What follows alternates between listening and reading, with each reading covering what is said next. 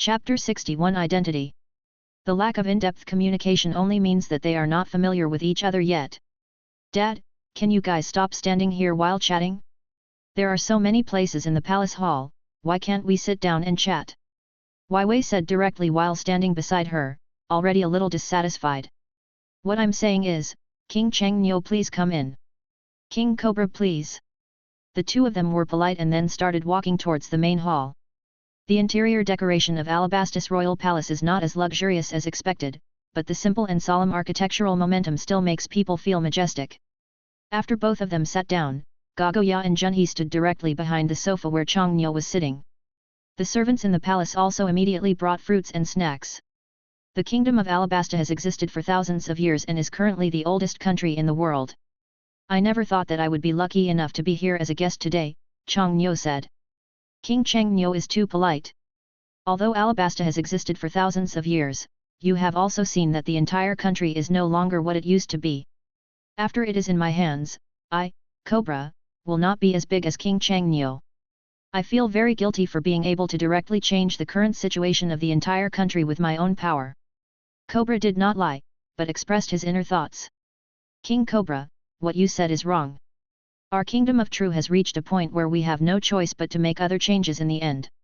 Your current state of Alabasta is better than ours before. I don't know how many times. Changniu said. You must have seen this along the way. Compared with the current Alabasta kingdom and the current True kingdom, even people who don't follow you can understand that the changes in the True kingdom in the past 2 years have become it is the happiest country among the 4 seas, let alone the country on this great shipping route. After all, especially when I saw the first meeting of the country you held before, the topics you discussed and the words you said have a great effect on me, but after all, the national conditions of the 2 countries are different. We also wanted to copy it directly in many aspects, but in the end we were completely unsatisfied. Cobra said a little frustrated. Dad, it's not the time to discuss this yet. It's already noon. Can we eat first? Wei stood up and once again spoke directly to the two of them. Didn't you see that I was chatting with King Changniu? The food will be ready later. Cobra said helplessly, then turned to look at Changniu and said, I'm sorry to make you laugh.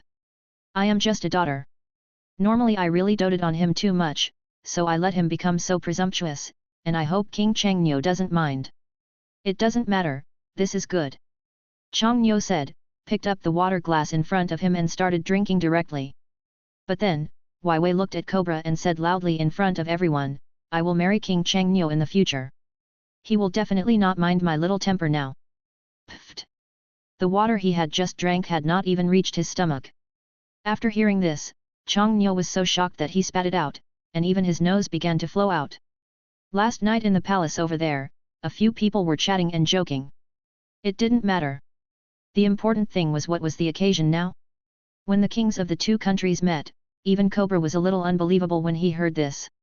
Princess Wei, you can't say this here, otherwise they will take it seriously. Now it involves diplomacy, and this is not the time for us to joke and chat. Gagoya was also speechless, squatting down and whispering to Wei said. I'm not kidding, I have been thinking about it all night yesterday and I have been thinking about it all day today. King Changniu is very likely to change the status quo of our country. For the sake of this country, what's the harm in marrying him? Wei said again. Wei. Cobra's expression became serious, and his voice unconsciously reached 2 decibels. Cobra was so angry that he probably had a heart attack, but he still said in a good voice, about national matters, my father will communicate with King Changniu. This is a matter of diplomacy between the 2 countries, and it is not what you think.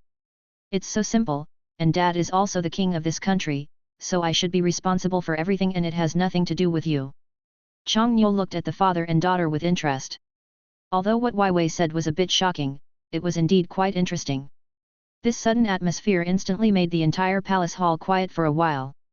Others didn't know how to open their mouths, and all of them acted extremely embarrassed. Especially for people from countries such as Alabasta, their expressions are not very good. After all, the sudden words of their princess are still shocking. This kind of occasion is not an ordinary time for joking. The kings of the 2 countries are discussing things. Although Princess Wei is relatively young, if she says such words at this time and is taken seriously by the other party, then in the end she will really some are difficult to handle. Sorry, King Changnyo, this child Wai Wei. It doesn't matter. Changnyo smiled. After he finished speaking, he looked at Princess Wai Wei, and the smile on his face retracted. He looked slightly serious and said, Princess Wai Wei, do you know what aspects I will be involved in if two countries establish diplomatic relations? You must have never understood these things. Once our kingdom of True establishes an alliance with Alabasta, there will be comprehensive communication and understanding in the economic, political, financial, and even military fields. This is not something that can be completely changed by just saying a word or doing a certain thing as you imagine. The premise of establishing an alliance is that it is beneficial to both parties, or even the kind that maximizes the benefits. Your father knows this very well. From the moment we sit here, we represent not just individuals, but an entire nation. There are tens of millions of people behind us. Every word and deed of the two of us determines the future destiny of the entire country. Do you still think that the union of two countries is as simple as you think? King Changnyo is right. The two of us do not represent individual identities at this moment, but from the perspective of two countries. Cobra recognized what Changnyo said at this moment. The group of ministers behind him also nodded. The group of people before had never thought of such words. After all, for them, Changnyo's arrival did have the idea of cooperation between the two countries, but they only considered economic issues. King Cobra, it's indeed noon now. Let's have dinner first. After dinner, we can discuss other issues in depth. Changnyo suddenly said with a smile. Chapter 62 National Secret?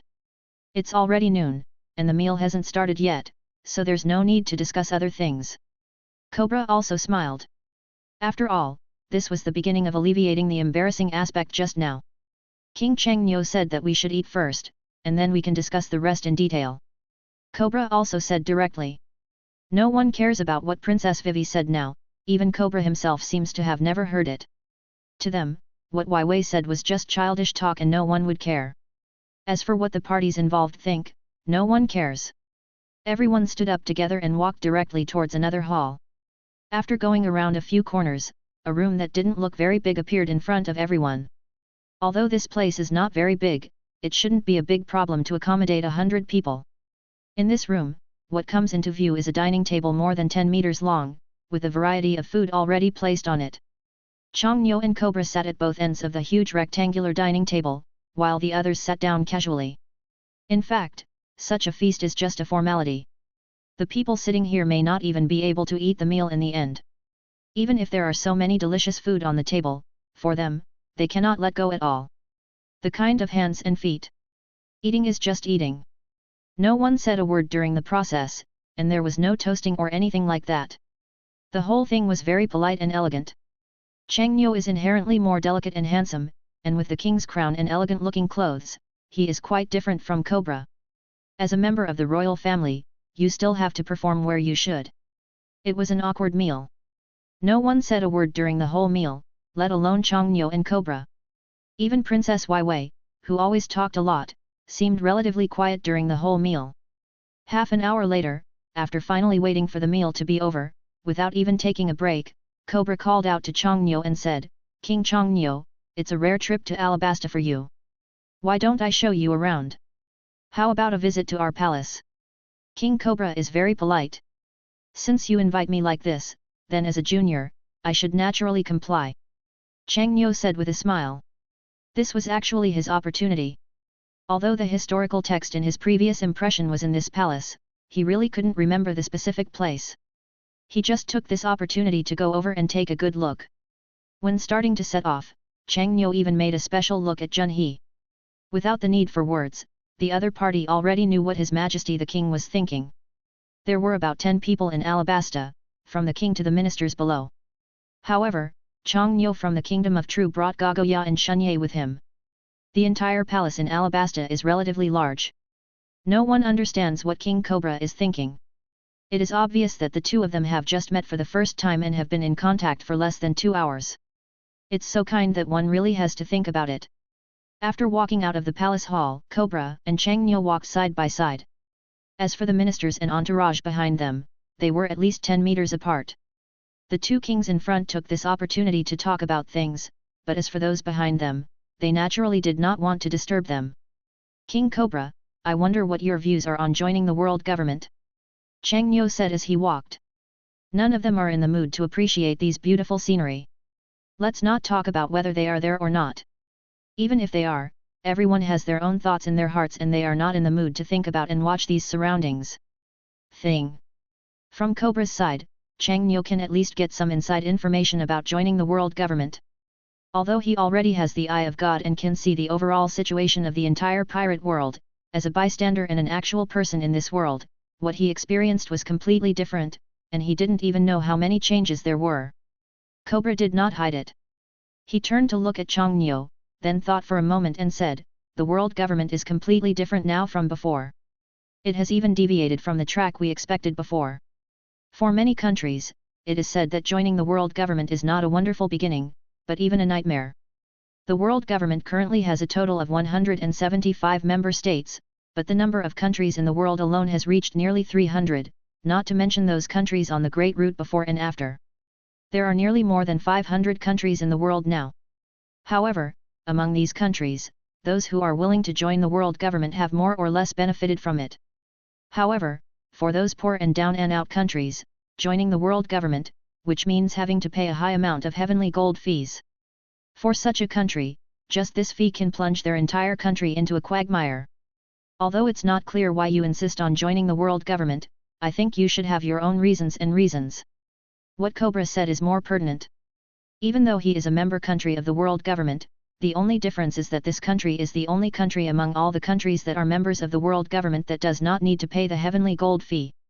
As for the reason for this, Chang Nyo is very clear and understands it, but even because of this, this huge country is still in a state of poverty after hundreds of years of development. Long before coming to Alabasta, Chang Nyo had been wondering why the ancestors of Alabasta's kings were unwilling to choose to become celestial dragons hundreds of years ago. This position belonged to the ceiling-level existence in the entire pirate world. Has occupied the pinnacle of all humans since birth, but among them, what exactly Alabasta protects is still unknown. But everything is definitely not as simple as it seems on the surface. Alabasta must have secrets that he doesn't know about. The original plot also didn't tell anything about the events in between. I'm afraid this secret answer still needs to be understood in the future. However, in the face of what Cobra said, Chang Nyo did not explain too much. As for why he chose to join the world government, despite the pressure from the world government, it was on the one hand, and the other was the benefits he enjoyed after joining the world government. Those treatments. Chapter 63 Royal Palace Cemetery. Since the true kingdom wants to start developing, many things it will do in the future will naturally not bypass the world government. Even if its own country begins to expand in the South Blue Sea, without the trump card of the world government standing behind it, then for the kingdom, it is difficult to accomplish many things. King Cobra, what do you think is the most dissatisfying thing about Alabasta? Chang Nyo suddenly asked directly. This topic is very sensitive and troublesome for Alabasta. If it weren't for the fact that the Kingdom of True, under the leadership of Chang Nyo, has changed the status quo of history, Cobra probably wouldn't pay much attention to him. Good impression. There is nothing dissatisfied with Alabasta as a whole. The people of the country are united and their beliefs are unified. It's just that I want to do all this better. As the climate in Alabasta becomes worse and worse, the original oasis has gradually turned into a desert, so if we want to seek opportunities to improve the current people, I wonder if King Chang Nyo has any better suggestions. Cobra said. I don't know the national conditions of Alabasta, but from what I saw along the way, the people of Alabasta are simple and honest, but what they lack is an opportunity. If King Cobra doesn't mind, wait until I return to True after the kingdom, we can cooperate economically. When the time comes, our Kingdom of True will open large-scale enterprises in your Alabasta, recruit ordinary people from Alabasta to work, and drive your country's own economy. However, when the time comes, your country will need to protect and coordinate in terms of security. That won't happen. How does King Cobra feel? Chang Nyo obviously knew that Cobra was still a little defensive about him. He was unwilling to speak out clearly about many things, and even kept many things under wraps. But he knew his own affairs well, so Cobra would not be arrogant. To the point where I feel that my country is completely invincible. That's why Chang Nyo started to bring up this topic. As a preconception, he believed that Cobra would never refuse this request. The Kingdom of True's current development is mainly aimed at the Four Seas area, but the things that belong to the Great Line have not penetrated at all. If Alabasta is used as a springboard, what they want to get is at least higher than the Four Seas area. Ichiban. Alaspastan does not need to pay heavenly money. Likewise, his authority in the entire world government is much higher than that of other countries. In this state, if you want to open up the market for the Grand Route, Alabasta can indeed be the best choice. Regardless of whether it involves the first half of the Grand Line or the second half of the New World, in terms of doing business, Alabasta does have unique conditions. I don't know how King Changnyo plans to do these things, but I am very interested in knowing it in advance. Cobra asked. Why don't you find a place to sit down and have a good chat? If you think you need other people's consent, you can also ask the princes and ministers to participate in the discussion. Changnyo said with a smile. Okay. Cobra said. Although he has begun to express his agreement, there is not much joy on Cobra's expression. He wants to give people a feeling of uncertainty. At least when facing this king who is only a teenager, Cobra they will unilaterally think that their qualifications are more advanced, and there is no way they can be compared with a teenager. Junhee, come here. Now that they were talking about business, Changnyo suddenly shouted to Junhee who was about 10 meters away behind him, then looked at Cobra and said, Sorry, King Cobra, I'll go to the toilet first and wait until I come back. When the time comes, let's communicate better. No problem. As Cobra said this, he had already begun to feel happy in his heart. The reason why he went to such great lengths to welcome King Tru, Changnyo, was that the ultimate purpose was to promote the country's economic development. Before he even raised it, the other party had already raised the topic. Cobra naturally already starting to rejoice.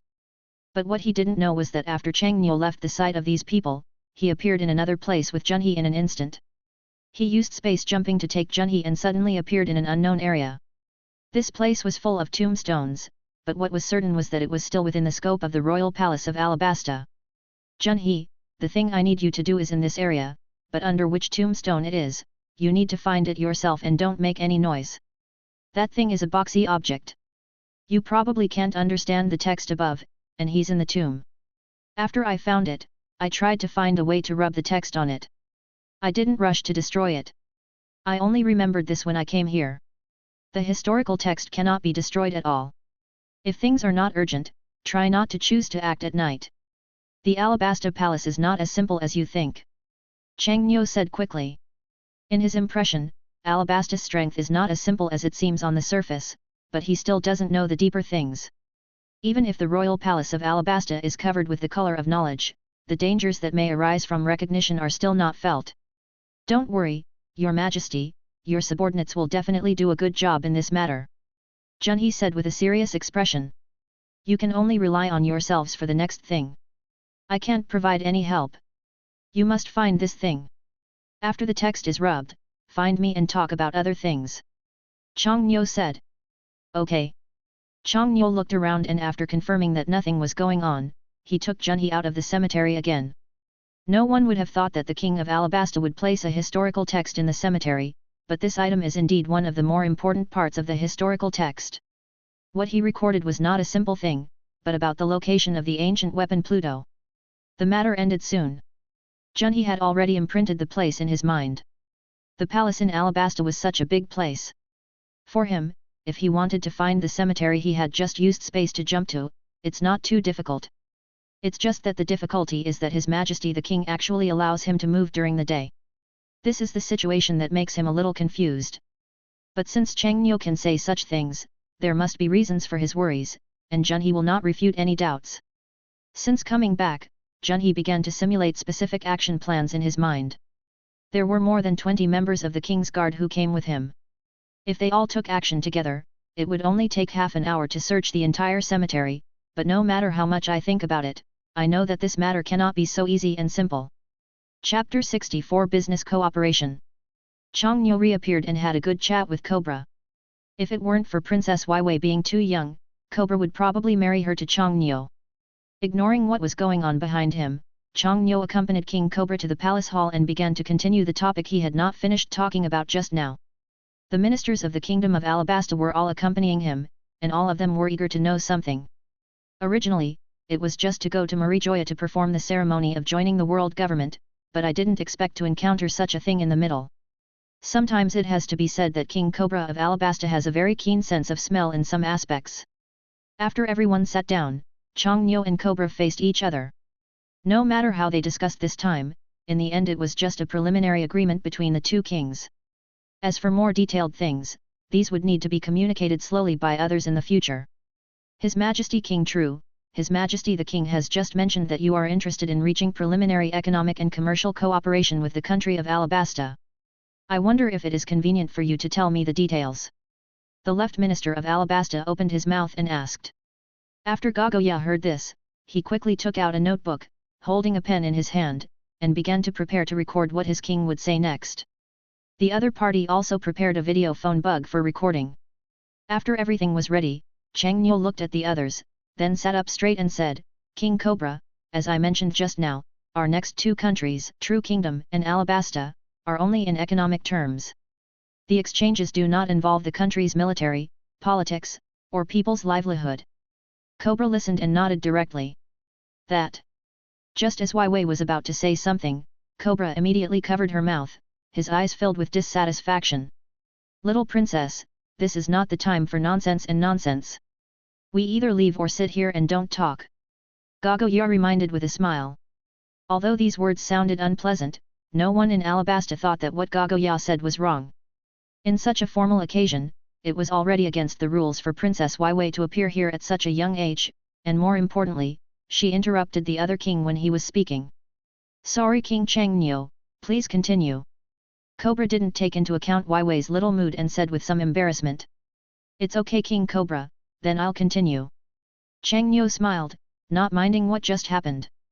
Regarding the economies of the two countries, we can build related enterprises in Alabasta, which can include perfumes, handicrafts, cloth and other related products currently produced by the Kingdom of True, and strive to meet the employment and living security of 50% of the citizens of Alabasta within 5 years.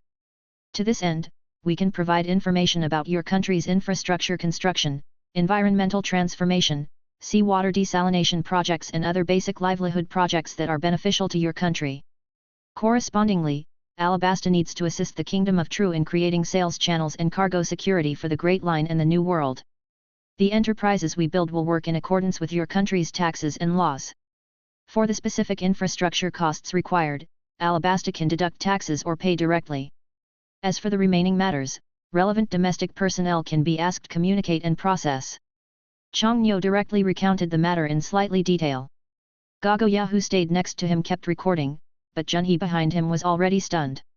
Although he is the captain of the King's Guard, he has been following Chong Nyo, so he can understand these things more or less clearly. At present, although the reputation of the Kingdom of True has increased in terms of business, there are no sales channels on the Grand Line.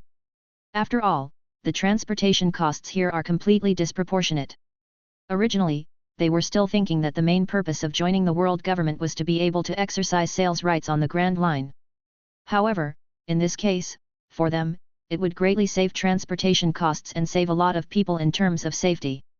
If this is the case, both countries will indeed be able to maximize their benefits. This kind of business speech, especially the development of the economic system between countries, has completely entered another field dominated by the bourgeoisie. Not to mention the people here in the True Kingdom were more surprised. Even the princes and ministers in Alabasta were all looking at the 15 or 16-year-old boy in front of them with an expression of surprise. No one could have imagined that at such a young age, they could master the formal affairs between countries so skillfully. Even those who have lived their entire lives have never thought that they would leave such a good thing to others. But it's different now. A small True Kingdom is actually willing to put its domestic production economy into other countries, but the return it needs is just for safety.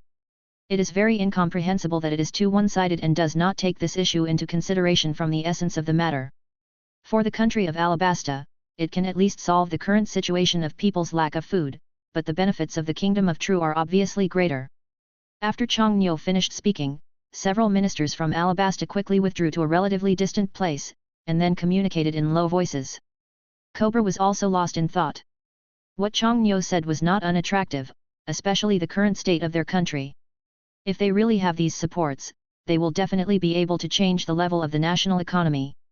With such a huge temptation, the reason why Cobra is still pondering is mainly because he thinks that his country can digest these problems. King Chang Nyo, what you said is indeed of great help to our country. Today, since we have talked about the preliminary intentions, as for the remaining details, your country will send people in advance. Let's communicate in detail. Cobra thought for a moment and then said. He can feel the benefits these things bring to his country, but for the true country, it seems that the benefits are much greater than his own country. Cobra understands very well, if this is not the case, why would the other party come? Invest in your own country? In fact, for Changnyo, these things do not require much investment at all. The largest human resources are all in this country, and they can also develop all economic undertakings on the Great Route. This is the first thing he had to consider. Chapter 65 Historical Text. The products manufactured by the Kingdom of True can be completely digested in the 4 seas. Only the countries on the Grand Line cannot touch this area because of the cost of human transportation. What King Cobra said is that we are only reaching a preliminary consensus on these things that can be considered in the early stage. As for the remaining things, we can only let the people below come and have a good communication. Changnyo smiled. Said. Can I say something? Princess Weiwei looked a little aggrieved and looked at the others without daring to open her mouth and asked. What do you want to say? Cobra asked.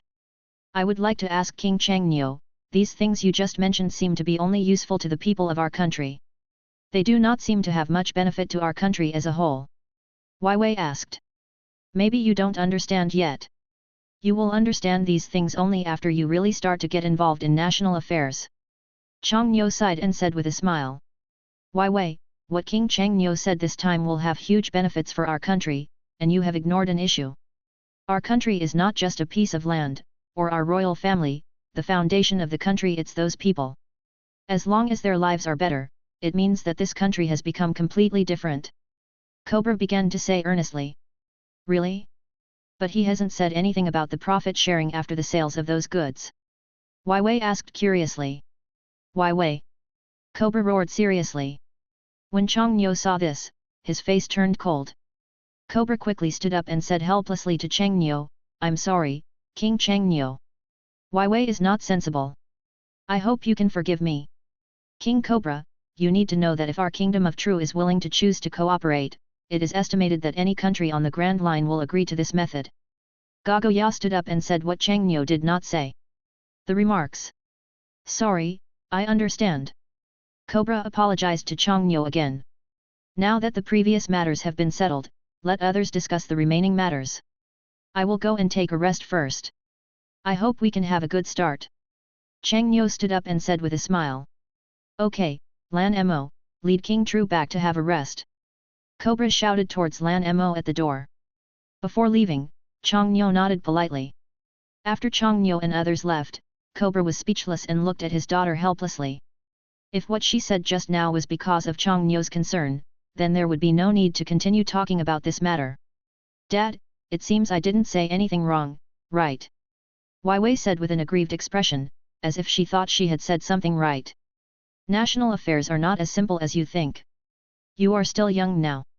You should understand it in a few years when you have more exposure. Cobra did not blame Weiwei and said in a very calm tone. Your Majesty, we just discussed it. What King True said is completely feasible. If everything is implemented, it is indeed expected to change the current situation of our people in Alabasta within 5 years. Minister Zhou came over at this time and spoke to Cobra respectfully. I understand, let's discuss it carefully next. If someone from the True Kingdom comes to contact us, we will see who is more suitable to send over to negotiate. Cobra said. Dad, is it possible that we can't do what King True said?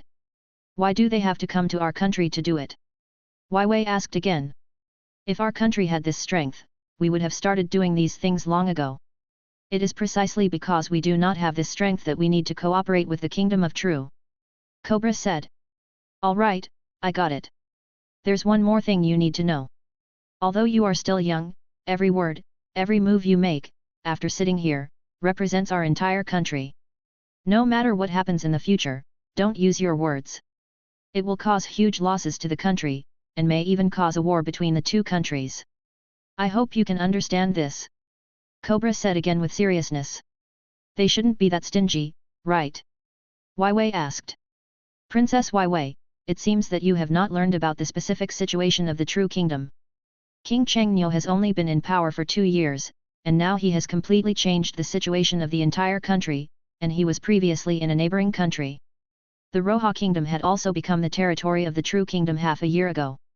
Many things are not as simple as they seem on the surface. Countries only talk about interests and not other things. Minister Zhou said. Baftis is right. Don't think that King Tru comes to look down on others because he is relatively young. After observing him for so long, he is definitely a very extraordinary young man. Cobra praised without hesitation. I wonder if there will be a chance to visit True Kingdom in the future. I would like to know what is so great about him. Wei said with a smile. Baftis, regarding the cooperation with the Toru Kingdom, you can start making preparations as soon as possible. It is very likely that the Minister of Commerce of the Toru Kingdom, Lista, will come to learn about the other party's information in advance. It will be convenient then. We responded promptly, Cobra said. Yes, Your Majesty, said Minister Zhou. As a relatively intermediate location in the first half of the entire Grand Route, Alabasta has a huge land area. It is indeed the best candidate for the Kingdom of True to choose to cooperate, but it is certainly not the only one. After all, on the Grand Line, most countries are members of the world government and will almost always agree to cooperate with any country. Changno is not in a hurry about these things.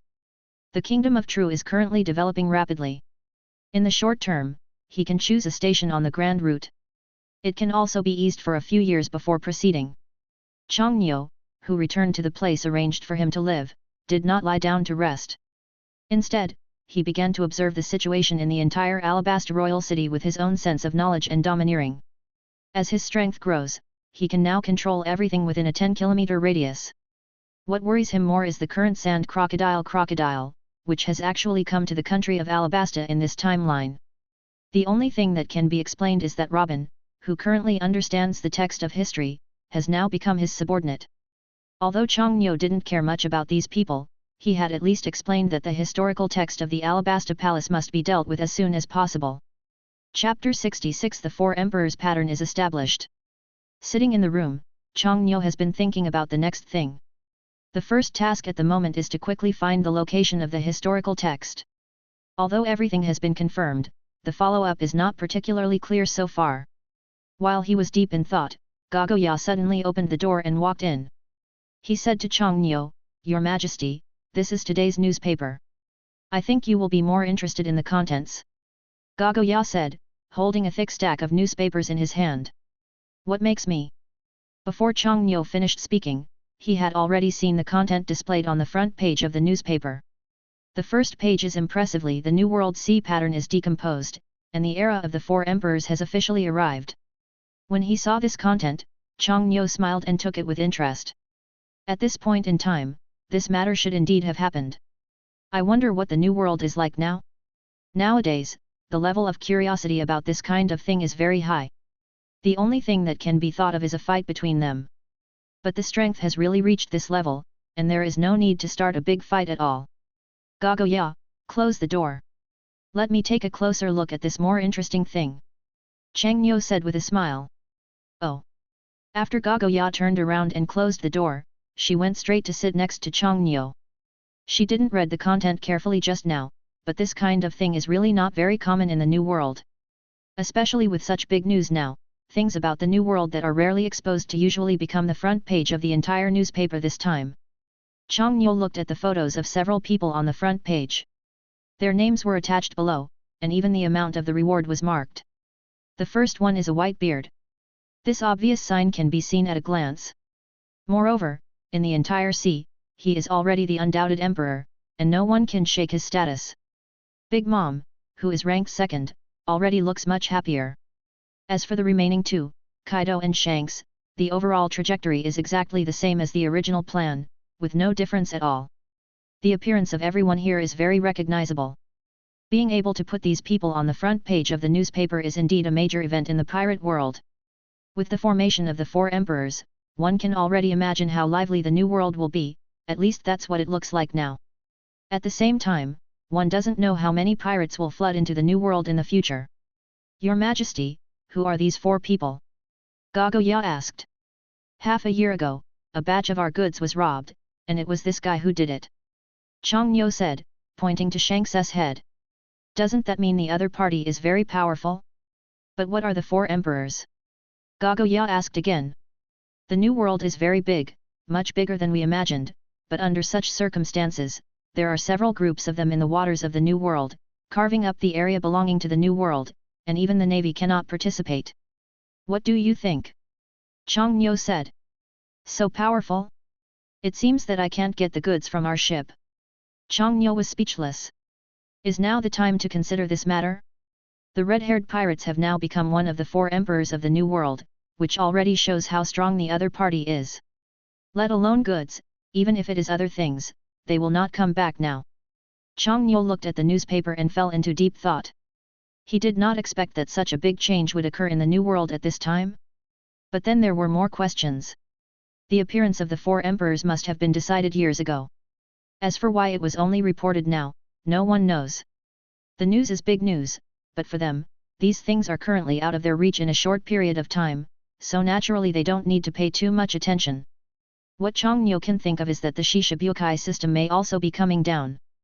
Thinking about the current time, this year happened to be the year of the World Conference. Chang Nyo completely ignored these things and threw them behind him. He had never thought of these issues before. After all, whether it is the New World or the Grand Line, they are simply not accessible to the true kingdom at this time. Your Majesty, what's wrong with you? Gagoya asked, looking at Chang Nyo who was deep in thought. It's nothing, I'm just thinking about something.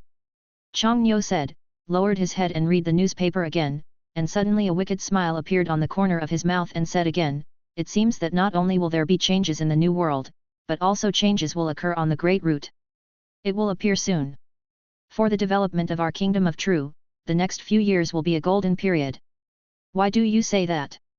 Your Majesty. In the New World and the Grand Line, not only the world government will be overwhelmed, but even the Navy no longer has the intention to worry about the affairs of the world.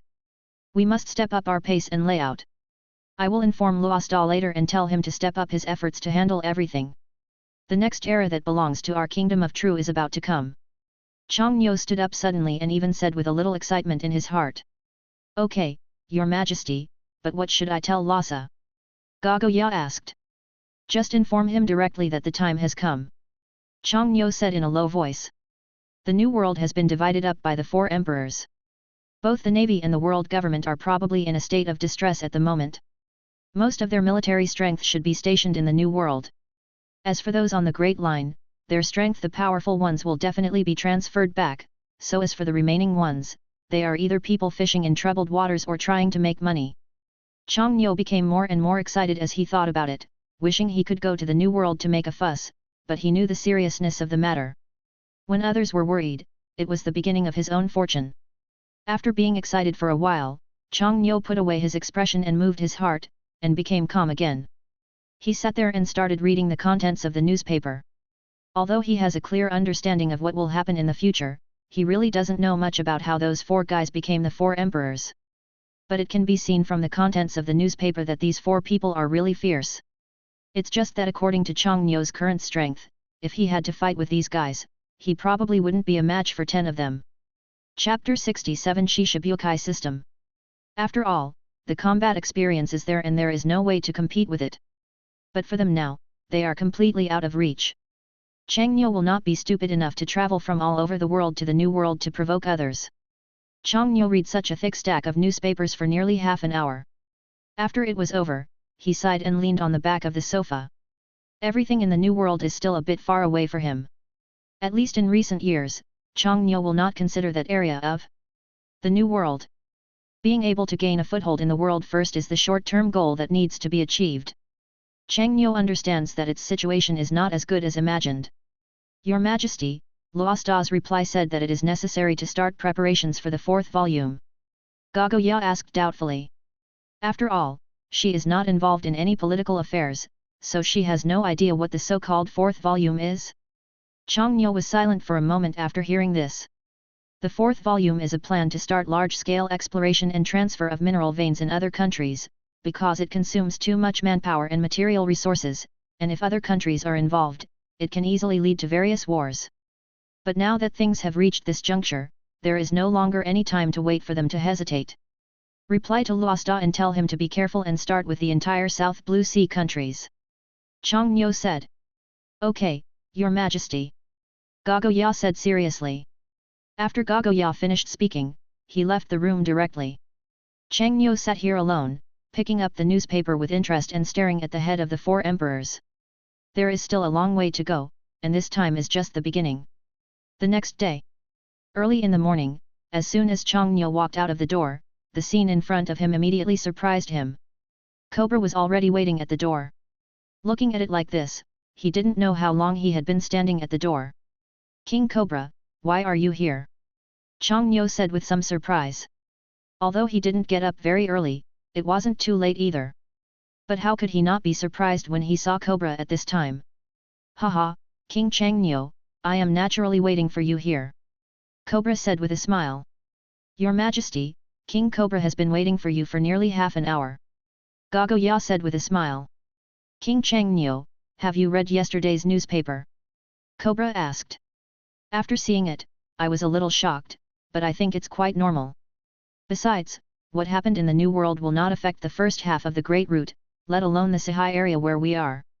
Chang Nyo said directly without thinking. Speak up.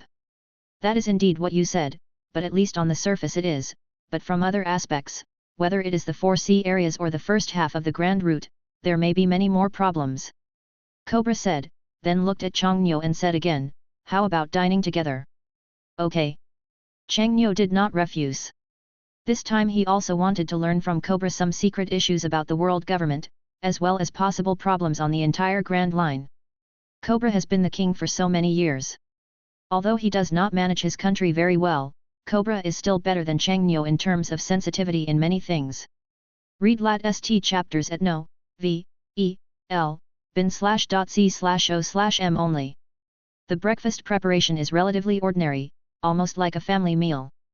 But it is such a simple meal that can directly bring the distance between the two people closer. There were 3 people sitting at the dinner table, Cobra, Chang Nyo and Wai Wei. While eating, Cobra suddenly raised his head and looked at Chang Nyo and asked, what do you think of what happened in the New World this time? How can you look at it?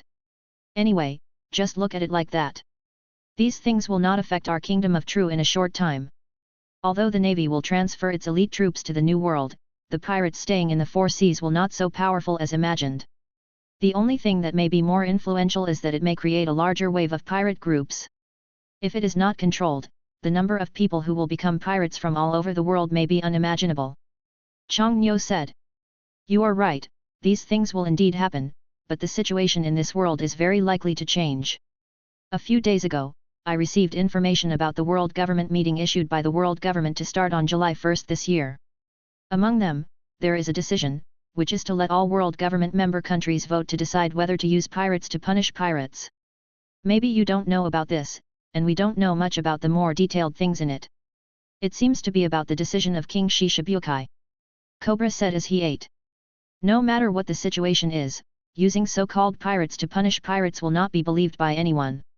Instead, it will give some larger pirates greater rights and a broader development area. If it is true as you said, the pirate decision of the Shishibukai is established, then the world will be even more chaotic. After hearing what Chang Nyo said, Cobra nodded. He agreed with this decision. After all, he had the same idea. Using pirates to punish pirates sounds ridiculous. If it can really be realized, this kind of thing is the most incredible thing. The main reason why the pirates are so honest and haven't made any big noise is because they have no rights. If the so-called pirates of the Shishibukai are established, they will not only have rights and status but also strength. All in all, legal robbery will inevitably cause untold harm to other people in the country. What you said makes sense, but the key is that the group of decision-makers in the world government must agree. There are only more than 3 months until the next world government meeting. During this time, many things are not the world at all. Government-affiliated countries can say they don't agree if they don't agree, Cobra said. So what? Since you can't change this situation, why don't you think of other ways? After the establishment of the King's Shishibukai, those who are most likely to suffer are those of you who are in the first half of the Grand Route. As for the New World, which has long been carved up by those large pirate groups, and the 4 emperors pattern has been established, there is naturally no place for them to gain a foothold, so the places they can consider may only be in the first half of the Grand Line. Changnyo said directly with a smile. Chapter 67 Shishibukai System. After all, the combat experience is there and there is no way to compete with it. But for them now, they are completely out of reach. Changnyo will not be stupid enough to travel from all over the world to the new world to provoke others. Changnyo read such a thick stack of newspapers for nearly half an hour. After it was over, he sighed and leaned on the back of the sofa. Everything in the new world is still a bit far away for him. At least in recent years, Changnyo will not consider that area of the new world. Being able to gain a foothold in the world first is the short-term goal that needs to be achieved. Changnyo understands that its situation is not as good as imagined. Your Majesty, Luosta's reply said that it is necessary to start preparations for the fourth volume. Gagoya asked doubtfully. After all, she is not involved in any political affairs, so she has no idea what the so-called fourth volume is. Changnyo was silent for a moment after hearing this. The fourth volume is a plan to start large-scale exploration and transfer of mineral veins in other countries, because it consumes too much manpower and material resources, and if other countries are involved, it can easily lead to various wars. But now that things have reached this juncture, there is no longer any time to wait for them to hesitate. Reply to Luosta and tell him to be careful and start with the entire South Blue Sea countries. Changnyo said. Okay, Your Majesty. Gagoya said seriously. After Gagoya finished speaking, he left the room directly. Changnyo sat here alone, picking up the newspaper with interest and staring at the head of the four emperors. There is still a long way to go, and this time is just the beginning. The next day. Early in the morning, as soon as Changnyo walked out of the door, the scene in front of him immediately surprised him. Cobra was already waiting at the door. Looking at it like this, he didn't know how long he had been standing at the door. King Cobra, why are you here? Changnyo said with some surprise. Although he didn't get up very early, it wasn't too late either. But how could he not be surprised when he saw Cobra at this time? Haha, King Changnyo, I am naturally waiting for you here. Cobra said with a smile. Your Majesty, King Cobra has been waiting for you for nearly half an hour. Gagoya said with a smile. King Changnyo, have you read yesterday's newspaper? Cobra asked. After seeing it, I was a little shocked, but I think it's quite normal. Besides, what happened in the New World will not affect the first half of the Great Route, let alone the Sahai area where we are. Changnyo said directly without thinking. Speak up. That is indeed what you said, but at least on the surface it is, but from other aspects, whether it is the 4 sea areas or the first half of the Grand Route, there may be many more problems. Cobra said, then looked at Changnyo and said again, how about dining together? Okay. Changnyo did not refuse. This time he also wanted to learn from Cobra some secret issues about the world government, as well as possible problems on the entire Grand Line. Cobra has been the king for so many years. Although he does not manage his country very well, Cobra is still better than Changnyo in terms of sensitivity in many things. The breakfast preparation is relatively ordinary, almost like a family meal. But it is such a simple meal that can directly bring the distance between the two people closer. There were 3 people sitting at the dinner table, Cobra, Changnyo, and Wei. While eating, Cobra suddenly raised his head and looked at Changnyo and asked, what do you think of what happened in the New World this time? How can you look at it? Anyway, just look at it like that. These things will not affect our kingdom of True in a short time. Although the navy will transfer its elite troops to the New World, the pirates staying in the 4 seas will not so powerful as imagined. The only thing that may be more influential is that it may create a larger wave of pirate groups. If it is not controlled, the number of people who will become pirates from all over the world may be unimaginable.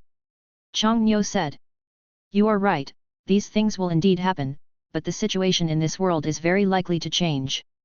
A few days ago, I received information about the World Government meeting issued by the World Government to start on July 1 this year. Among them, there is a decision, which is to let all World Government member countries vote to decide whether to use pirates to punish pirates. Maybe you don't know about this, and we don't know much about the more detailed things in it. It seems to be about the decision of King Shishibukai. Cobra said as he ate. No matter what the situation is, using so-called pirates to punish pirates will not be believed by anyone. Instead, it will give some larger pirates greater rights and a broader development area. If it is true as you said, the pirate decision of the Shishibukai is established, then the world will be even more chaotic. After hearing what Changnyo said, Cobra nodded. He agreed with this decision. After all, he had the same idea. Using pirates to punish pirates sounds ridiculous.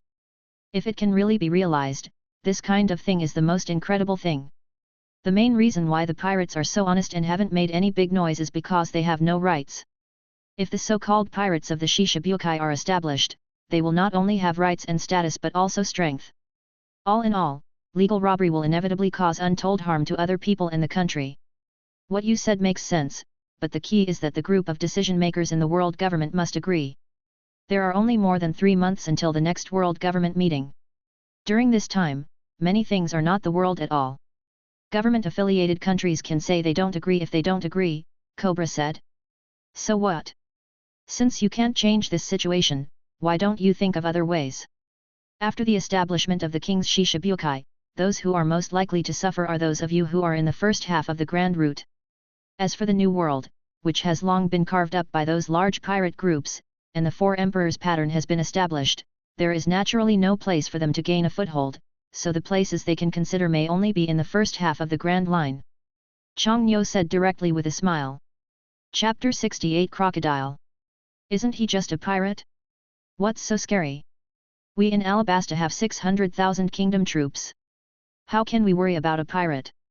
Wei said with disdain as she looked at the two of them. The power of pirates is sometimes completely beyond your imagination, especially the Four Emperors in the New World. None of them can destroy a country by one person. In front of them, no amount of quantity can change the poor quality of the army. The problem. Whitebeard, as possessing the shock fruit, can change the terrain with one punch. Hundreds of thousands of troops are just like ants in front of him. As for the selection of Shishibukai personnel, although there are not such powerful beings, they have a strong strength, there is no doubt about this. Chang Nyo said directly without even raising his head. After finishing speaking, he put down his chopsticks with some satisfaction, then picked up the paper towel on the dining table and wiped his mouth. He looked at Princess Wei and continued, "Do you know how powerful this world can be at its peak?" After hearing this, Wei shook her head. As a child, she had never even been out of Alabasta, so how could she possibly know what the so-called power meant? But she was quite interested in hearing what surprising things this boy who was only a few years older than herself could say. Cobra was also curious, and at the same time he put down his chopsticks, picked up a tissue, wiped his mouth and looked at Chang Nyo in front of him. Currently, there are only a few people who are relatively powerful. Most of their abilities are concentrated on devil fruits. After eating some devil fruits, they can directly cause the instant destruction of a country. This is like Whitebeard. He is called the most powerful man in the world. This topic is not unfounded. Even between Roger the Pirate King and Whitebeard, the two did not dare to fight head-on. In the end, it was just evenly matched. But for a country, the first priority is to protect the safety of its citizens. Ask yourself, have you done that? It's just that those things are too far away from us, and they are not things we need to consider at all now. Do your own thing well, why should you care about these? Chang Nyo changed his tone and looked directly at them and said with a smile. Whitebeard is really as powerful as you say.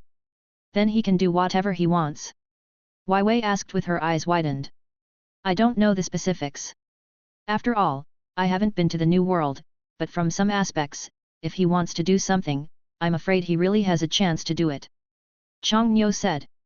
Even if he is familiar with these things, Chang Nyo will not reveal that he knows too much, because it is completely unnecessary.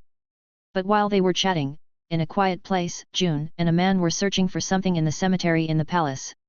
And this time he was not alone. There were several people watching around, always observing what was going on around him. Junhee walked around this place alone, not missing a beat, searching carefully for something that might be relevant.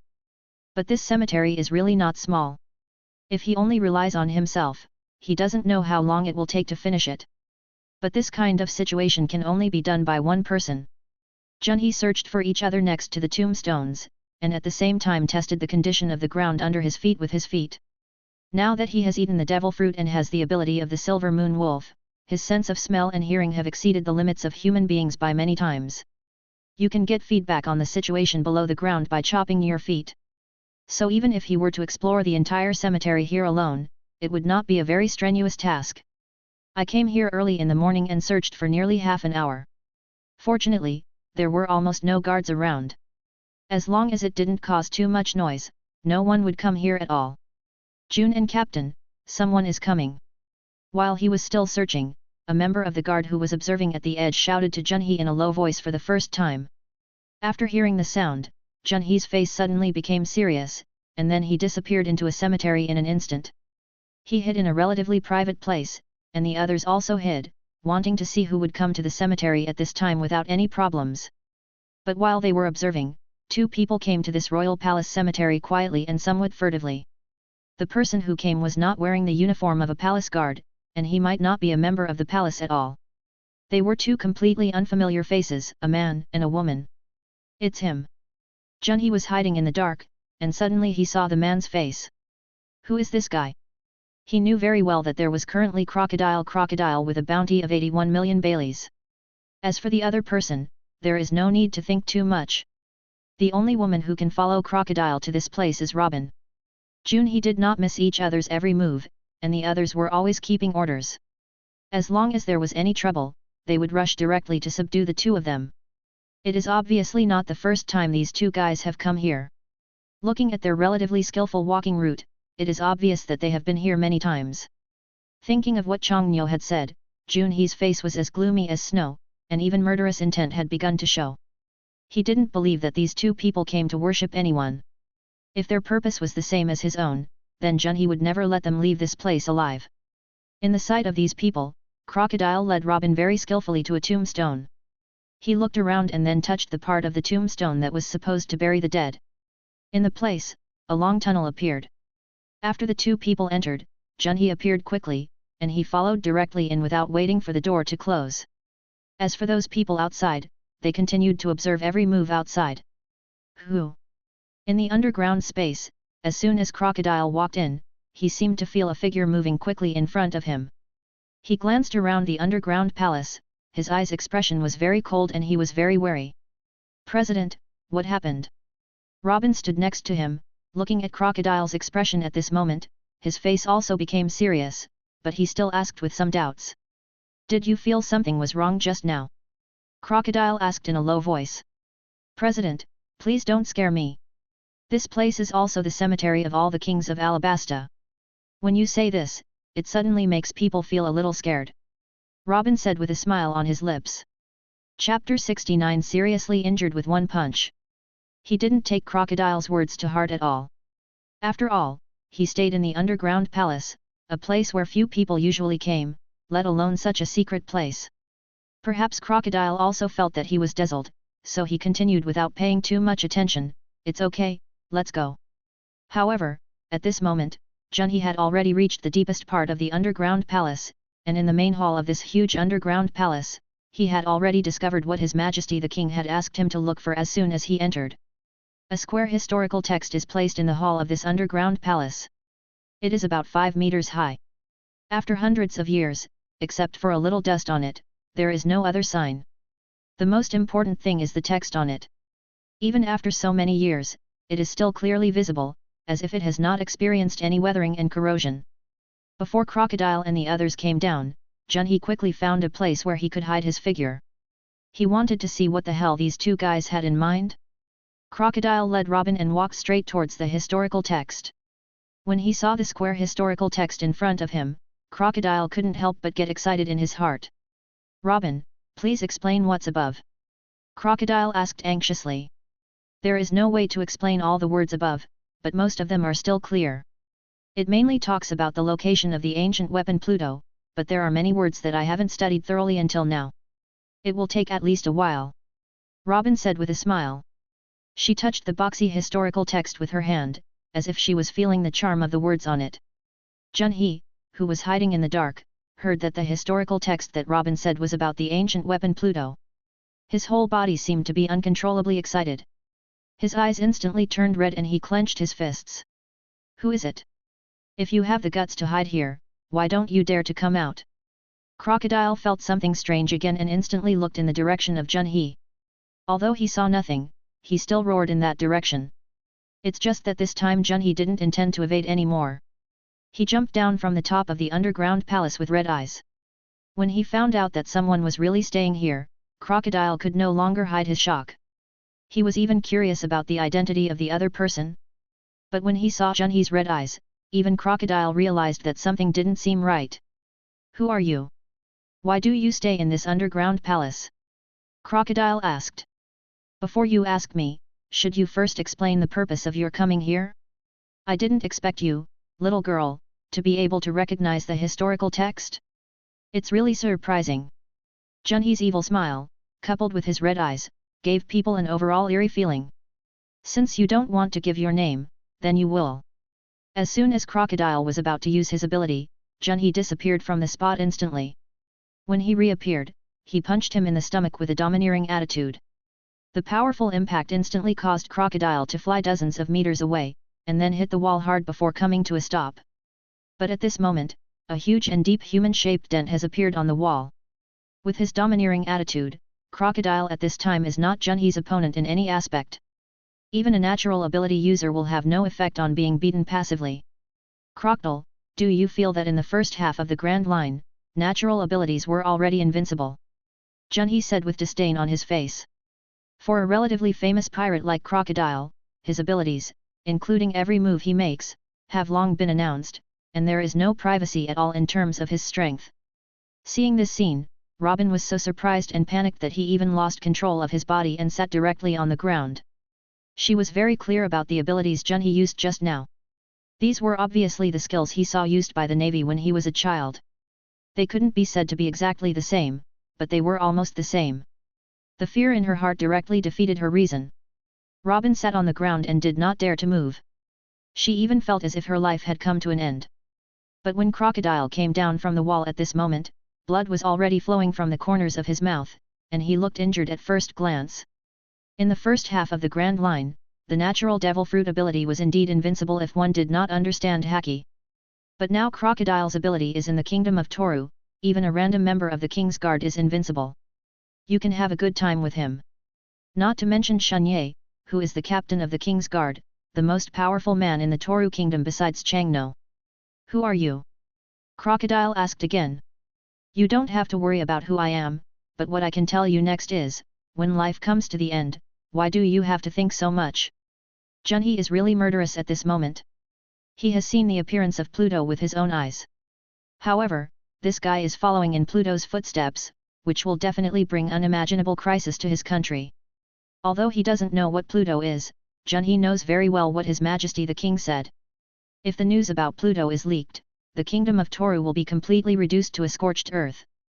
"Crocodile, the bounty is 81 million Bailey pirates. Use your life today to please me for a while." Junhee's cold laughter came out.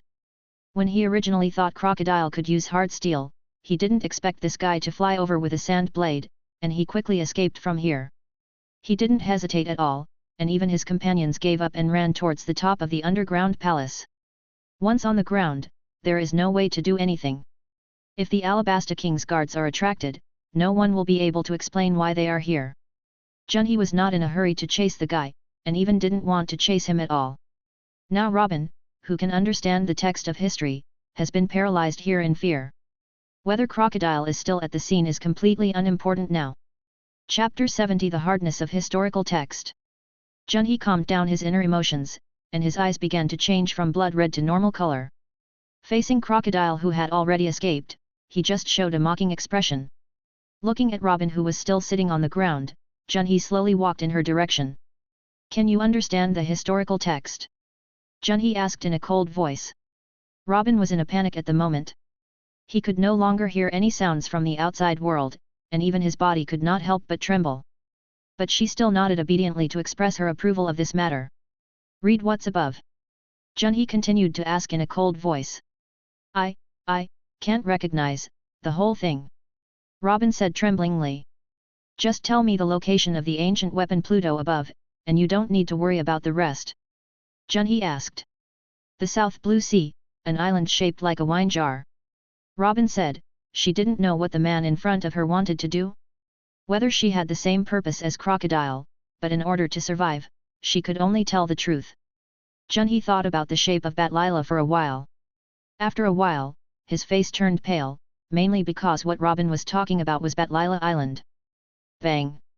After confirming that what the other party said was true, Junhee went up and slapped her on the shoulder without any sympathy, instantly making Robin unconscious. Junhee looked at the woman lying on the ground, took out the paper he had prepared in advance, and began to rub the text on the historical text. After everything was settled, Junhee tried to use the devil fruit ability to directly destroy the huge historical text in front of him. However, when the wolf's claws touched it, Junhee discovered that the hardness of the historical text was completely beyond my imagination. Such a powerful force attacked it, but not even a trace was left behind. How could such a hardness not shock people? But after thinking for a while, Junhee directly hugged the waist of Robin, who was lying on the ground and passed out, and quickly moved towards the entrance of the underground palace. When they walked out of the underground palace and came to the cemetery grass above, Junhee did not find Crocodile. The guy must have already started running away. After coming out, he did not shout loudly, but only made a retreat gesture. The members of the king's guard who came over instantly began to disappear in place. However, outside the palace at this moment, Crocodile was clutching his stomach and running away as fast as possible. Not only did he get nothing during this trip, but he also lost Robin. The key was to meet such a powerful being. Although he was very angry inside, he also knew that now was not the time to show off. Glancing back in the direction of the palace, Crocodile started walking in other directions without looking back. In the palace, Chongnyo and Cobra were still sitting there chatting. Now they were not only talking about the country, but also started to talk about other topics. But just like this, the distance between the two has indeed become much closer, and even jokes have come out. Junhee took Robin, who had been captured by him, directly back to the Abili, and under the care of several people, he threw it directly into one of the rooms. Just in case, Junhee ordered someone to put a restraining collar on her. "You guys stay here. If she wants something to eat, give her something to drink. But the only thing is that you are not allowed to leave this room, even to go to the toilet. You all need to follow me.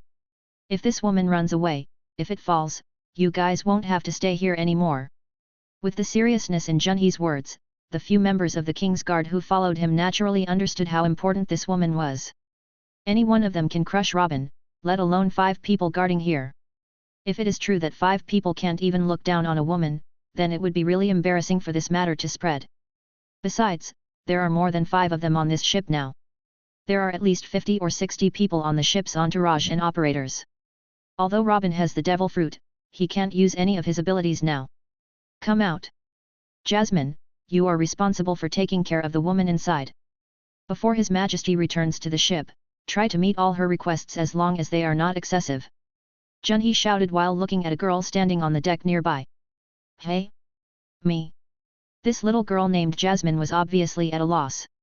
She was brought to the ship by Gagoya, and in some respects she was also Gagoya's maid. "You don't need to do anything else. You just need to handle it when these big men can't do it," Junhee said. "Yes, Master Junhee," Jasmine said respectfully. The other members of the guard didn't have any objections. Although they didn't know what happened, it shouldn't be easy for June and Lord to trouble them to arrest him personally and also personally order the guards. Robin in the room had huddled up in panic. After boarding the ship, she had already guessed who the other party was. No matter how unintelligent Robin is, the name of True Kingdom has become very famous in the past 6 months. But what he is more curious about is why the people of the True Kingdom would arrest him. Robin is now about the same age as Chongnyo, only about a year older than him at most. His overall skin looks quite dark, but his delicate facial features are indeed quite good.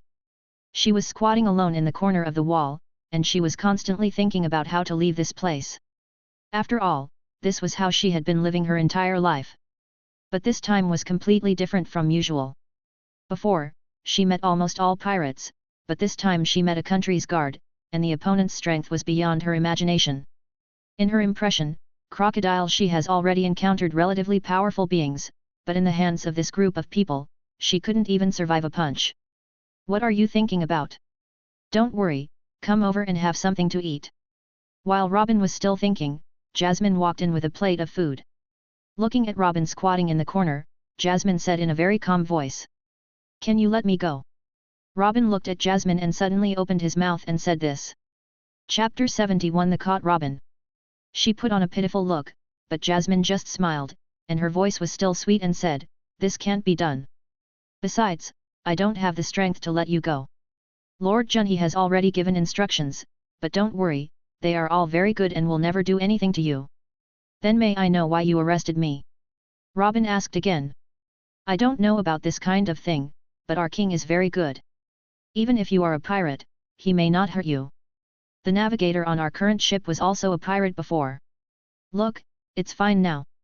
Jasmine said with a smile. Robin suddenly fell into deep thought.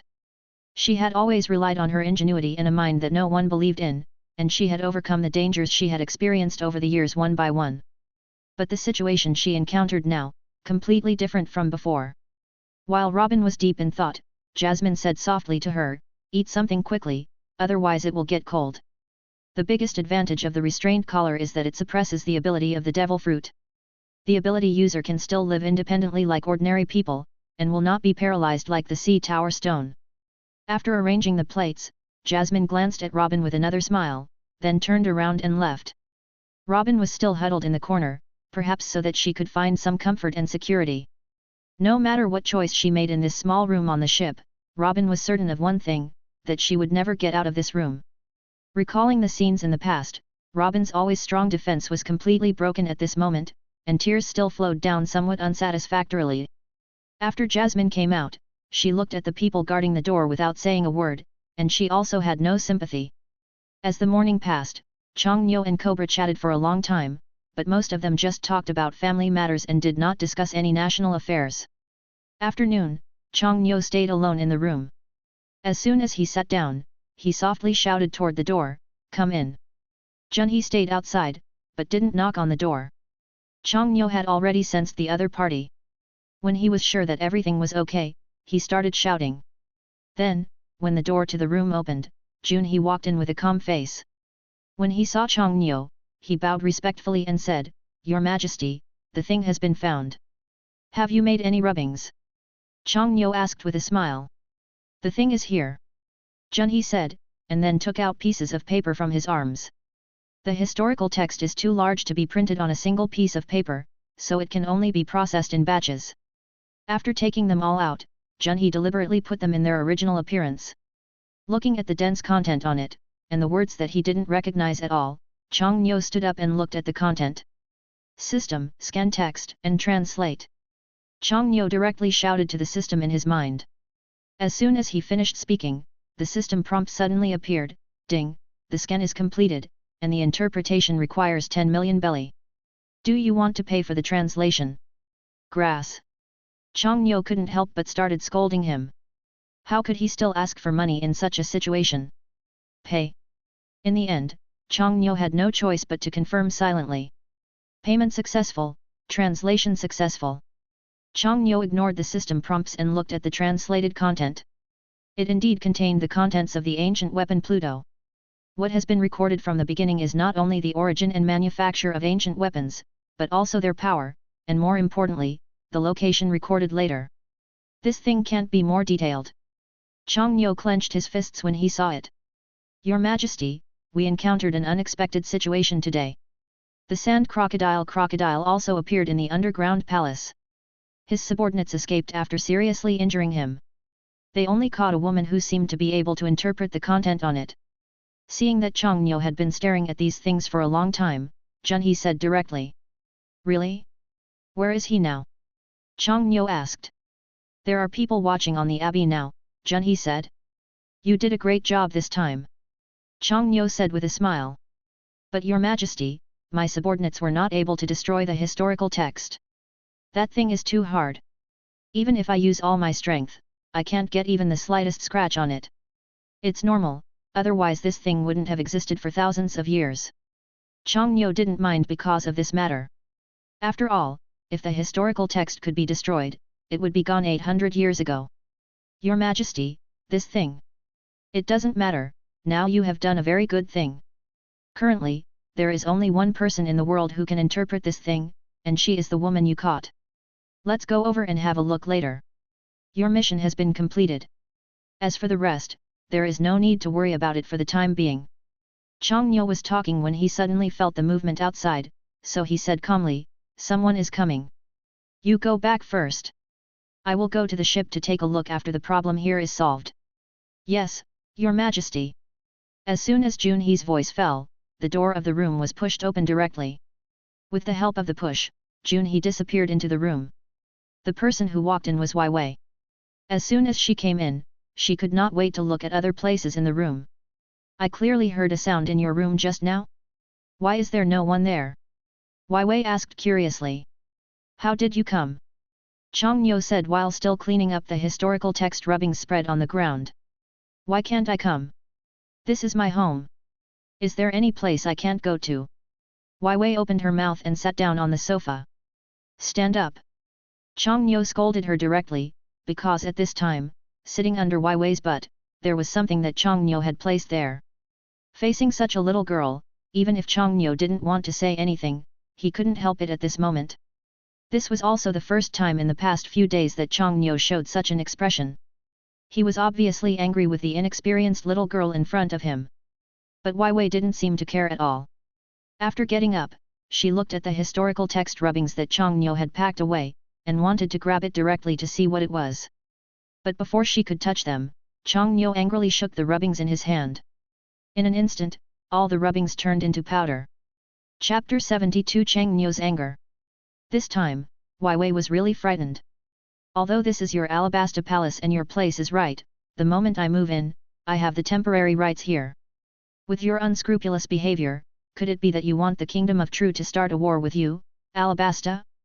Chang Nyo was extremely angry at the moment and said it directly and coldly. His eyes were filled with murderous intent, and he really couldn't accept this little girl's behavior. However, at this moment, Wai Wei was so frightened by Chang Nyo that she was at a loss, with tears welling up in her eyes. Why are you so fierce? Wai Wei said aggrievedly. Sorry, His Majesty King True, Princess Wai Wei is not sensible, I hope you can forgive me. As soon as Wai Wei finished speaking, a figure slowly appeared behind her and said respectfully to Chang Nyo. The man who suddenly appeared was a man in his 40s or 50s. Chang Nyo could confirm that at least he had not seen him before.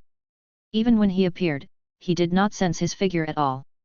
Although it has been guessed for a long time that the Kingdom of Alabasta is not as simple as imagined, at least it has been confirmed at this moment. I, Genji Nagano, as the King of the Kingdom of Toru, have my own way of acting. I hope Alabasta will not do anything to disappoint me again in the future. Chang Nyo made it obvious that he didn't want this situation to happen again. Not to mention Princess Wai Wei, even King Cobra would not dare to enter his room so casually. The middle-aged man standing opposite Chang Nyo lowered his head from beginning to end, expressing his respect. After Chang Nyo finished speaking, the middle-aged man bent down again and said with an apologetic tone, I, the country of Alabasta, promise you that a similar situation will not happen again. At this moment, Wai Wei was already crying. She had no idea what was going on. Chang Nyo's face was cold but he didn't say anything else, which was the last trace of face left to Alabasta. Let's go, Princess Wai Wei. The middle-aged man looked at Wai Wei in a calm voice and said. He didn't feel that King True did anything wrong. Since the royal palace of Alabasta had allowed King True to live in this room for a short period of time, everything in the room belonged to him during this period.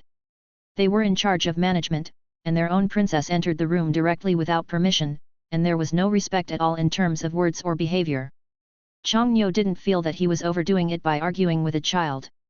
As the king of a country, he was on an equal footing with the king of their country, so he naturally needed to have his own majestic existence. After the middle-aged man left the room with Princess Wai Wei, all the respectful expression on his face disappeared, and the rest began to show doubts. Princess Wai Wei, you did something wrong this time. I hope you can remember this lesson and don't let your country fall into war. Your father has told you before that your words and deeds at this time, but they all represent your country. The middle-aged man said calmly and seriously, staring sharply at the little girl in front of him. Uncle Mentgu, why do you think he is hurting me? Why should he be hurting me? Wai Wei said with tears. That's because others have this strength, but our Alabasta country does not. The middle-aged man named Meng Kegu said. What strength? Wai Wei stopped crying and looked at the middle-aged man curiously, as if he had no idea about this kind of thing. Don't worry about these things. Now you should go back quickly and stay in the house to reflect. I hope you can change your personality in the future and don't let something like today happen again. Menkegu said. After saying that, Menkegu disappeared from Wai Wei's side in an instant. This time he just came to see what this little girl was going to do. But unexpectedly, he discovered an incredible scene. The king of True Country turned out to be a secretive young man. If it weren't for the other party's anger, he really wouldn't have been able to find out about all this. When Menkagu appeared again, he was already outside the door where Cobra was. After thinking about it, he slowly walked forward and knocked on the door of the room. Which one? Cobra's voice came from the room. Even though he asked, the door was opened directly next. Menkagu. Why did you come here today? Cobra said unexpectedly with a smile on his face. Menkagu is currently the army commander of the Alabasta country, and he is almost the most powerful person in the entire Alabasta country. But this kind of person rarely stays in the royal city in normal times, and more often than not, no one knows where he will be at all. I just suddenly wanted to come back and see you. I just happened to come over to catch up with you. Menkagu also said with a smile. Come in quickly, we haven't seen each other for a long time, we really should have a good chat. Cobra said as he walked towards the room, then turned his head and looked again and said, Where have you been during this time? Yudi, I went to Yudi to take a look around. When I first came back, I heard that the king of True Country in the South Blue Sea came to visit us, so I was curious and went to take a look. Unexpectedly, I met Wei there. When Menkagu said these words, there was no smile on his face, but a serious look on his face instead. Cobra, who had just sat down, looked at the other person's expression, as if he felt something was wrong, so he calmly asked, Did you notice anything wrong? Yes, it seems that little girl Wei needs some good discipline. If I hadn't gone over today, I don't know what would have happened. Menkagu said. What happened? When Cobra heard that she was a daughter, his face immediately lost control and he began to ask questions. He was just a daughter, and he was ready to give everything to her. Of course, he also knew what kind of character his daughter was, but when he heard these words, he was still suddenly shocked. I haven't figured out the specific situation. It's just that she went to the place where King True lived privately, and said what she said without thinking at all. This made the other party very angry, and she even proposed to do it again. Once this happens, we will start a war directly. Menkagu sat down directly as he spoke, facing Cobra and speaking naturally. Chapter 73 Hidden Strength. After all, Wei is someone else's daughter and the princess of the entire Alabasta. No matter what, it is not her turn to manage it. Cobra frowned and thought for a moment, then took a deep breath and let it out suddenly, saying with a slightly helpless tone, I haven't properly disciplined this little girl for so many years. I really don't know how she developed such a character. Menkagu smiled, and then his expression immediately became serious. He looked at Cobra and asked again, What do you think about King Natru? He is very smart and capable. He is able to transform his country from poverty to such a development in just 2 or 3 years. He is an extraordinary young man. Cobra didn't understand. What does it mean, but still say it directly. I'm not talking about his governance, but other aspects. What do you think? Other aspects? Cobra asked directly, thought for a moment, and said, We don't have much contact with other aspects, but he is still very good in conversation. He is polite and polite. At his age, even as a king, I can't do this. It seems that you still underestimated the other person. Don't say that you can't reach his level at this age. Even now, I'm afraid you can't reach his level. Menkagu said. What do you mean? Cobra was completely confused at this moment. He didn't understand what Menkagu meant. I'm not referring to his governance, nor his etiquette, but this king is very hidden, completely beyond our imagination. His strength should be stronger than mine, or even the people in their country are unimaginably powerful. I just happened to go over and saw a scene. Originally, King True was supposed to meet their King's Guard captain in the room. The other party was able to leave quietly, and the other party's strength, even I almost didn't notice, but the king inside it's even too strong. If I hadn't been irritated by Wei, I probably wouldn't have been able to tell that the other party had such great strength. Menkagu thought and said, after all, he had seen the scene just now. As the most powerful person in Alabasta, he sometimes had to admit that the other party was indeed much more complicated than he imagined. Cobra suddenly fell into deep thought, and his expression was not as natural as before. If what you say is true, then what is King True hiding? Cobra asked cautiously. On this point, you need to explore it carefully, and I can't participate. Menkagu said, picked up the fruit on the table and started eating. Even though Cobra saw this scene, he didn't say anything. The two had been friends since childhood, and if there was no Mongolia in this country, it might have become something else now. Menkagu, even if King Tru has some purpose, we can only continue this time. After all, what he proposed has an important impact on our country. Cobra said with some embarrassment. Now, even if he knows that King Tru is a vicious man, he can only think so. After all, this cooperation between the two countries can indeed greatly improve the current state of Alabasta. This is an indisputable fact. In the past 2 days, all the princes and ministers of Alabasta have been doing calculations, and the final decision is to recommend full cooperation with the Kingdom of Tru. Although Menkagu had no contact with these matters, how could he not know the content of the negotiations between them? The King of Tru Kingdom is quite a good person, but we are just guessing here. So what if the other party is very powerful? At least in terms of personality, compared to the kings of other countries, he is already I don't know how much better it is. Menkagu was just telling the truth. If it were another king encountering Wai Wei's situation again, he would probably have slapped him in the face. Therefore, Chang Nyo is already considered to be the kind of person who tries his best to exercise restraint. Forget it, I'll go over and apologize in person later. Cobra said helplessly. You don't plan to leave soon after you come back this time, right? Cobra looked at Menkagu again and asked. Let's take a look. Now that the new world has been divided by the 4 emperors, the first half of our great route may not be as quiet as imagined. For this reason, I think you should prepare in advance. Menkagu said. Yes. We have already guessed this ending, but what can we do? Looking at Cobra's appearance, Menkagu really didn't know what to say. While they were chatting, Chang Nyo had already used space jump to leave the palace. Although he has left now, there are 2 members of the King's Guard guarding the door, prohibiting anyone from entering. After all, his current departure was a secret action, and he didn't want anyone to know where he was going. The Abili is now docked quietly at the Albina port. There are not many ships docked side by side. Even the port where it is docked is not very big. It is estimated that 5 or 6 Abili can park it. The port is fully occupied. Back on the ship, others were relaxing and working, but no one was prepared for the sudden return of His Majesty the King. As he slowly walked onto the abbey, he was instantly seen by the guard members guarding the ship. Your Majesty the King. Several people shouted respectfully. Junhee shouldn't be back yet, right? Chang Nyo asked with a smile. Jun and the captain haven't come back yet. I wonder if His Majesty has anything to do with the captain. Let's contact him directly.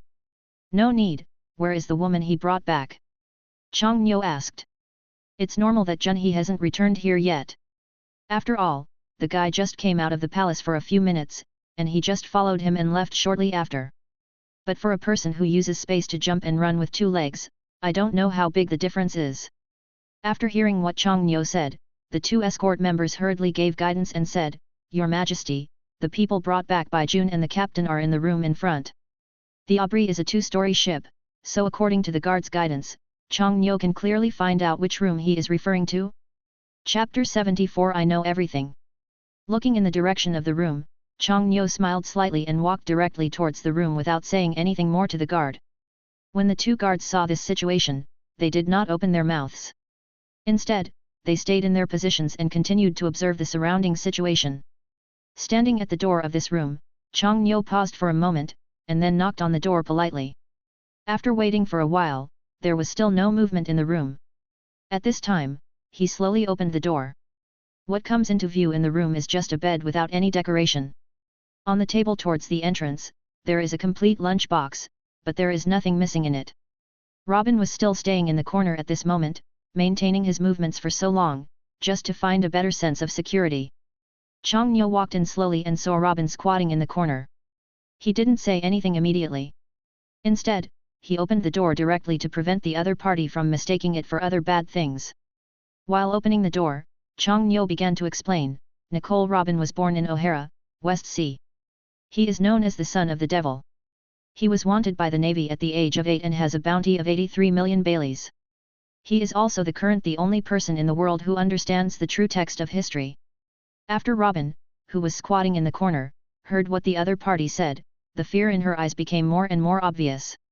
After all, when she first came here, she thought no one knew her, but now, the other party has investigated all her identities.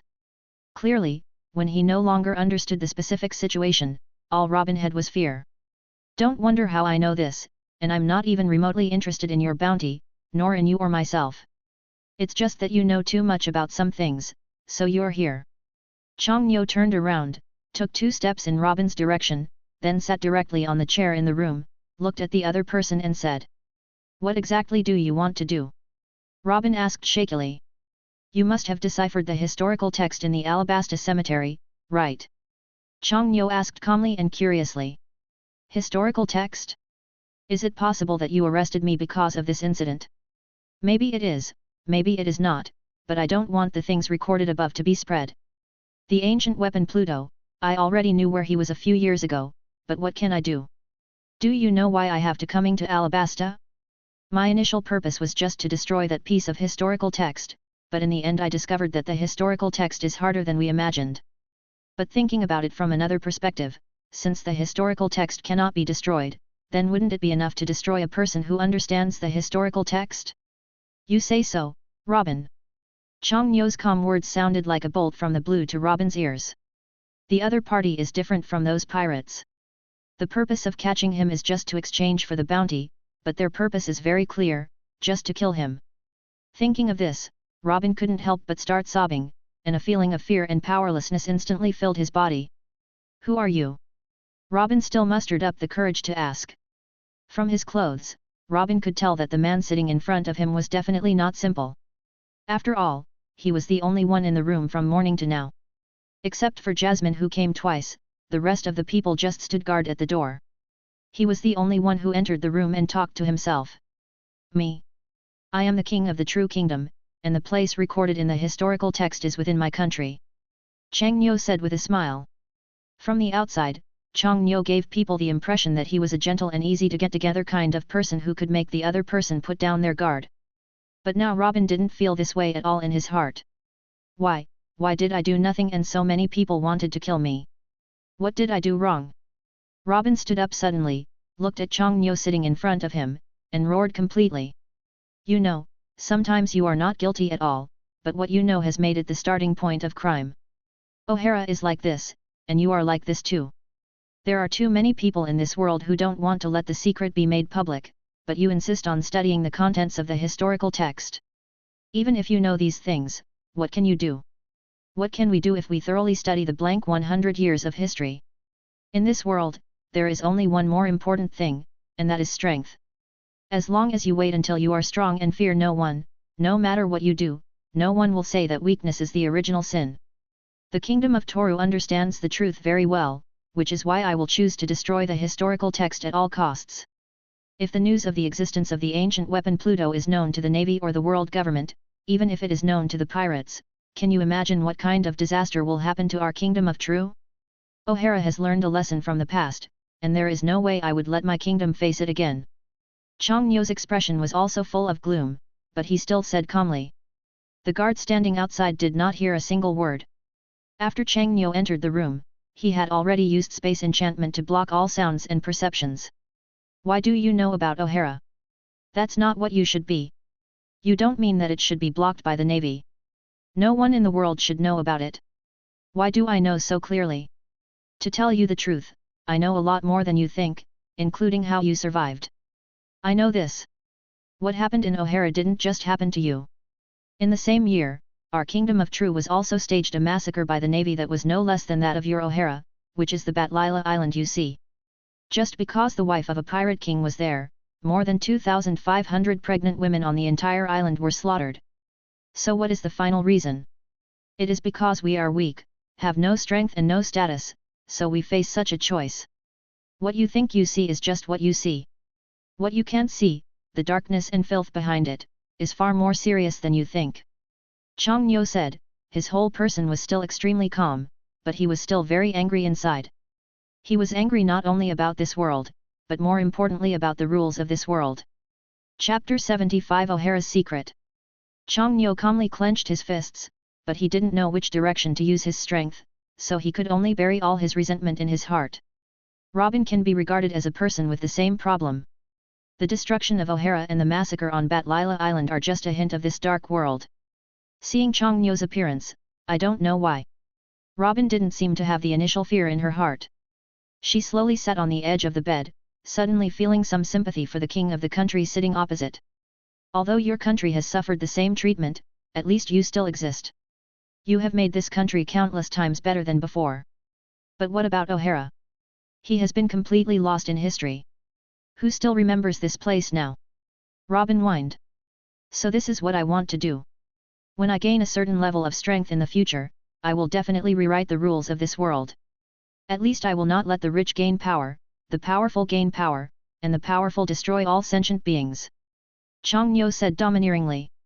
As he spoke, the domineering aura on his body unconsciously radiated out, and everyone on the ship staggered. Most of them fell unconscious in just an instant, except for the king's guards. Now, I am still trying hard to stay awake. This is the only way that can penetrate the space barrier. At this time, Junhee also happened to rush back to the ship, and he could already feel such a huge momentum as soon as he came back. Ba Wang said that this was the first time Junhee had experienced the pressure of domineering. It's not that he didn't know what happened, but he was shocked that His Majesty the King could actually use such a huge power of overlord color. Seal the surrounding area and no one can come near.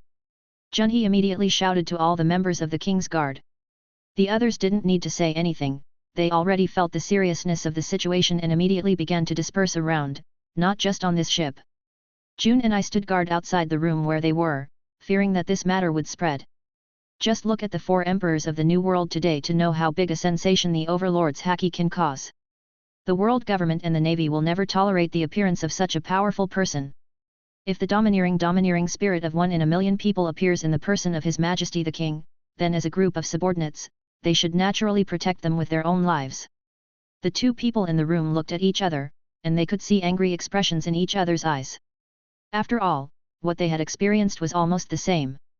Will you kill me? Robin asked suddenly. This was a topic he was very concerned about now, but from what Chongnyo said just now, he felt the same anger towards the navy, which inexplicably brought him closer to each other. Don't wander around from now on. I will let them take you to the true kingdom.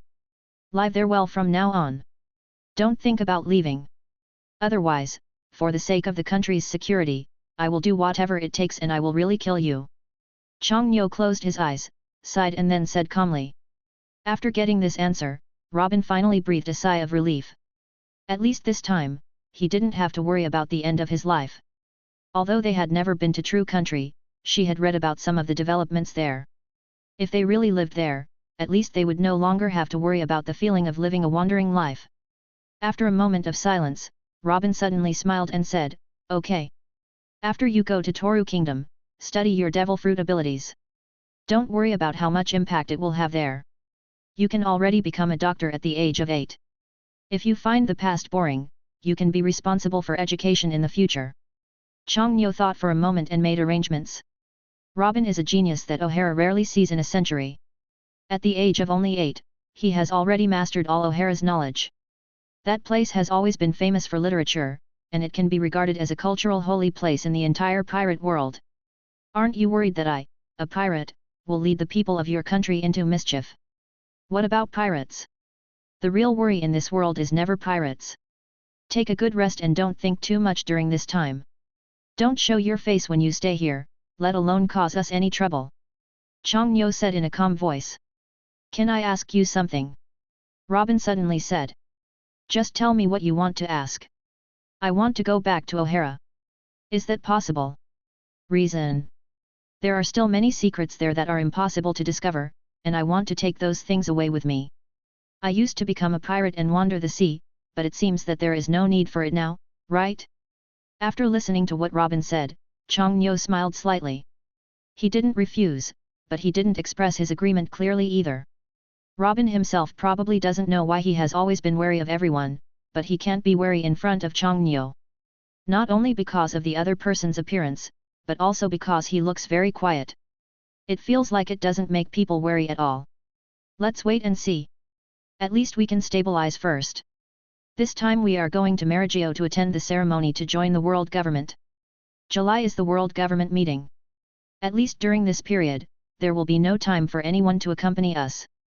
You go over there. However, after July, we still have our own plans, so you should go back to the True Kingdom directly. After all the previous things are settled, I will let someone take you there with me. Changnyo said.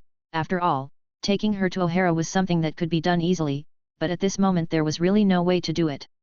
Although O'Hara has been destroyed for more than 10 years, pirates and navy still go to the island from time to time, constantly searching for all information about O'Hara. But despite searching over and over again, they didn't get anything valuable on such a large island. Changnyo believed what Robin said. The things that O'Hara can exist are definitely related to literature. However, what the entire True Kingdom lacks most now is not only strength, but also knowledge related to literature. Although Changnyo can purchase these things through the system space, the key is that someone needs to answer it. After being poor for so many years, few people have had any exposure to cultural knowledge. There is still a long way to go in the future, but at least the dawn is in front of us.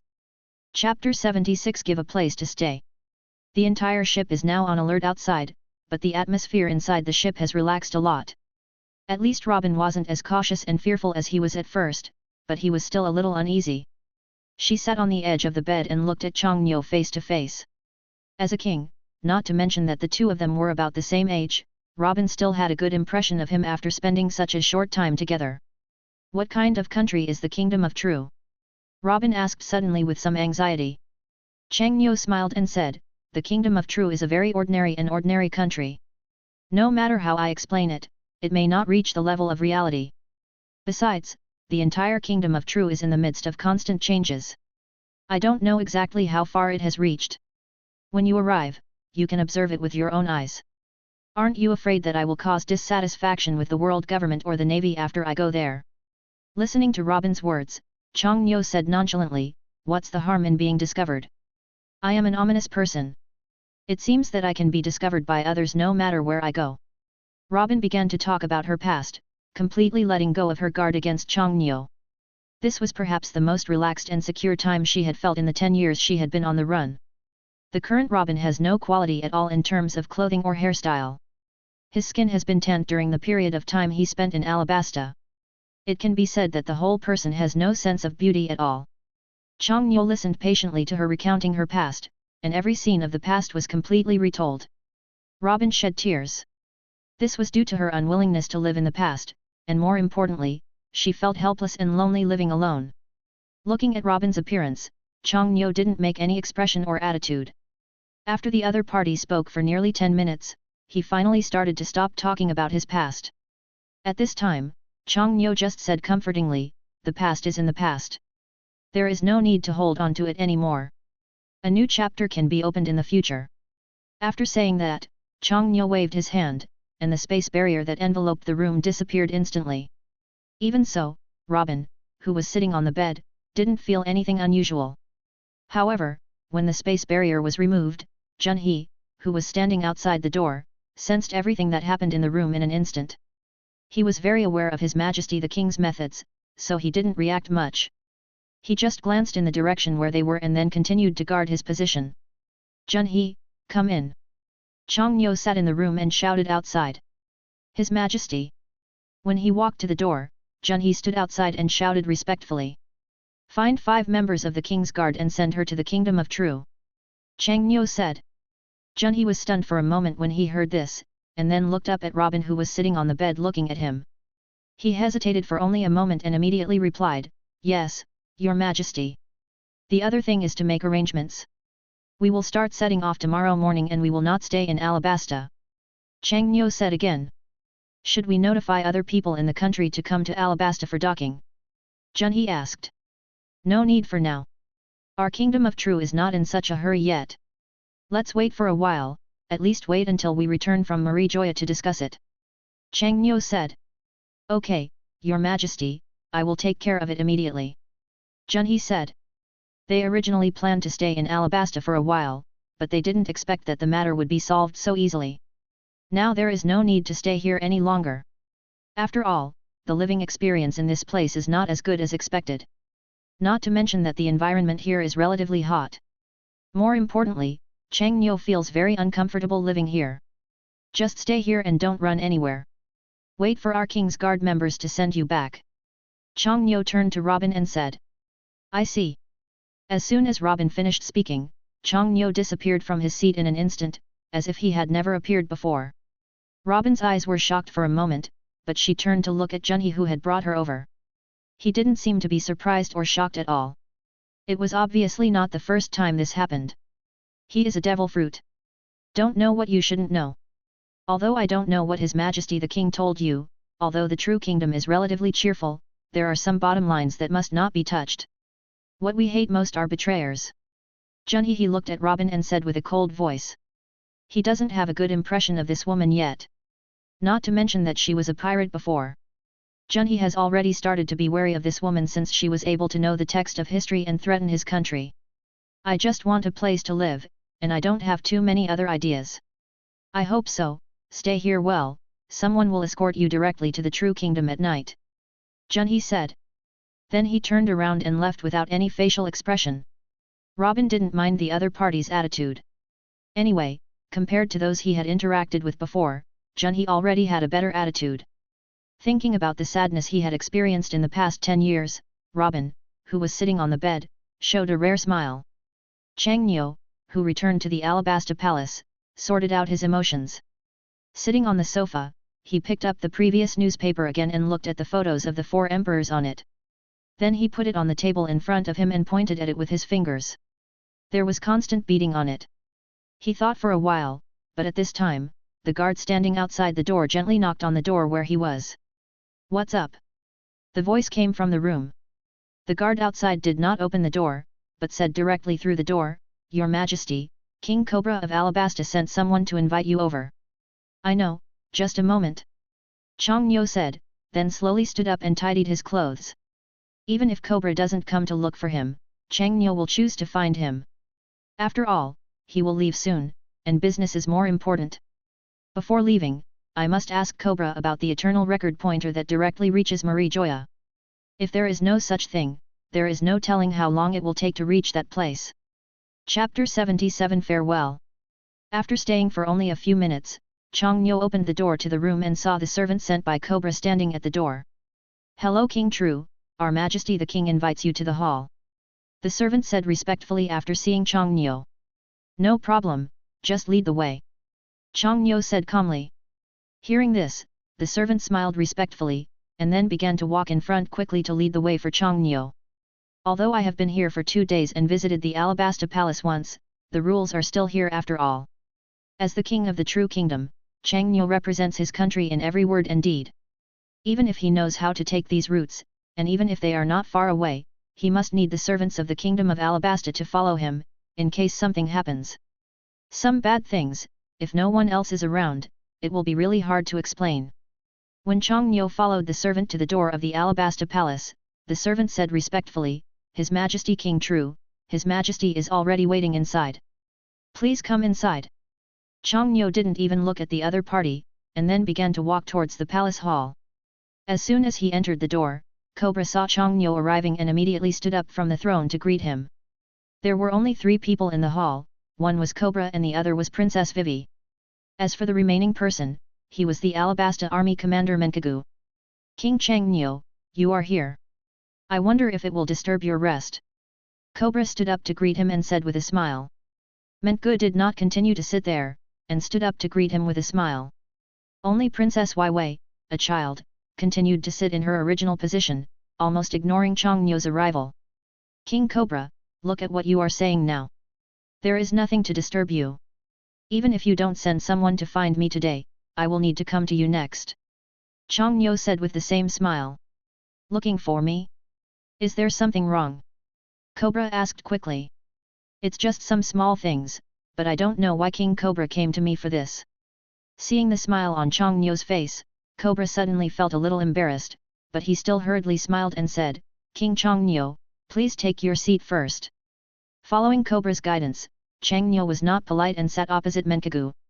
After calming down some of his emotions, the smile on Cobra's face disappeared. What remained was some embarrassment and embarrassment. Looking at Chang Nyo sitting there, Cobra bowed directly and said apologetically, King Chang Nyo, I apologize to you for Weiwei's recklessness at noon, and I hope you can forgive me. Seeing this scene, Chang Nyo also quickly stood up and helped Cobra, and said with a smile on his face, is this what you are talking about? I have almost forgotten it, so don't pay too much attention to it. Besides, my tone at the time was it's not very good, and I hope Princess Weiwei can forgive me. When Chang Nyo finished speaking, he looked directly at Weiwei who was sitting on top. At this time, Weiwei didn't seem to forgive Chang Nyo, and turned her face away from him angrily. King Chang Nyo, there is no need to be like this. This matter is all Weiwei's fault, but I promise that this kind of thing will never happen again. Cobra said swornly.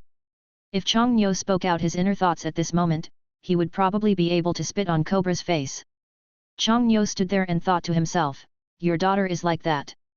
If she is not properly trained, she may become something like that in the future. But he would not say these words at all and continued with a smile, King Cobra's words are too serious. Princess Weiwei is better. At least she is cute and has character. She just needs to write a lot of things. Strengthen your way of conducting yourself in the world. I will definitely do this. The main reason I invite you here this time is to apologize to you in person. I hope you can forgive Weiwei for her mistake. Cobra said again. Don't worry, I don't care about these things at all. King Chang Nyo, what happened this time is indeed our Alabasta countries lacks supervision of Princess Weiwei. I hope this incident will not affect the emotions and cooperation between our two countries. Mentgu stood up and said with a smile. Chang Nyo was quite curious about this guy, and he had always been thinking before, why when he was at the door and came in, he didn't sense the other person's existence with his own sight and appearance? I wonder who this is. Chang Nyo looked at Cobra with a puzzled look. Although he had met him once, he didn't know who Mentgu was. Haha, I'm sorry, I forgot to introduce King Chang Nyo. This is Mentgu, the commander of our Alabasta National Army, and the most powerful one in our current Alabasta country. Cobra, he quickly said with a smile. It turns out he is the army commander. I didn't recognize him when we met before. I hope you don't mind. Chang Nyo said with a smile. It should be my fault that I didn't introduce myself properly when we first met. I hope King Tru doesn't mind. Mentgu said. Sit, don't stand here chatting all the time. Now that the previous misunderstandings have been resolved, it's time to have a good chat. King Chang Nyo just said that he has something to ask me about. I wonder what the situation is. Kobyu said to both of them at the same time. After sitting down, Chang Nyo smiled slightly and said, what I plan to tell you is to prepare for farewell. Let's start setting off tomorrow morning. After all, there are many affairs in the country. The earlier we arrive at Marijoya, the sooner we can get there. To resolve these matters, we also need to return home quickly to deal with some more important situations. Of course, regarding the issue with Alabasta, we need to wait until we return to the country to discuss the operation with the minister in detail. Only then can we send envoys to Alabasta to negotiate more detailed business. Is King Chang Nyo so anxious? I'm still thinking about whether we can set off to Marijoa in a month or two. It just so happens that the World Conference will be held by then and King Chang Nyo can also participate. Cobra, he asked with some surprise on his face. It's not that I don't want to. The main reason is that in such a big country, there is no one who can preside over affairs now. If we go back early and wait for the country to stabilize, then it shouldn't be a problem to come out for a month or two. Chapter 78 Robin's Identity. Chang Nyo was already refusing in words and out of words. It was already some time, and he had no interest in attending any world government meeting. This thing had no effect on him at all. And after reading the newspapers of the past few days, Chang Nyo had already guessed what the content of this world government meeting was discussed. It was just a bit of talk, and there was nothing worthy of further study and discussion. Cobra knew that he probably wouldn't be able to stop Chang Nyo from going to Marijoa this time. Besides, he didn't even think about stopping him. King Chang Nyo, do you really not plan to attend the World Government Conference? At least at that time you can get to know the kings of all the countries under the world government, which will also facilitate the development of the so-called economic and trade you talk about. Cobra said. There is no need for this now. The development of the Kingdom of Tru is currently progressing relatively quickly. There is no need to communicate with them for the time being. Maybe we can have a good chat with them until the World Government Conference in the next 4 years. Chang Nyo said. Well, although I don't know what you think, let's have a grand banquet tonight. It can be regarded as our practice for you. We look forward to the friendly cooperation between our two countries. Cobra said with a smile. Regarding this, when I return to the country, I will naturally arrange this matter as soon as possible to promote economic and trade exchanges and communication between our two countries. Chang Nyo said with the same smile. Cobra seemed to have already realized that Chang Nyo was about to leave. He didn't hold back too much. He just took a box from a table next to the throne, then stood up and walked to Chang Nyo and handed it to him. This is the eternal record pointer leading to Marie Joya. After a good banquet tonight, I don't know when the next time we will meet is. Cobra said with some reluctance. As long as there is fate, we will be able to meet sooner or later. There is no need to worry about this kind of thing. In the future, the exchanges between our two countries will definitely be closer, and there will definitely be frequent opportunities to meet. Chang Nyo stood up, took the box, and said with a smile. He would not refuse such a good thing, Marie Joa's eternal pointer. This thing is something that cannot be bought on the market at all, and it can be considered a relatively precious thing. Although this is the case, if you want to reach Marie Joya, you can just set off according to the distance of the grand route with any record pointer, and you will almost reach there in the end. But with the eternal record pointer, it can at least save them an unknown amount of distance. If they follow the protagonist's route in the future, it may take more than half a year to get there, at least half a month at most now. The next day, setting off early in the morning, Cobra got up early and personally delivered Chang Nyo to the gate of the palace. When leaving, many people came out to watch Albina, the royal city. Most people already know that the Kingdom of True will cooperate with their own country in the future, although they don't know what aspects of cooperation will be. But some of them often read newspapers, and some of them still know about the country in the South Blue Sea. King Cobra, just send it here. I will always have to walk the rest of the way alone. Chang Nyo stood at the entrance of the palace, looking at Cobra and others who had already sent him out, and said with a smile. Today's Chang Nyo is completely different, wearing a handsome white suit and bow tie. If they didn't know that he was a king, many people would think that he was a completely polite gentleman. Many people followed Cobra to send them out, and many princes and ministers had already participated. It was also an expression of Cobra's emphasis on the cooperation between the two countries. King Chang Nyo, I won't say too much. Have a safe journey. If you pass by Alabasta when you come back, we will have a good chat then. Cobra said with a smile. Don't worry, King Cobra, I will definitely do it. As Chang Nyo said, he saluted Cobra in a very gentlemanly manner, then turned around and walked to the white carriage that had been prepared. I have been in this country for 4 days now, which is already a fruitful experience for Chang Nyo. This communication with Alabasta will definitely ensure a steady flow of money for the Kingdom of True in the future. But at least for now, this situation is not very obvious. Junhee, Robin is sent away, right? On the sailing ship, Chang Nyo asked while lying on the rocking chair on the deck. Already gone, but I don't understand why you want to keep that woman? She should be a danger to our country even if she exists for 1 day. Junhee said with some confusion. That woman will be of great use in the future, and the use she will keep will be great. The most important thing is her knowledge. If you don't know something, this woman became O'Hara's doctor when she was 8 years old, an absolute wise man. For our country, we will not only develop force in the future, but also need knowledge. Do you understand this? Chang Nyo said calmly. O'Hara? Is it the once famous place of learning in the West Sea? After Gagoya heard this, he came over curiously and looked at Chang Nyo and asked. How do you know? Chang Nyo was also a little curious. For someone of Gagoya's age, he probably didn't know that. I have lived in Zihai for several years.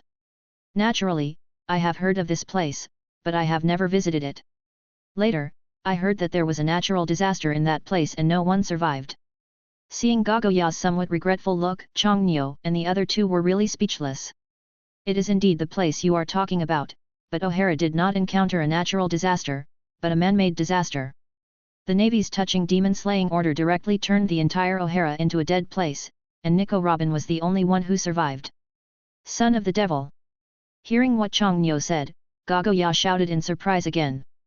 Is it necessary to be so surprised when you hear this name? Junhee looked at Gagoya helplessly and said. What do you know? When I was only 8 years old, I was already wanted with a bounty of 83 million belly. This is the youngest person in the entire history, and the bounty is astonishingly high. Gagoya said excitedly. So what? The reward amount can tell everything. Junhee, don't tell me. The amount of the bounty can really determine everything in many cases. Nico Robin's knowledge, especially in the study of historical texts, is enough to worry the world government and the navy. Chang Nyo suddenly opened his mouth and said, "Your Majesty, according to what you said, the woman I brought last time was Nico Robin, the son of the devil." Junhee suddenly realized that he had never worried about a pirate before, but after hearing it from His Majesty the King, he now felt that that woman was so extraordinary.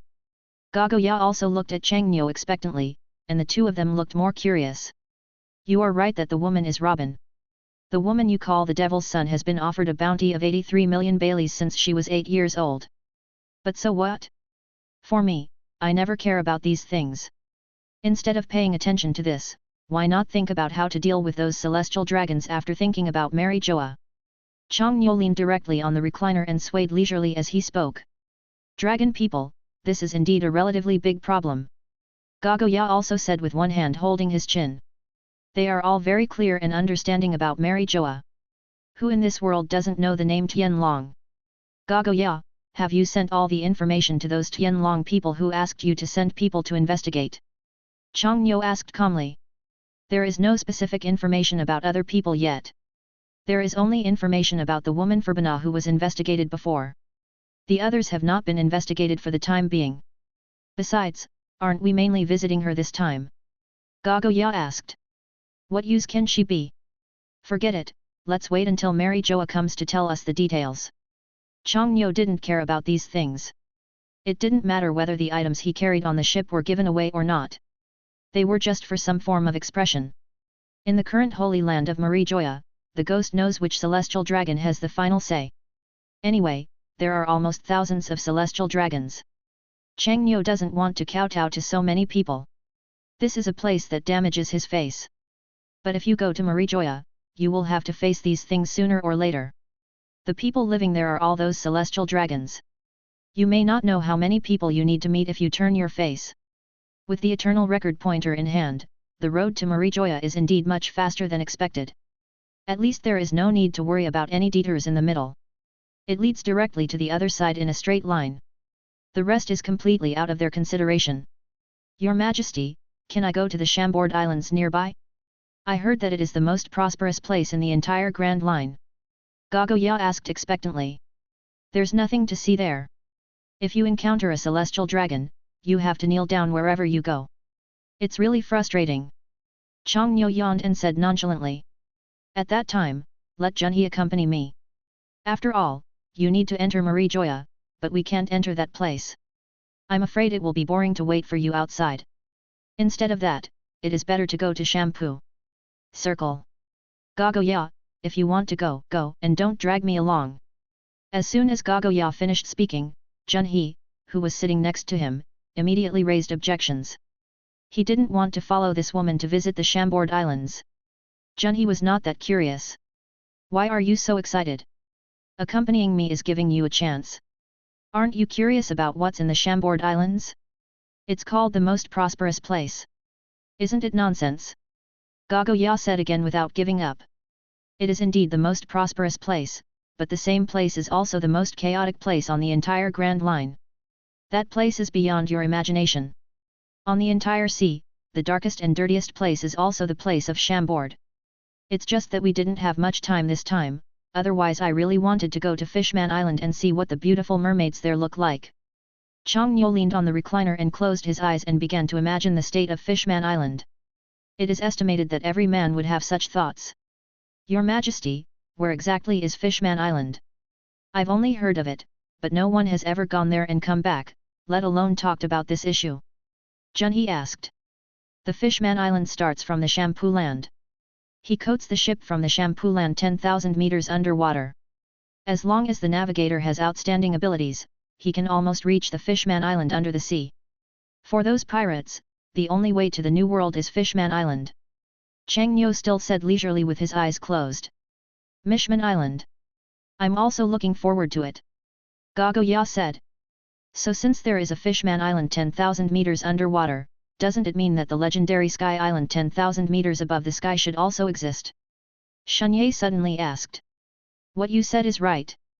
After we arrive in Marie Joya this time, the only place we must pass on our way back is Sky Island. No matter what happens next, Sky Island will be our key place next.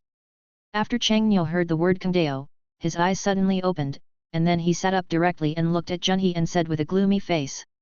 Your Majesty, I wonder what you mean by this. Junhee, didn't you say that the country didn't leave enough space for you as a training base? For the future security of the true kingdom, I had already considered the safest place in this world when you raised this question. And the place where no one disturbs us is the empty island. After we return, we will go and search for the empty island. I think with our strength, we should have no problem controlling that place. As Chang Nyo said, he continued to lie down with his eyes closed, and leisurely began to rock the rocking chair again. It's still a bit early to say this now.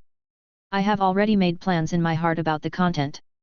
But in the next trip, it is so boring anyway. Chang Nyo has already planned to communicate with Junhee about this matter, at least let him prepare in advance. There are not many things to do, and they are not as complicated as imagined, but no one can guess what will happen next, so communication in advance is particularly important. With the sea breeze blowing gently on my face, I felt the atmosphere on the sea. The endless horizon and the scorching sun above my head. Except for the seagulls flying past from time to time, there was no beautiful scenery on the sea. They could only sit on the deck and chat, which was the fastest way to kill time. Chapter 79 Kaido was seriously injured. Junhee sat there alone and thought. He had no idea about these things. Whether it was Fishman Island or Sky Island, these things just existed in legends to him. Gago-ya sat aside. She didn't understand what His Majesty the King meant, but she still asked, Your Majesty, if you follow what you said, wouldn't it be a big target for us to go to the empty island? The Sky Island has always existed in legends, mainly because no one has been there for a long time. Now there are only two ways to the Sky Island. One is through a sea area called Gaia Island below the Sky Island, where there is a sky. If the current catches up, it can take us there directly. The other way is to enter Sky Island through Upside Down Mountain. However, this place is almost something you can only encounter. Who knows when you will be able to get there? Therefore, the most convenient and fastest way for us is to go directly to Gaia and use the location of the island above the sea current. Chang Nyo closed his eyes and said it directly without thinking. Junhee's questions coupled with all the previous inner thoughts, he finally asked directly with some curiosity, Your Majesty, why do you know so much about the Grand Line, and you seem to be very clear about the New World? That's right, Your Majesty. Gago-ya also started to ask doubtfully. It was Chang Nyo's turn to be in an embarrassing situation. After all, like these two people, he had almost never left the True Kingdom, and every time he came out, one of the two people would definitely be brought with him. Chang Nyo lay there and continued to close his eyes and roll his eyes out of inner embarrassment. After a while, he said, I can go anywhere in the entire sea if I want to close my eyes. So if I want to understand, there is almost no difficulty. Gago-ya was still confused, but Junhee was completely different. He knew that His Majesty the King was a devil fruit with space abilities, so it wasn't that strange to be able to jump through space. Do you understand what His Majesty said? Gago-ya asked Junhee blankly. Well, I understand, maybe you will understand it in the future. Shun Kazuya didn't intend to tell anyone about this, but the admiration in his eyes was already evident. Chang Nyo also understood that he could only tell them in this way.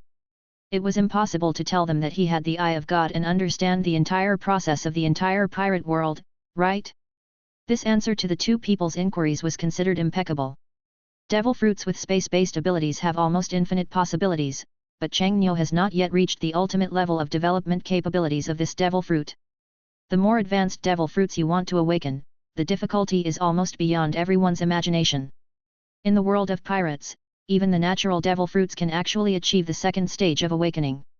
However, in the many years that this devil fruit has existed, the power of awakening from natural devil fruits seems to have never appeared. The Superman Space Devil Fruit can be regarded as the top existence among the entire Superman series of devil fruits. If you want to awaken the power of the Space Devil Fruit, at least with Chang Nyo's current ability, it is completely impossible to do it. Junhee, I always feel that you two are hiding something from me. Gago-ya came close to Shunye, her mouth almost touching his face and whispering. What are you thinking about? How could we hide something from you? Don't think too much and take a rest. Junhee quickly started to change the subject. You two, stop muttering there. How far is it from your destination now? Chang Nyo asked boredly. I can't tell right now that there are no small islands or the like in the surrounding area. It was estimated that it would take half a month to get there. Now it has only been 4 or 5 days of walking. There should be more than half of the distance left. Gago Ya said. There is one ahead. Chang Nyo was about to leisurely prepare to say that there was a small island not far ahead, but suddenly, he directly sensed that there was something very dangerous on that small island, and the degree of harm was far beyond their imagination. He stood up suddenly and quickly leaned on the edge of the fence. His eyes kept looking forward, at a small island that could not be seen with the naked eye.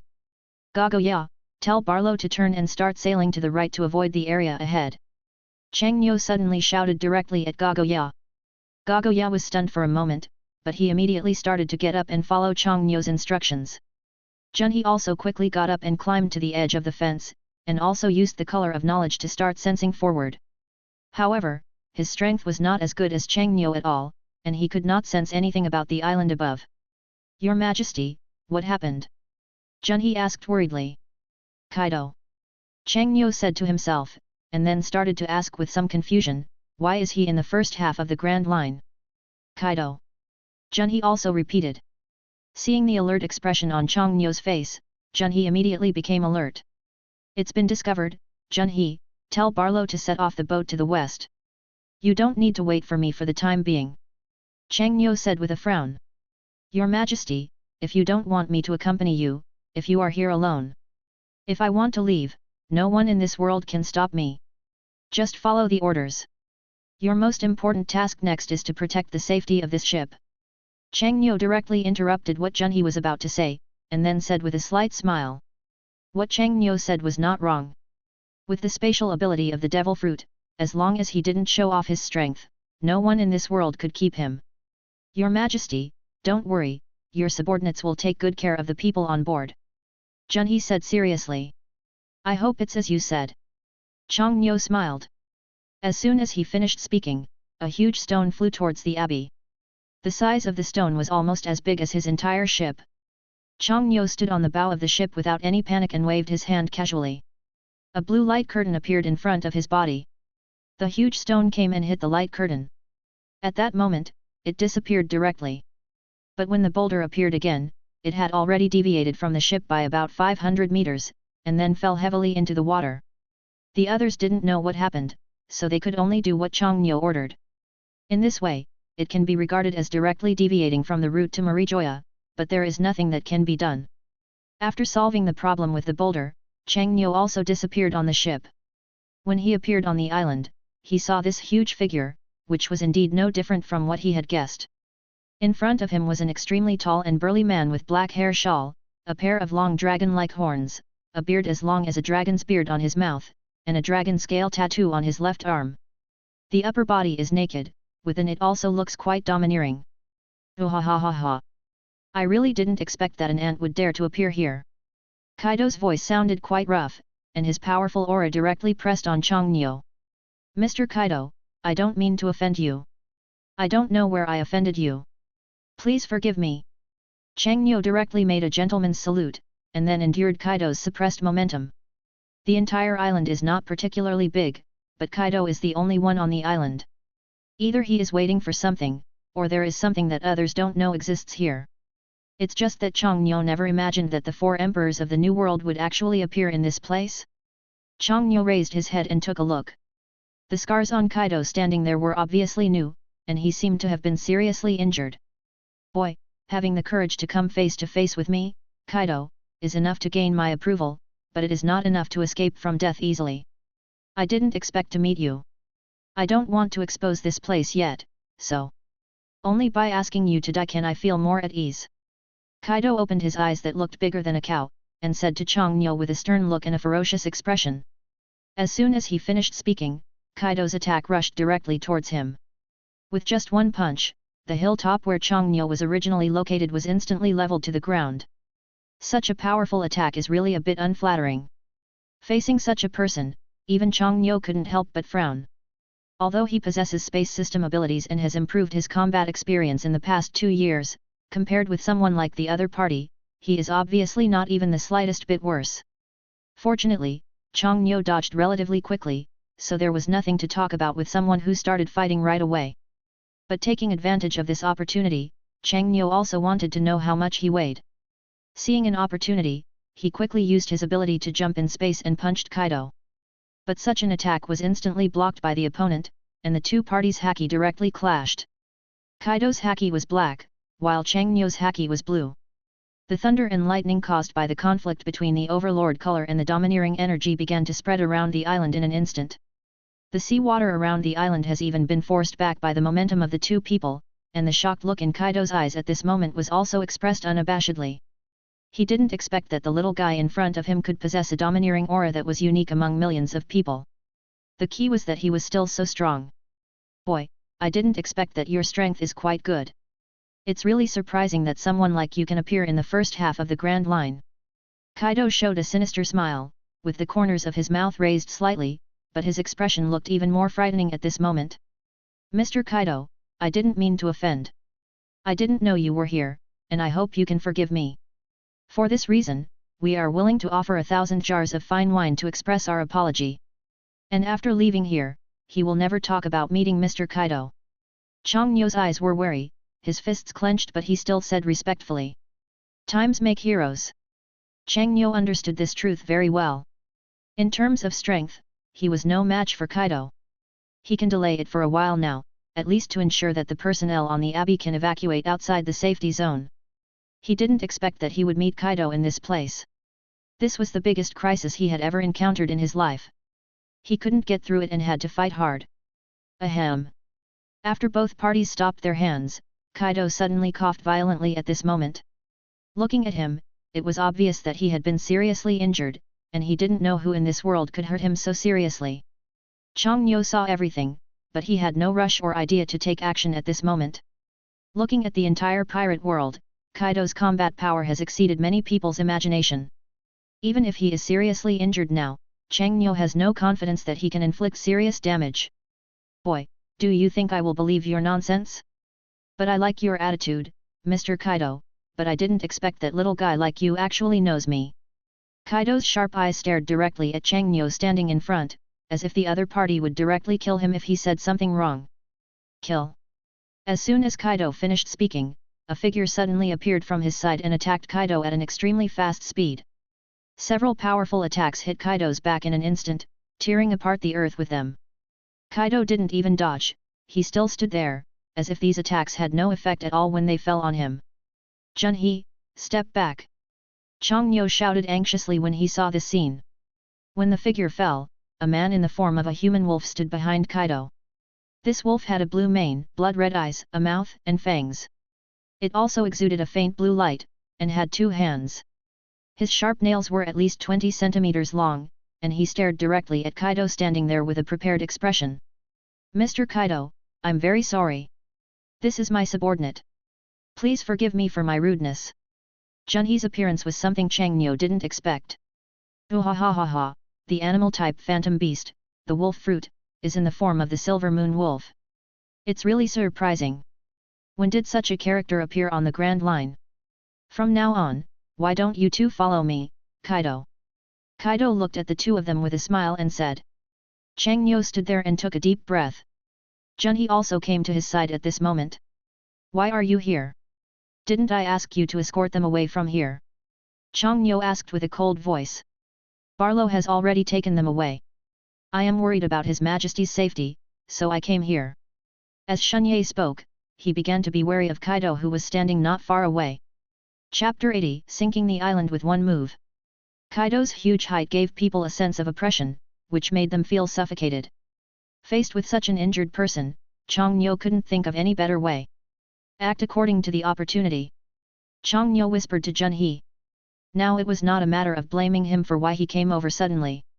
After finishing speaking, Chang Nyo turned to look at Kaido again, and said in a rather respectful tone, Mr. Kaido, we don't have any good impressions of the new world.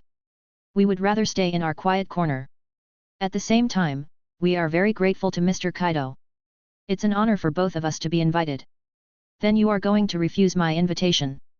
Kaido's voice suddenly turned cold, and his aura became even more intense. Chang Nyo quietly observed the scars on Kaido's body.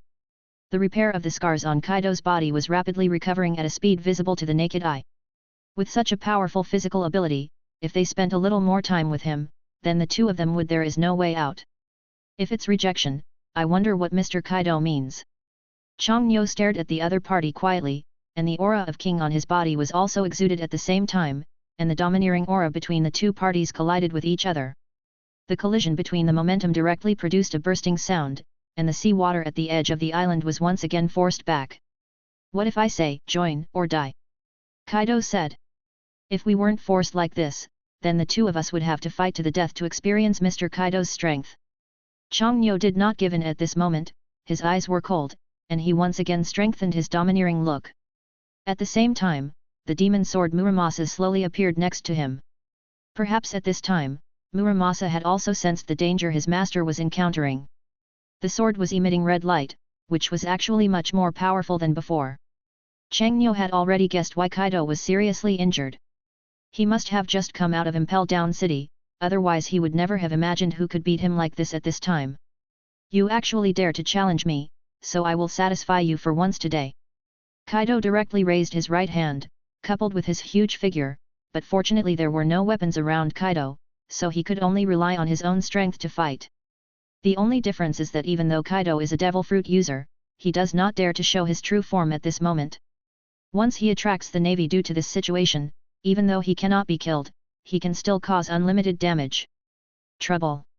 Changyo really couldn't understand that this guy had become like this just after he became the fourth emperor. The key was that he had already met him in just a few days. Junhee, retreat to the air. Just when Kaido was about to attack the two of them, Changyo shouted directly to Junhee. At the same time, he directly grasped the demon sword Muramasa, and the aura on his body instantly transformed into another form, and his eyes turned bloodthirsty red. Flying sword style, nine-headed dragon flash. This was the strongest attack Changyo had ever exposed. Facing Kaido on the opposite side, he no longer had any reservations. Although it is unclear whether this move has any effect on him, one thing that can be confirmed is that with the blessing of this domineering force, the attack of this move can be infinitely increased. Changyo's figure seemed to be still standing on the same spot, because the speed of movement was too fast, and no one could even react with their eyes, but all his attacks had been transmitted at this moment.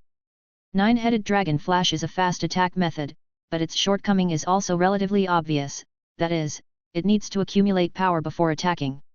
Although the time in this aspect is not very long, for those who can use fast attacks, this one move is enough to kill. Kaido's size is relatively large, which can be regarded as his biggest shortcoming. Of course, no one can match him in terms of strength, but in terms of movement speed and reaction ability, Changyo has an unknown number of times the advantage. When the nine-headed dragon flash move appeared, Kaido had already felt something extraordinary, and then directly applied armament haki on himself, and used the observation color to sense it. One cut. No one noticed Changyo's figure, and a slash quickly moved from bottom to top, directly attacking Kaido's waist. But even with the protection of armed domineering, this slash instantly caused a huge wound on Kaido's waist. But for someone his size, it was probably just scratching an itch. Even so, an attack that could hurt him was enough to make Kaido angry. He had been injured before and his strength was greatly reduced, but he didn't expect to encounter such a difficult guy again. 2 cuts, 9 cuts. In just an instant, 9 consecutive attacks directly filled the emperor of this new world with scars. He knew that it would not kill him, but if there were many such attacks, it would be enough to make Kaido retreat. But Changyo's attack from beginning to end was not aimed at Kaido, but at the small island at his feet. After the nine-headed dragon flash ended, Kaido was still preparing to capture Changyo, but the entire island under his feet began to slowly collapse. With just one move, 9 slashes, an island was destroyed. His Majesty. The moment the island collapsed, Changyo was still standing on the island, and Junhee was so frightened that he shouted. Boy, I remember you. Kaido's voice still came out at the moment of collapse. However, at this moment, Changyo also appeared in mid-air. Your Majesty, are you okay? Junhee asked anxiously. What can happen? Anyway, something almost happened. Changyo sighed with lingering fear. Being able to escape this time was purely a fluke. If those attacks really hit Kaido, the wounds might be more serious than the current ones, but the final result did not have much obvious effect. Is this the Yonko Kaido of the New World? But now he will probably drown under the seabed. Stepping on the moon steps, Junhee said with some joy. What are you thinking? Even though he is a devil fruit user, you still have to look at what devil fruit abilities he has. The animal type fantasy beast is in the form of a fish fruit and a blue dragon. It is the top devil fruit in the animal type. Plus, due to his own strength, this time we are both concerned about him, and it will be another headache in the future. Chang Nyo sighed again. He knew very well that Kaido would not die if he fell into the sea. Even his men were like this, so how could this guy be different? Chapter 81 Marijoa. Your Majesty, after returning home, I will definitely step up my training and will protect your Majesty's safety from now on. Junhee said seriously. Don't worry, let's do this for now. It's better to go back quickly. I don't know if the other party has clearly seen the flag of our country. Chang Nyo already had a look of embarrassment on his face. This time, he had completely offended a boss-level existence. He was already filled with darkness about the bright life in the future. The two of them stood in the sky, looking at the sea water below that had begun to gradually calm down, with thoughtful expressions on their faces. No one expected that they would meet such a guy on such a peaceful journey. Is it really a surprise? Of course, for the true kingdom, which has always been smooth sailing, things in the future are definitely not as simple as imagined. This time I managed to sneak away, but if I encounter him again later, I don't know what will happen. However, Kaido, who was staying in the water at the moment, could still maintain his original appearance. Apart from being unable to move due to the side effects of the devil fruit, he could still breathe when he was in the water. The ability of the fish fruit is enough to ensure that he will not drown in the sea. This is Kaido today. Chang Nyo and Junhee stepped on the moon steps and quickly approached their abbey. Those on the ship also looked forward to it, and even after sailing out of a safe distance, the overall speed of the ship had slowed down a lot. After a long time, I don't know who on the boat saw the two returning figures and shouted directly, and others also followed suit and shouted happily. When the island where Kaido stayed was silent just now, everyone had seen it. Even though they were far apart, they could naturally hear such a big island sinking into the sea with a roaring sound. As soon as they landed on the boat, Chang Nyo behaved as before, while Junhee was just slightly panting. Your Majesty, are you okay? Seeing the two of them returning safely, Gagoya couldn't help but shed tears of excitement, mainly due to the fear just now. He didn't know what dangers there were on the island before, but not long after they left, when the first attack flattened a mountain, everyone realized that there was a terrifying person on the island. Okay, everything has been resolved, don't worry. Chang Nyo said with a smile. But now he was starting to feel anxious. When he looked up, there was no flag of their country on the mast. Where's the flag?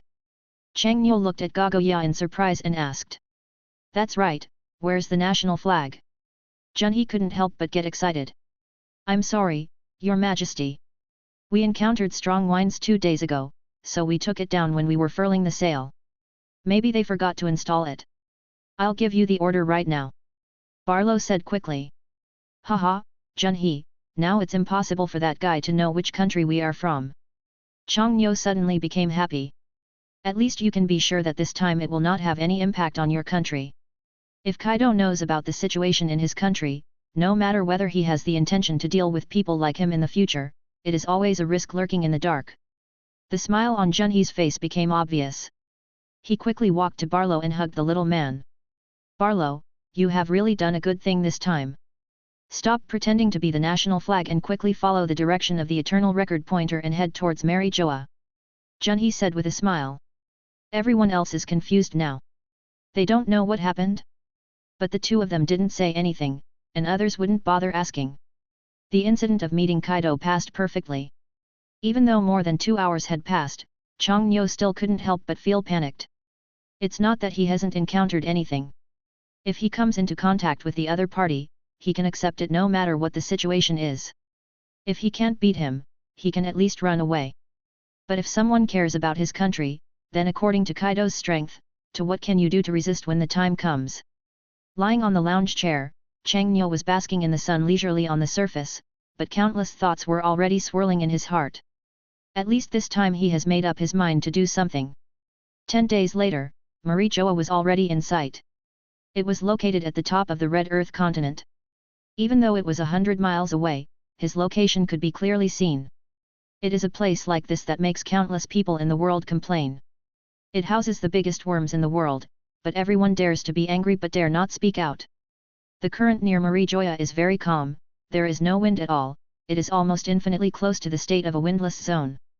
The closer you get to the Red Earth continent, the more obvious this feeling becomes, and there are countless outposts and hidden sentries outside this place.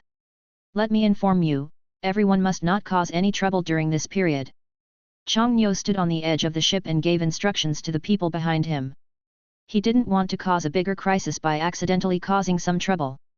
There is a port directly connected to the sea below Marijoya. The long steps can almost reach the end at a glance. I am afraid that even if I walk up, I don't know how much effort it will take. After approaching the port, the Navy's standing guard at the port immediately began to come up for inspection. As the ship approached the port, a huge horizontal plank on the ship connected to the port platform below. Chang Nyo slowly walked down with Junhee and Gagoya. Who are you? A Navy voice on the port asked sternly. The true kingdom of the South Blue Sea, I have been invited to join the world government. Junhee said and directly handed over an invitation letter he had received from the group of CPS before. This thing is the best pass. After the Navy member took it, he opened it and read the contents. After confirming that there was nothing wrong, he directly said, Who is your king? How many people do you plan to go up? All weapons must stay here. The other party's words instantly made Junhee a little angry, but he still remembered what his king said before, that no conflict should occur in the Marijo area. He slowly calmed down his emotions, directed towards Chang Nyo and said, This is our king, I wonder what else you have to do. Chapter 82 Enduring External Humiliation. After Junhee finished speaking, Chang Nyo waved directly, and he immediately stopped what he wanted to say. Chang Nyo looked at this thick-looking Navy man, smiled slightly and said, It's my first time coming to Marijoya. I don't understand many of the rules, but please forgive me if I'm offended. A polite remark from a gentleman, the Navy immediately seemed a bit condescending, but at least it won his favor. This member of the Navy carefully looked at King Tru in front of him. Although there was disdain in his eyes, he finally smiled and said, When you go up later, you will encounter many Tianlong people. You need to kneel down every time you see one. Salute, I am worried that if you, a person who has never been here before, recklessly contradict the Tianlong people, you may be killed. Thank you very much for informing me. Chang Nyo said. Hurry over there. After the Marine finished speaking, he started walking in other directions with the two people behind him. Junhee didn't understand very much. He looked at Chang Nyo and asked directly, Your Majesty, after coming to Marijo, why are you so respectful to the navy they are guarding? It's just a matter of 2 sentences, and it doesn't cost us anything. We are just going through the motions. The most important thing is to implement this matter. If the country is not strong enough, then we can only do this. If you all have strong strength in the future, then this Marijoa will be just like that. Chang Nyo said as he walked up the steps. This huge step seems to go straight to the sky. However, from the site, the road in the middle of the step can indeed run automatically. Each step is slowly moving upward. The key is that as their status, they can only walk on both sides of the road. The road in the middle is specially provided for the use of Tianlong people, and this thing is not electric. There are countless slaves below him, pulling this huge step. Junhee also understood what His Majesty the King was thinking, so he could only put down the helplessness in his heart, and then walked up the steps on both sides. As they went higher and higher, they were almost touching the clouds, and the people and boats below looked extremely small. However, for them, the road leading to the Holy Land Marijoa was only about half the journey. No one appeared up and down the entire steps, and 3 figures appeared alone on this long uphill slope. Coming to this Marijoa, no matter what they do, it will only bring them endless humiliation. This is a necessary step for every country that joins the world government. So for the kings of other countries, if it hadn't been for a world government meeting, they wouldn't have run to this shabby place at all. After walking for nearly half an hour, the 3 of them finally climbed to the top of the steps. Chang Nyo and Junhee didn't care, but as a Gagoya who didn't have much strength, she would have been exhausted and panting. If it weren't for in the middle, Junhee has been helping her go up, and now he probably can no longer hold on. Standing at the top, what comes into view is a group of magnificent buildings, luxurious white buildings, connected together. As for the area further back, it should be the residence of the so-called Tianlong people. You can't use the perception of sight, hearing, and color arbitrarily here. After all, there are countless people with super strength. If they are noticed by others, it will be tantamount to setting themselves on fire. Your Majesty, this place looks really grand. Gagoya gasped. At least half of the wealth accumulated in the entire world for hundreds of years is here. It is normal for such a building group to appear. Chang Nyo said with a smile. It's so glamorous on the outside, but so dirty on the inside, it really doesn't interest anyone at all. Junhee said angrily. Junhee, no matter what situation you encounter after coming here, the most important thing is to suppress your emotions. Don't show this expression at every turn. It doesn't matter outside, but he can't do it here. Chang Nyo said. Yes, Your Majesty. Let's go, let's take a good look at what those people who stand at the top of the world are like. Chang Nyo said with a smile. The huge steps lead up to a huge square, and the ground is entirely paved with white jade, connected to the white building in front. The majestic atmosphere is no longer enough to describe the place where the Tianlong people live. The weather in this place is quite hot right now, so you can only see a few people walking back and forth in the entire square. Other than that, you can't see any unusual behavior at all. Not to mention the Tianlong people wearing oxygen masks every day, Chang Nyo felt that he came at the wrong time.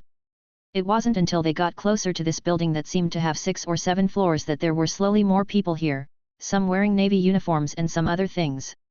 Hello, I would like to ask, how to get to the World Government Office? Chang Nyo directly stopped a walking navy and asked. I don't know. Find it yourself. The thin marine didn't even look at them and refused directly. This attitude of the other party changed Chang Nyo's good temper to another one in an instant. But in the end, he still suppressed the idea of taking action and tried to maintain a calm mind. It wasn't until this moment that he turned on his sense of perception. The entire scene of Marie Joya instantly appeared in his mind, and he could clearly perceive which ants were moving inside. His Majesty. It's okay. Chang Nyo smiled, then looked at another passage ahead and said directly, I didn't expect to meet an acquaintance today. It's really surprising. With that said, he led the two of them directly towards the passage over there. Even though people were coming and going on both sides, they didn't pay attention to anyone's expression or attitude. Until they came to the door of a seemingly huge room, the outside was entirely decorated with mahogany, and no one knew what was going on inside. Chang Nyo stood at the door and knocked twice. After the sound came from inside, he opened the 2 doors directly. What came into view was a large group of people, as if they were holding a meeting. Who are you? The man sitting closest to the door was wearing a robe of justice. After seeing the 3 people, he opened his mouth and asked. Hey, Lieutenant General Qing Pheasant, no, I should be a general now. It's been a long time since I last saw you. I guess you haven't forgotten me, right? As soon as he entered the door, Chang Nyo had already spotted Qing Ji sitting in front. He still had the same lazy look, his thighs were crossed, and his carefree image really matched his current expression. Chapter 83 Arrogant Tianlong People. Oops, I didn't expect King Tru to be here too. It's just that it will take more than 2 months for the World Government meeting to be held. It seems like you are here a little early. King Zi still sat there and said lazily. He is the king of the true country in the South Blue Sea. Another person sitting next to Qing Pheasant looked at Chang Nyo and asked. We are holding a meeting here. I wonder what King Tru is here for. The navy who was the first to speak just now opened his mouth and asked coldly. Don't speak in this tone. We came here to be invited by the world government to join the world government. We will need some funds to support you in the future. Chang Nyo immediately mocked the other party without hesitation.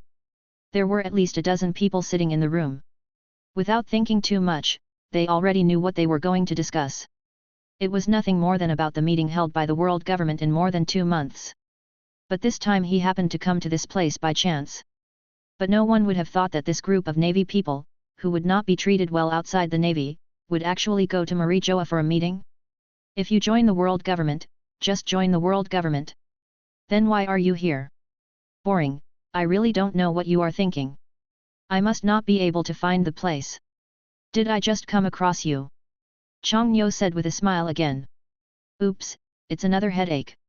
You guys have a good chat here. I'll take him there. King Zi stood up and said to everyone helplessly. Seeing that someone was willing to take him there, and that he was also an admiral in the navy, Chang Nyo smiled and did not say anything else. After going out, Gagoya stayed at the back and closed the door of the room. Don't you need a meeting, General Qing Pheasant? Chang Nyo asked with a smile. There's nothing to talk about. It's just a few things that I've been tired of listening to for a long time. King Zi said. Congratulations to you for becoming a general now. I hope you can help me in other aspects in the future. Hearing Chang Nyo's words, King Zi suddenly showed a helpless expression. He said with emotion, I'll be grateful if you don't make trouble for me in the future. Just because of what you did last time, you don't know how much I got scolded when I came back. If you think about it, you will know that it was just the scene where the kingdom of Toru used the blue pheasant to open the gate of King Roya's city. It was also by borrowing this newspaper that the kingdom of Toru was able to seal off those yuyu from neighboring countries as quickly as possible. Everyone said. Aokiji was indeed scolded a lot after he came back, but it was not a particularly big deal. Anyway, wars between two countries were very common. In the end, the navy was nothing more than giving Aokiji just a clarification. I'm really sorry about what happened last time, but in the end, for us, there was nothing we could do. Our kingdom of True was too weak, so we could only use your name as General Aokiji to say that this time we can give you brought a lot of good things. Chang Nyo said with a smile. I don't want the things anymore. Finish your work quickly and go back to your country. Also, don't cause anything to happen in Marijoya. Aokiji reminded. Do not worry. Having someone I know well makes things much easier. At least I don't have to run back and forth to look for this place. But on their way there, Chang Nyo finally met a man wearing an oxygen mask. The momentum with which he walked was enough to explain everything. Fortunately, this time they were followed by a general. When they walked directly over, the man with the oxygen mask looked at King Zi indifferently and asked, General King Zi, who are you bringing behind you? Bokuro a saint, why do you have so much leisure and come to the front for nothing? Aokiji still looked lazy, not to mention seeing these Tianlong people kneeling down, he just don't even bother to say hello. I quite like that girl, just follow me later. Bokuro said with a lustful smile, staring directly at Gagoya's body. That's not okay, Saint Bokuro. I'm here now to join the world government membership. Aokiji said. What country? Bokuro's eyes then turned to Chang Nyo, and he asked with disdain. Saint Bokuro, we are the Kingdom of True, a country in the South Blue Sea. It is really unexpected to see the saint for the first time. Chang Nyo bowed directly and said with a smile on his face. I like this. Tell me, how many Baileys will it take for you to give this woman to me? Besides, I like women from your country. She is a blessing to your country. Take her back and be my 57th. I have a good wife. Bokuro continued to maintain his lewd smile, and his entire head was already inside the glass cover. If he were in another place, Chang Nyo couldn't guarantee that he wouldn't kill him. Saint Bokuro, aren't you afraid that I will report you for this behavior? There have been clear orders before that you, as celestial dragons, are not allowed to do anything to members of the world government's participating countries. King Zi said directly, already looking a little impatient. Hey, there's still a time when I can't get the woman I like. After Bokuro finished speaking, he took his two henchmen and walked in the other direction. But as he was walking, a blue light floated out from Chang Nyo's fingers hidden in the dark, and then attached to Bokuro's body. No one noticed this scene, not even Qing Ji standing in front. The blue light just flashed by and then disappeared, as if it had never appeared at all. The Tianlong people who leave will not feel any discomfort. If they can make the other party feel it, then that's okay. General Qing Pheasant, are all Tianlong people like this? Junhe suddenly asked. Oh, that's about it. Qing Pheasant sighed and spoke lazily. It's better to settle the matter here quickly, and then we can return to our own country. Chang Nyo said with a smile on his face. Everyone is already here, and the World Government Conference will be held in more than 2 months. Since you have chosen to join the World Government, is it possible that you will not participate?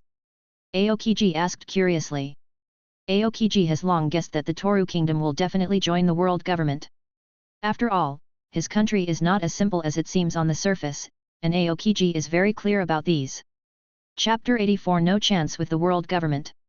When Chang Nyo appeared here, Aokiji didn't show any surprise. Even if he didn't want to join the World Government, then according to the character of the World Government, he would definitely find a way to get him to join. After staying in the Navy for such a long time, Aokiji is very clear and understanding of the world government's methods. The procedures for joining the world government are not that complicated, and are even much simpler than imagined. Under the leadership of Aokiji, they just took 2 detours. The place where the agreement to join the world government was signed was not even 3 square meters in size. It felt like the front desk of a hotel. Not only does it look low grade, but it is also an act of contempt for these world government countries. Okay, the place is here, you can just sign an agreement here. Qing Ji said with a lazy smile. Looking at the scene in front of him, Chang Nyo couldn't stop smiling from his originally smiling face, and he began to become increasingly angry in his heart. General Aokiji, don't tell me that such an important matter as joining the world government can be solved right here. Chang Nyo asked in a low voice. Then what else do you want? This has always been the process. Chang Nyo sneered directly after hearing this, and then walked to the place where the person looked like he was still sleeping. The other party's eyes were relatively small, and at a little distance, it was impossible to tell whether his eyes were open. When the other party saw Chang Nyo, he casually asked, which country's king is the king? What's his name? The Kingdom of True, a country in the South Blue Sea, I am the king. Sign this agreement and that's it. The woman with squinted eyes handed over a piece of crumpled-looking paper as she spoke. The color on it was obviously uneven. She didn't know what she had done with this paper before. Some of the writing on it has been covered in stains, making it completely unclear what is written. Are all other countries like this? Chang Nyo turned his head and glanced at Qing Pheasant and asked. I don't know, I've never encountered it before. Qing Ji said lazily. Chang Nyo stood there and took a deep breath, suppressing the anger in his heart, but some things couldn't be suppressed no matter what. Being able to become a member of the world government so casually, and having to pay a high amount of heavenly gold every year, here as the king of a country, he is not taken seriously at all, and is even treated like a plaything. Drink away. So this is the world government? It's so disappointing. Chang Nyo glanced at the woman with narrowed eyes, turned to Junhee and said, let's go. Your Majesty, this thing. Gagoya wanted to call him out one more time. After all, he spent so much effort to get here, just to join the world government, but now he didn't sign anything, didn't get anything, and was just ready to leave. Isn't this a period of time? All your hard work was in vain? It seems like the world government can't tolerate us, so why bother to be shy and continue to join them? Shunye also said with a slight sneer. As a general, King Zi just stood there, shaking his head helplessly at the way the staff member handled things. You must think carefully. Although the world government will not force this matter, once you go back, there will definitely be people coming to ask you to join the world government. Why bother getting angry over this matter?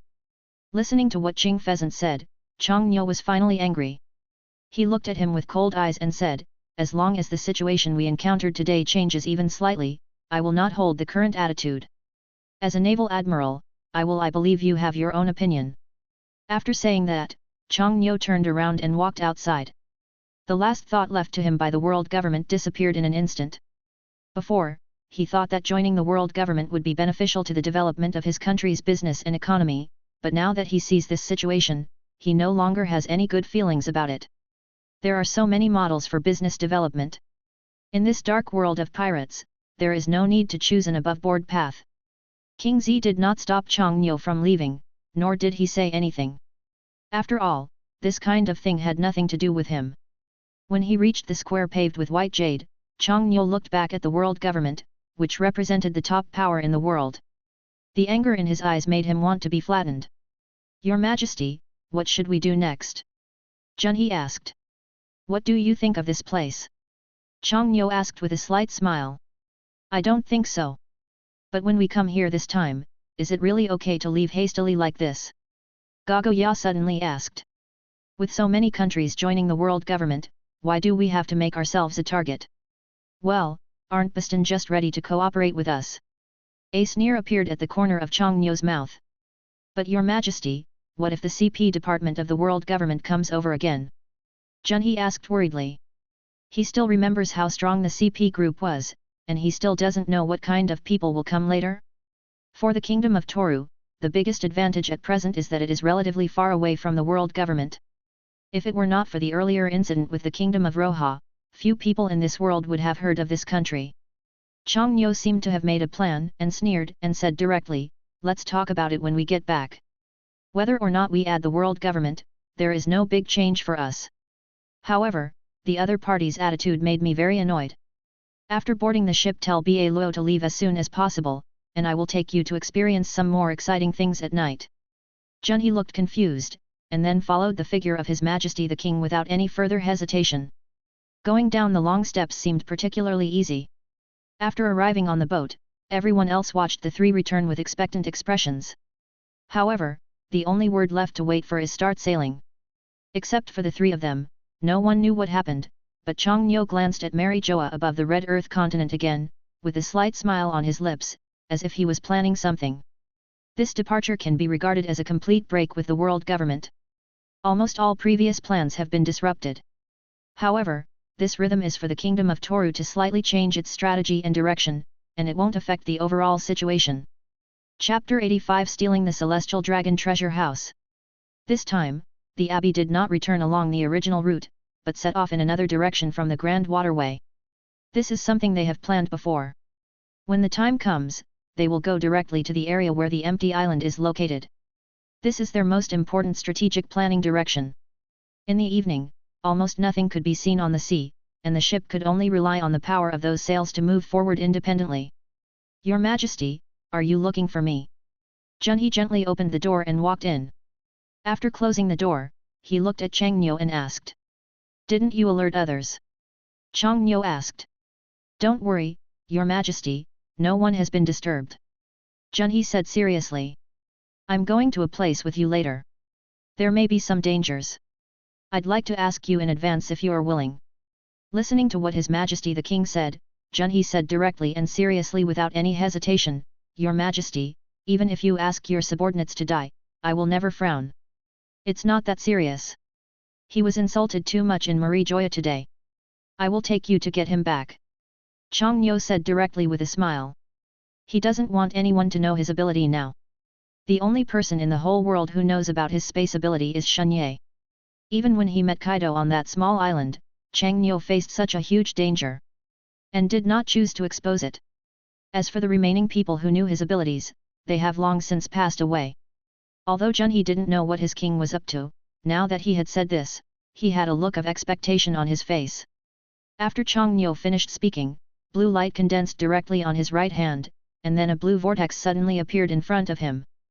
The thoughts inside the vortex are very deep and they are constantly spinning. No one knows which direction the other end leads to. Follow me and jump over together. Chang Nyo said and jumped directly into the whirlpool. Junhee also jumped in without the slightest hesitation. As the two people entered, the vortex slowly began to close, and the room returned to silence, but the two people had completely disappeared. The space ability of Devil Fruit has been developed a lot by Chang Nyo, and what is displayed now is just one of them. This type of jump is a long-distance jump.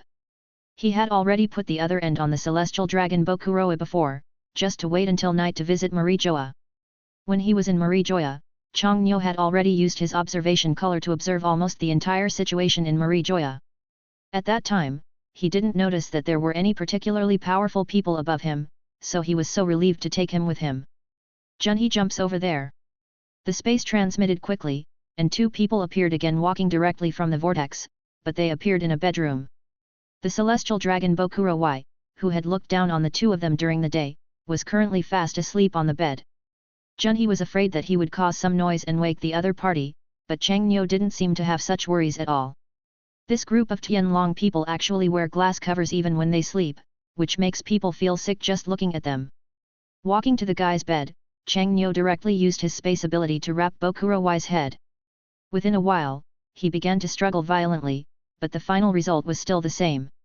Chang Nyo waited until the other person suffocated to death before letting go. He didn't feel any guilt but felt very relaxed. Junhee stood aside, looking at His Majesty the King's methods, and he didn't know how frightened he was in his heart.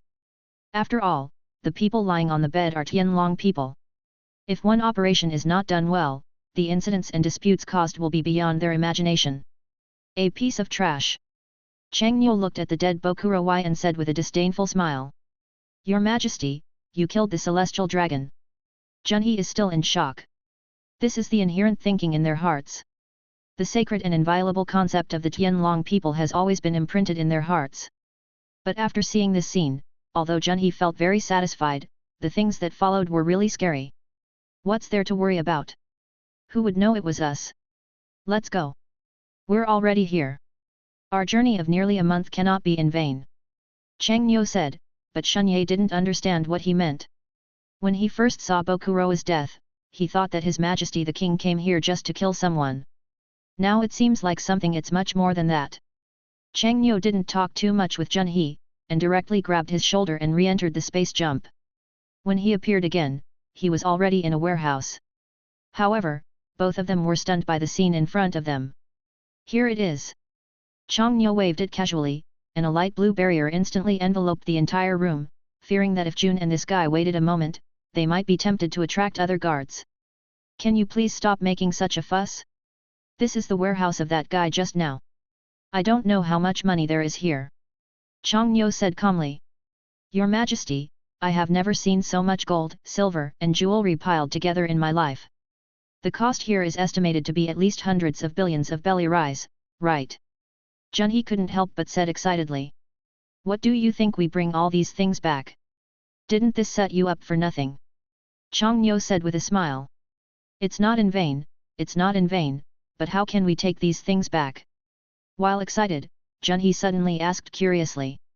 Chang Nyo's smiling face suddenly showed a speechless expression, and then he said leisurely, don't you know what abilities I have? The warehouse in front of me is at least thousands of square meters and is at least 10 meters high. However, in this room, from the corner to the middle, it is filled with gold, silver, and jewelry, and all kinds of things are endless. The thing placed at the front is a crown, and there are even many things packed in the box. Everything in it is a rare treasure to outsiders, but here it is. It's such a random pile. However, this is only the assets of this one celestial dragon. There are thousands of celestial dragons in the whole of Marie Joya, so one can imagine their combined assets. What are you still doing? Wait until you go back to see what's good about these things. Chang Nyo said. In fact, there was no need for him to bring Junhee here at all. Maybe he just wanted to find someone to share this exciting joy. Junhee listened to what Chang Nyo said and quickly stood behind him. Then Chang Nyo waved his hand again, and the entire space barrier began to shrink until all the treasures were covered. In an instant, not even a single bailey was left of all the jewelry in the room. Even the dust on the ground has been cleaned up by him. Chapter 86. Someone suddenly appears. In the huge warehouse, a room full of gold, silver, and jewelry had all been cleared away in just such an instant. And during the whole process, there was no movement. Your Majesty, if we follow this method and directly loot the entire Marie Joya, wouldn't we become rich? Junhee said with excitement. What are you thinking? This place is not as simple as you think. Not to mention that the admirals are here now, Marie Joya itself has a very powerful existence. It's already great to be able to do this, so let's go back first. Chang Nyo said calmly. With such a simple way to obtain a large amount of money, other people with this kind of spatial ability would definitely not let it go easily. Chang Nyo didn't want to do this. It would be great to be able to solve one. Junhee's inner greed was infinitely magnified at this moment, but he was not a person who didn't know anything. If he had the ability to get the money at this moment, he would also need to have the ability to spend it in the future. This is the time to show your ability. Your Majesty, when I came here just now, I found that there seemed to be something good in that Bokuroi room. Junhee said. Then why didn't you say it before? I didn't dare to speak before. You started to take action as soon as you came up. Just when I was about to speak, you just dragged me over here. Junhee said a little aggrieved. Did you find anything good? Chang Nyo asked with a smile after hearing this. They were not in a hurry to go back now. After all, it was so late at night that even if they wanted to leave, it would only be a matter of seconds. The main reason why I don't want to take the property from other places is because I don't want to make this matter too big. The most important thing is that Chang Nyo knows very well how many strong people there are in this so-called Holy Land Marie Joa, and the powerful personnel in the CP department are also here, not to mention the top figure. Your Majesty, I really didn't see clearly. Junhee smiled, but at this time, Chang Nyo didn't give him a chance to say anything else. He looked at his shoulder again and arrived in Bokuroi's room in an instant. The main reason was that the room was too dark when they came just now. After killing this guy, the two of them had no chance to go into the room to see other things. But after coming here this time, I realized that the Tianlong people's bedroom is really not ordinary. Junhee, whatever it is, put it here, and then we'll pack it up and take it away together. Changnyo said softly, for fear of disturbing the people outside again. I don't know how many people are standing outside this room now, and no one knows what their strength is. They don't want to disturb the people outside now. If this is the case, they don't know how much trouble it will cause next. Junhee didn't speak, just nodded and then began to search for things in the entire room. Take me with you. Just when the two of them started to prepare, this sentence suddenly appeared in Changnyo's mind. The hand that was preparing to take action was instantly lowered, and his expression became wary of the surrounding situation. With the help of the faint light, Junhee saw His Majesty the King looking like this, and naturally began to be on guard. I'm at the door. Take me out. I'm willing to be your most loyal servant. The voice appeared again, and Changnyo couldn't help but frowned. The two of them were secretly acting like this, but they were still discovered by others at this time. But listening to the voice, the other party didn't seem to be trying to embarrass them, but instead felt like he wanted to ask for help. Bokuroi is dead. If you want to go out with me, just open the door and walk in. Don't let anyone find out. Changnyo stood there and muttered quietly. He believed that since the other party could detect the two people, he would definitely be able to hear their subtle movements. Sure enough, the moment the voice fell, the door to this room slowly began to open. Then a thin-looking man climbed in wearing chains. After Junhee saw the person coming, he immediately wanted to start and prepare to take action, but at this time Changnyo immediately came between the two people, blocking Junhee from moving forward. Search Bokuroi for the key. Changnyo said to Junhee.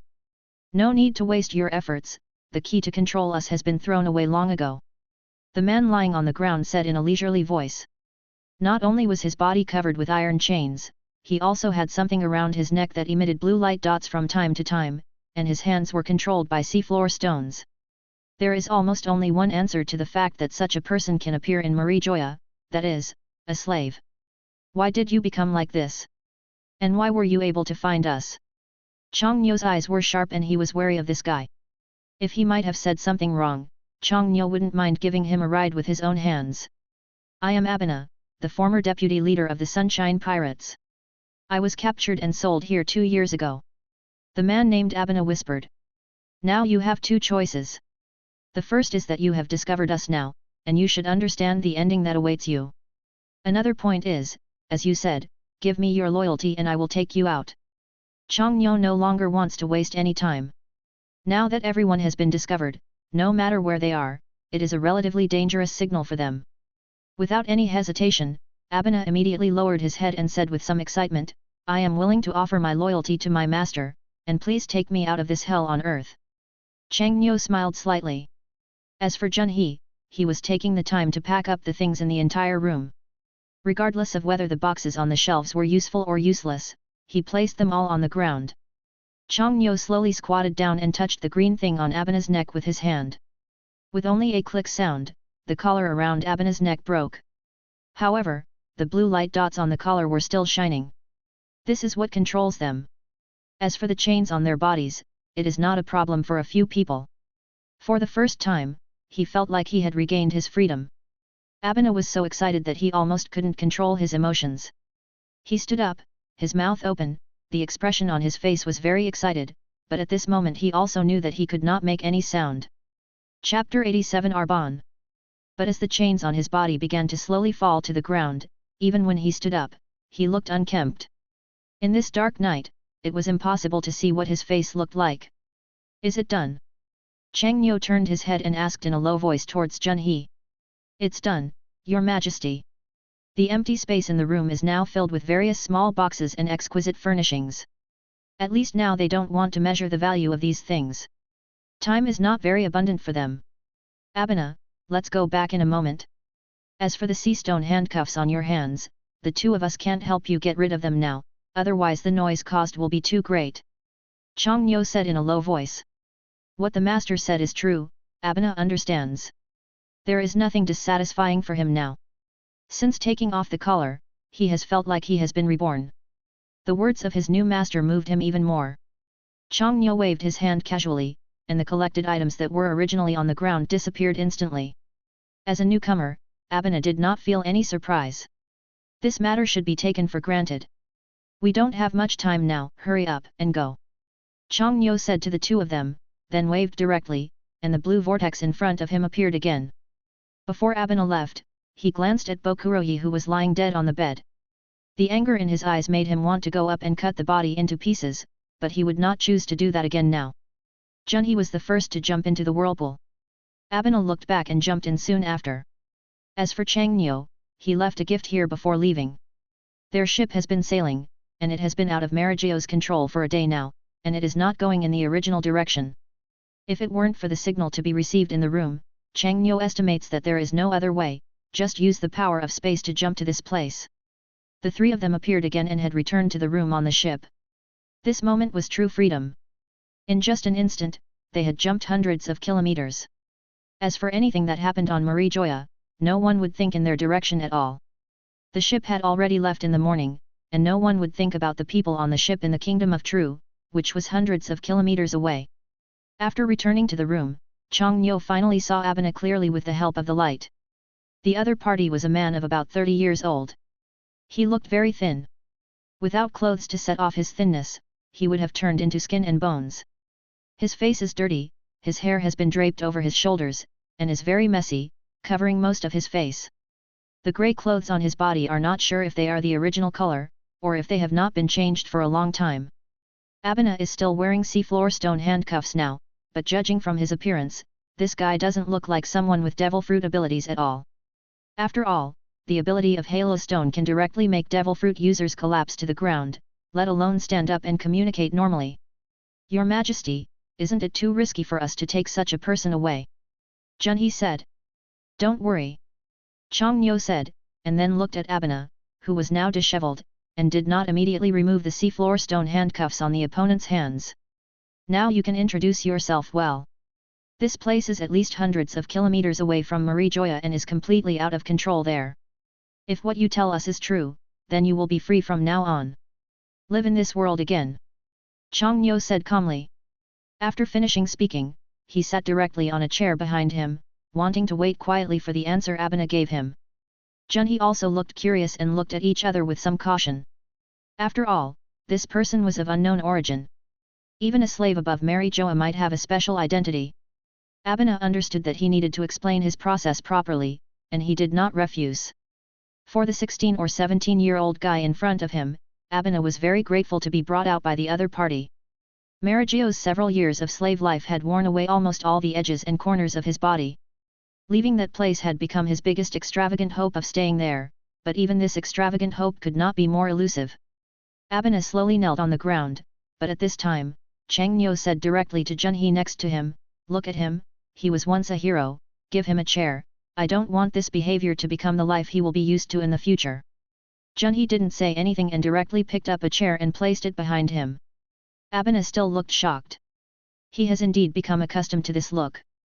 After all, kneeling is something that he must do almost every day.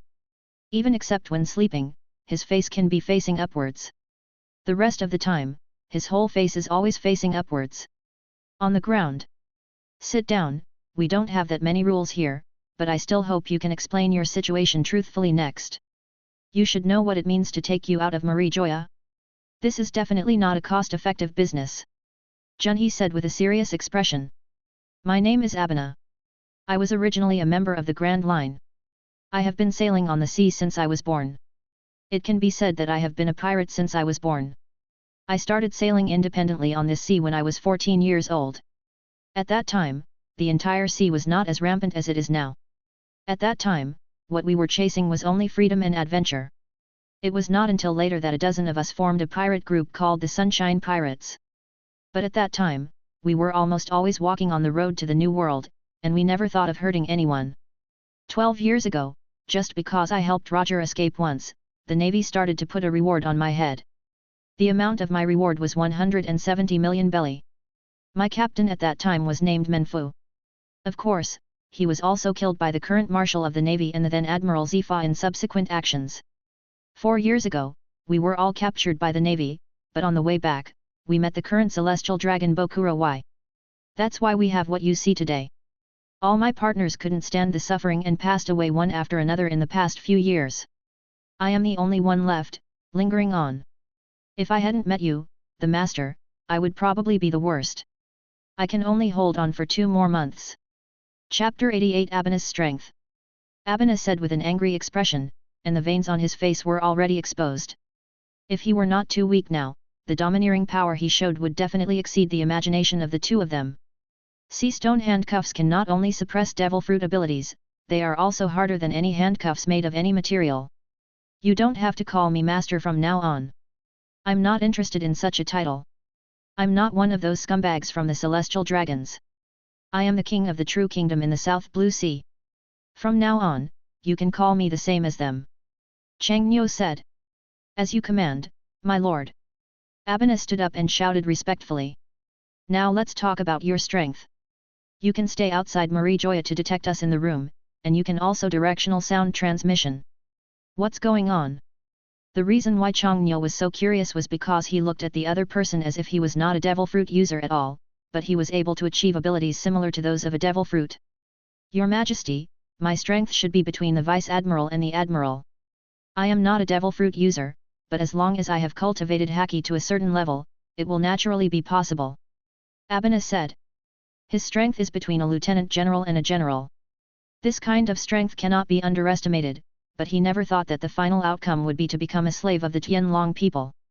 However, Junhe heard something contradictory from his words, and asked directly without any concealment, since you said that you have such high strength and are not a devil fruit user, why were you willingly accepted? Trapped in Marijo. The collar around his neck is an explosive collar. Even if it has domineering power, it has no effect. As long as it exceeds the prescribed range, it will explode directly. I resisted in the beginning, and the scars on my body are the best proof. They threatened the lives of our companions at that time. In the past few years, I could only compromise like this, but even so, those companions disappeared one by one before my eyes. Abana said. Okay, let's get rid of the sea tower stone handcuffs on your hands first. As for the rest, I want to have a good rest today. When I return to the true kingdom, I can recover from all the physical problems. I want to take revenge in the future. If so, there are plenty of opportunities. At this point in time, Chang Nyo no longer wanted to talk about other things. The demon sword Muramasa appeared in his hand in an instant, and quickly drew the sword. Before they could react, the sea stone handcuffs on Abana's hand fell to the ground in an instant. Even after the sea floor stone handcuffs fell, Abana still behaved the same as before. He now no longer had any belonging, and his heart was filled with the desire for revenge. Junhe, take him to a room to rest. We'll talk about the rest until tomorrow. Chang Nyo ordered. Okay, Your Majesty. Junhe did not refuse. Although he was still wary of Abana, he would not be too harsh on anyone His Majesty trusted. Let's go, take a good rest first, and celebrate your freedom tomorrow. Walking next to Abana, Junhe said with a smile. Good work. Arbon said. No one on the entire ship has noticed anything wrong so far. Not to mention whether they are asleep or not, even those responsible for keeping watch have not noticed anything unusual. After Chang Nyo came back with 2 people, only the moment when the sea-story stone handcuffs on Abana's hand fell off attracted the people around him. They didn't even realize that there was an extra person on the ship. People. The night passed quietly, and the next morning, the first place where the dispute broke out was not the Abri. On the holy land of Marie Joya, following a scream, those who went there discovered that a celestial dragon had died in their room. But in the end, the way they handled it was to let all the slaves accompany him to death, which could be regarded as suppressing the matter. After all, there is no trace of them that can be traced, and even until now, no one knows that the treasure house of Bokuroi, the Tianlong people, has been completely emptied. No one would doubt the kingdom of Toru who had already left in the morning. Because after another night of sailing, the abbey no longer knew how far away it was. The newly arrived Abana slept in his room until noon.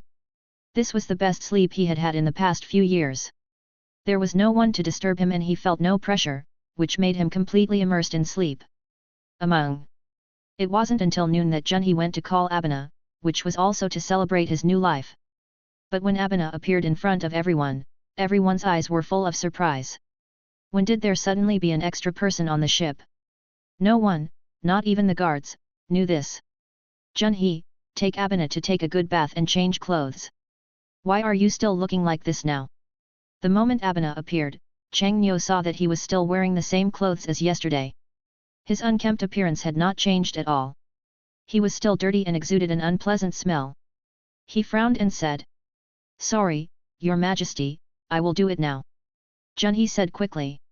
"I really didn't think about so many things when I sent him back yesterday. After all, it was already getting so late.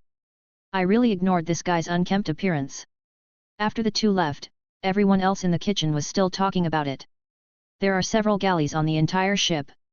After all, to provide food and accommodation for so many people, one is definitely not enough. Chang Nyo was not in a hurry to move his chopsticks. The dining table was now filled with food and wine, just waiting for Abina to arrive again. "I'm sorry you got scolded."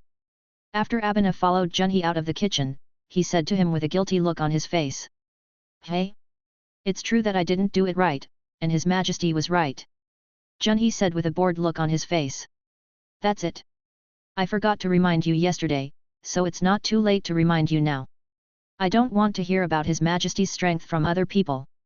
Junhee suddenly changed his expression and spoke in a serious voice. "Don't worry. I understand." Abina still spoke in a very calm tone.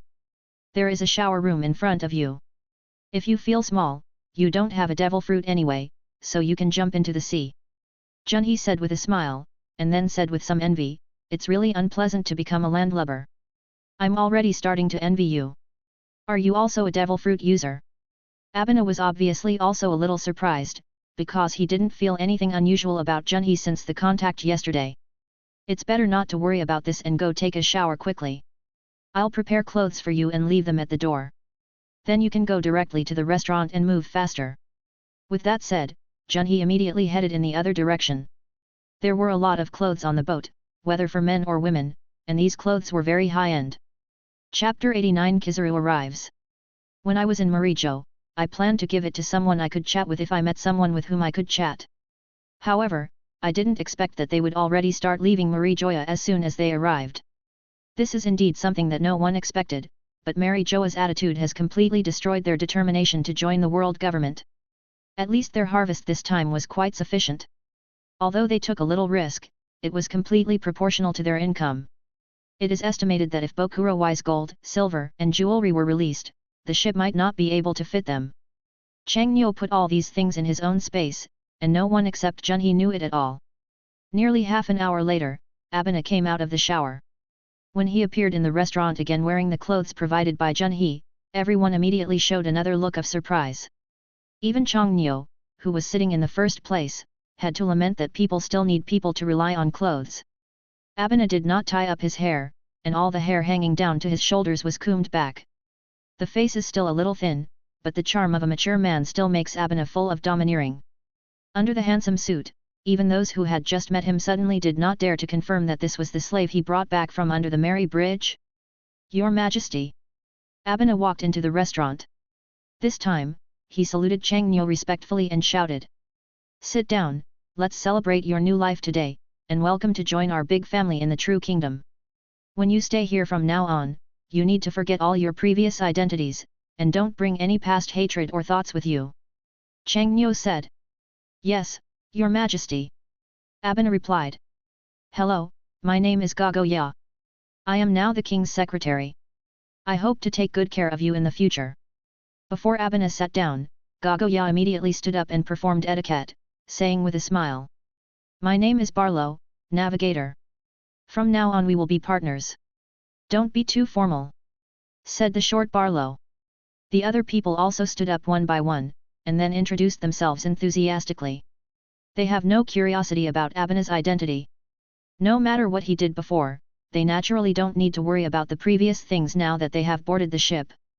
Although no one in this group knew anyone, the key was that they behaved honestly and enthusiastically, not at all like the treatment a person who had just joined this group should receive. Abina was very moved when he saw this atmosphere. He instantly remembered the scene of the banquet he had with his friends. Everyone is sitting together like this, the table is piled with food. A group of people have no worries or pursuits. They just want to sail carefree on the sea.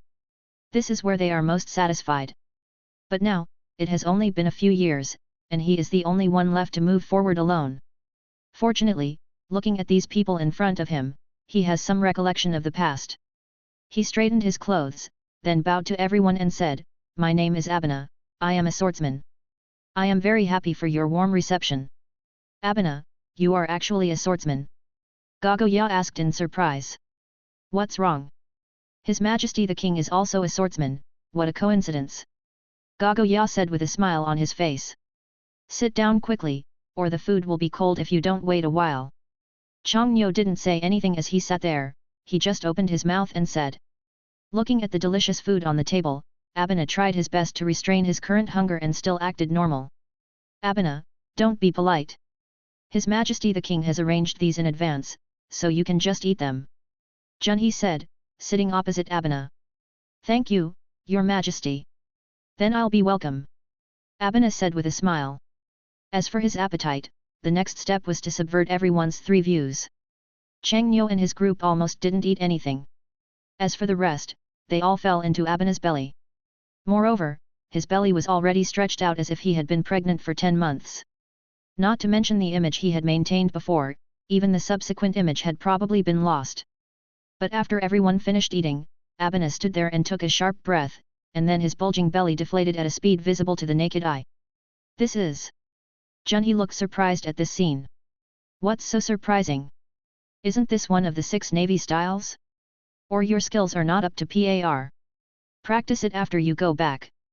Changnyo looked at him with a look of disgust and said. "Your Majesty, do you know?" Abena was also a little surprised. Why do people from these South Blue Sea countries actually know the 6th form of the navy? What's the point? You'll find out later. Junhee said with a smile. "Come on, Arbon, let's talk on deck for a while." Changnyo called to Abena who was chatting with Junhee and said. "Are you a swordsman?" As soon as he reached the deck, Changnyo asked directly. "Yes, a swordsman," Abena said. "It's really surprising." Changnyo smiled. "I heard that His Majesty is also a swordsman. I wonder if I can let Abena see it." Abena said. Changnyo, who was already lying on the recliner, just wanted to know about Abena's situation, but now, the other party actually asked him to show it off. But sailing in this boundless sea, there is not much to do, so it doesn't hurt to perform. Anyway, it was so boring along the way, so it would be nice to test Abena's strength. But as soon as he stood up, Abena immediately became alert and said, "Your Majesty, someone is approaching quickly." Changnyo immediately turned on his sense of sight. In his perception, there was indeed a person approaching quickly, but now the perception had no effect. After all, the other party had already appeared on the bow of his ship. The extremely fast speed gave people no time to react. After a golden light fell, a man who looked to be in his 40s suddenly appeared above the deck. The man was wearing a yellow striped suit and a red tie. If not for the expression on his face, this man would give others the impression of being a very gentleman. I wonder why General Kizaru came to the abbey. Although Changnyo was a little surprised, he didn't show too much surprise. Although the arrival of Admiral Kizaru of the Navy headquarters was unexpected, it was still reasonable. Chapter 90 Mary Joa's Lost Things. The entire deck of the abbey was filled with an atmosphere of tension in an instant. Abena stood still, but his whole body was already getting ready to attack. Fortunately, Junhee, who was standing next to him, patted his shoulder at this time and shook his head slightly at him. "Ouch, what a scary group of people." Kizaru looked at Changnyo with no expression on his face.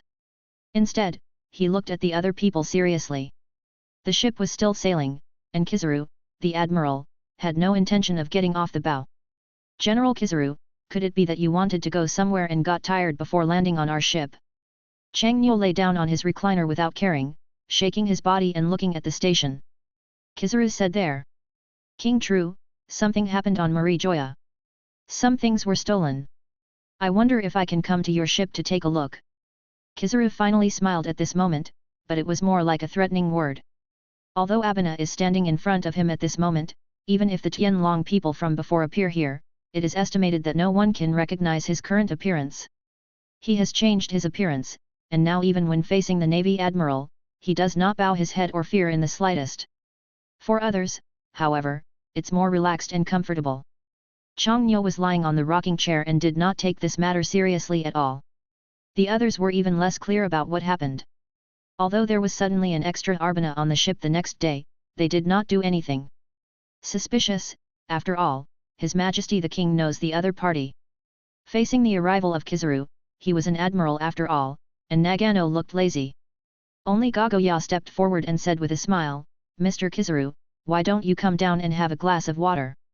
What a troublesome bunch of people." Kizaru said with a bitter look on his face, but he also did not refuse Gagoya's invitation. "General Kizaru, I wonder what Marijo lost? Is it worth your while to come so far to chase us?" Chongnyo continued to speak leisurely. "Well, it's nothing. I just lost some small things. You guys have only left during this period. The people above asked me to come and take a look. It's just a cut scene. King True doesn't mind." Kizaru sat down and said with a smile on his face. Gagoya also served a drink at the same time, and then stepped aside to listen to the chat between the two. "Of course I don't mind. At present, 2 of the 3 generals of the navy have been contacted. I really don't know if it should be considered an honor for me. Looking at you like this, you don't show any honor," Kizaru said. In his eyes, Chongnyo's behavior at this moment did not seem like he was being welcomed. "By the way, King Taru has arrived in Marijoya for some reason, but he didn't join the world government in the end," Kizaru said again. "Is it possible that you really don't know about the situation of not joining the world government?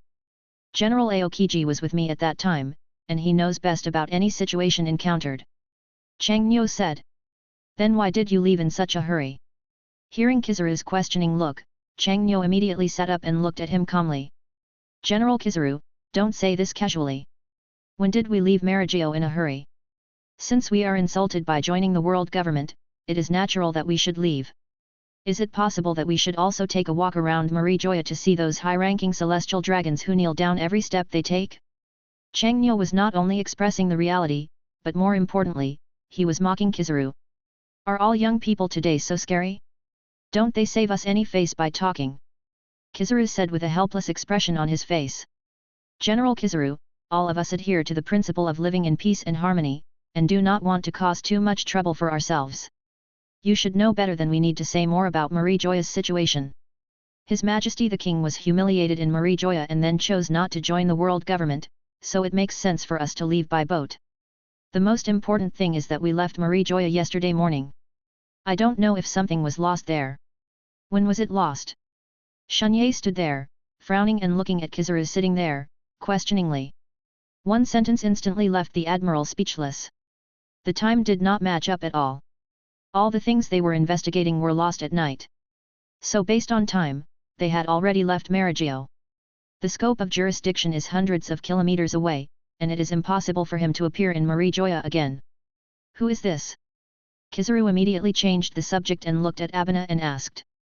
"Grote, our royal swordsman of the Kingdom of True, can he also attract your attention, General Kizaru?" Chongnyo asked as he sat there. "I am Grote. I wonder if General Kizaru has any questions?" Abana asked directly following Chongnyo's words. "Don't worry, I'm just here to take a walk and be lazy. I have no other intention at all. King True doesn't mind," Kizaru said with a smile on his face instantly. Because he knew very well what was lost in Marijoya. If so many items were lost, if they were all on this ship, they would definitely not be like this.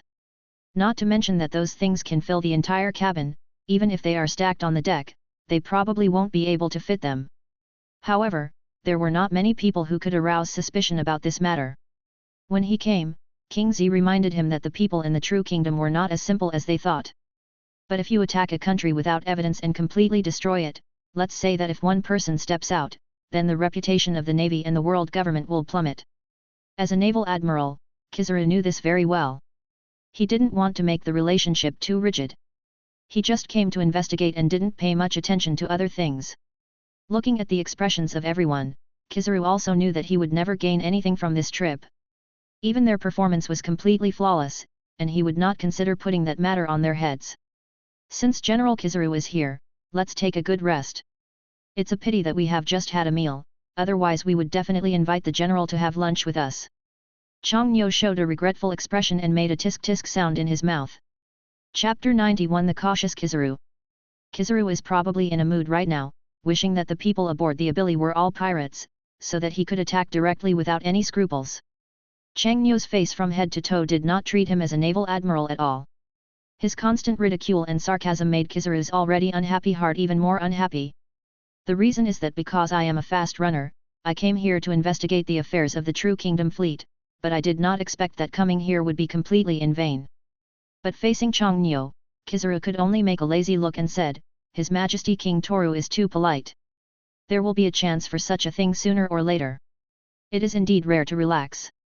After running so far here, give me His Majesty King True wants to say hello, isn't it because we didn't even have a chance to chat last time? Chang Nyo laughed directly when he heard this, because the last time they met was yesterday morning, a group of people were having a meeting, and they only met briefly, and there was really no contact or chat in the middle. General, I wonder if you would like to take a look on the ship? Otherwise, we are afraid that we will not be able to clear ourselves of suspicion. Chang Nyo said with a smile. This is the biggest advantage of preserving strength. Not only does it prevent people within your own circle from knowing, but also outsiders have no way to know. Although there is now one more person who knows his strength, Chang Nyo believes that they will not tell these things at all. Kizaru is now a bit stuck. The opponent is the head of a country, so he is naturally not afraid of him as a naval admiral. Even if he doesn't give him face, Kizaru is completely helpless about this matter.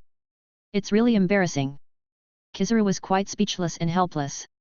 He didn't want to explore anything inside now, but since he was already here, if he didn't do anything, he didn't know what others would say when he went back. But now that the other party has shown this attitude, Kizaru can only show his helplessness. Abi's number is not particularly big. As early as when he came here, Kizaru had already used the haki of insight to explore all the places. Although there was a lot of gold and silver jewelry on the ship, compared to what was lost on the Marie Joya, it was just a drop in the bucket. General, if we don't investigate, then it will be inconvenient for us to keep you here for a long time. You have so many things on your side, and it is impossible to delay your pursuit of Mary Joa's affairs. We also hope that you can find her as soon as possible. Murderer, let us at least get rid of one suspicion. Chang Nyo said with a leisurely smile. That's right. Things are really troublesome now. Sometimes I really envy you. You have become the king of a country at a young age and you are still so relaxed and comfortable. I really don't know when the next time we meet will be. I'm already looking forward to it. Kizaru said with a smile. Don't worry, there will definitely be a chance. At least I can guarantee this. Then let's wait and see.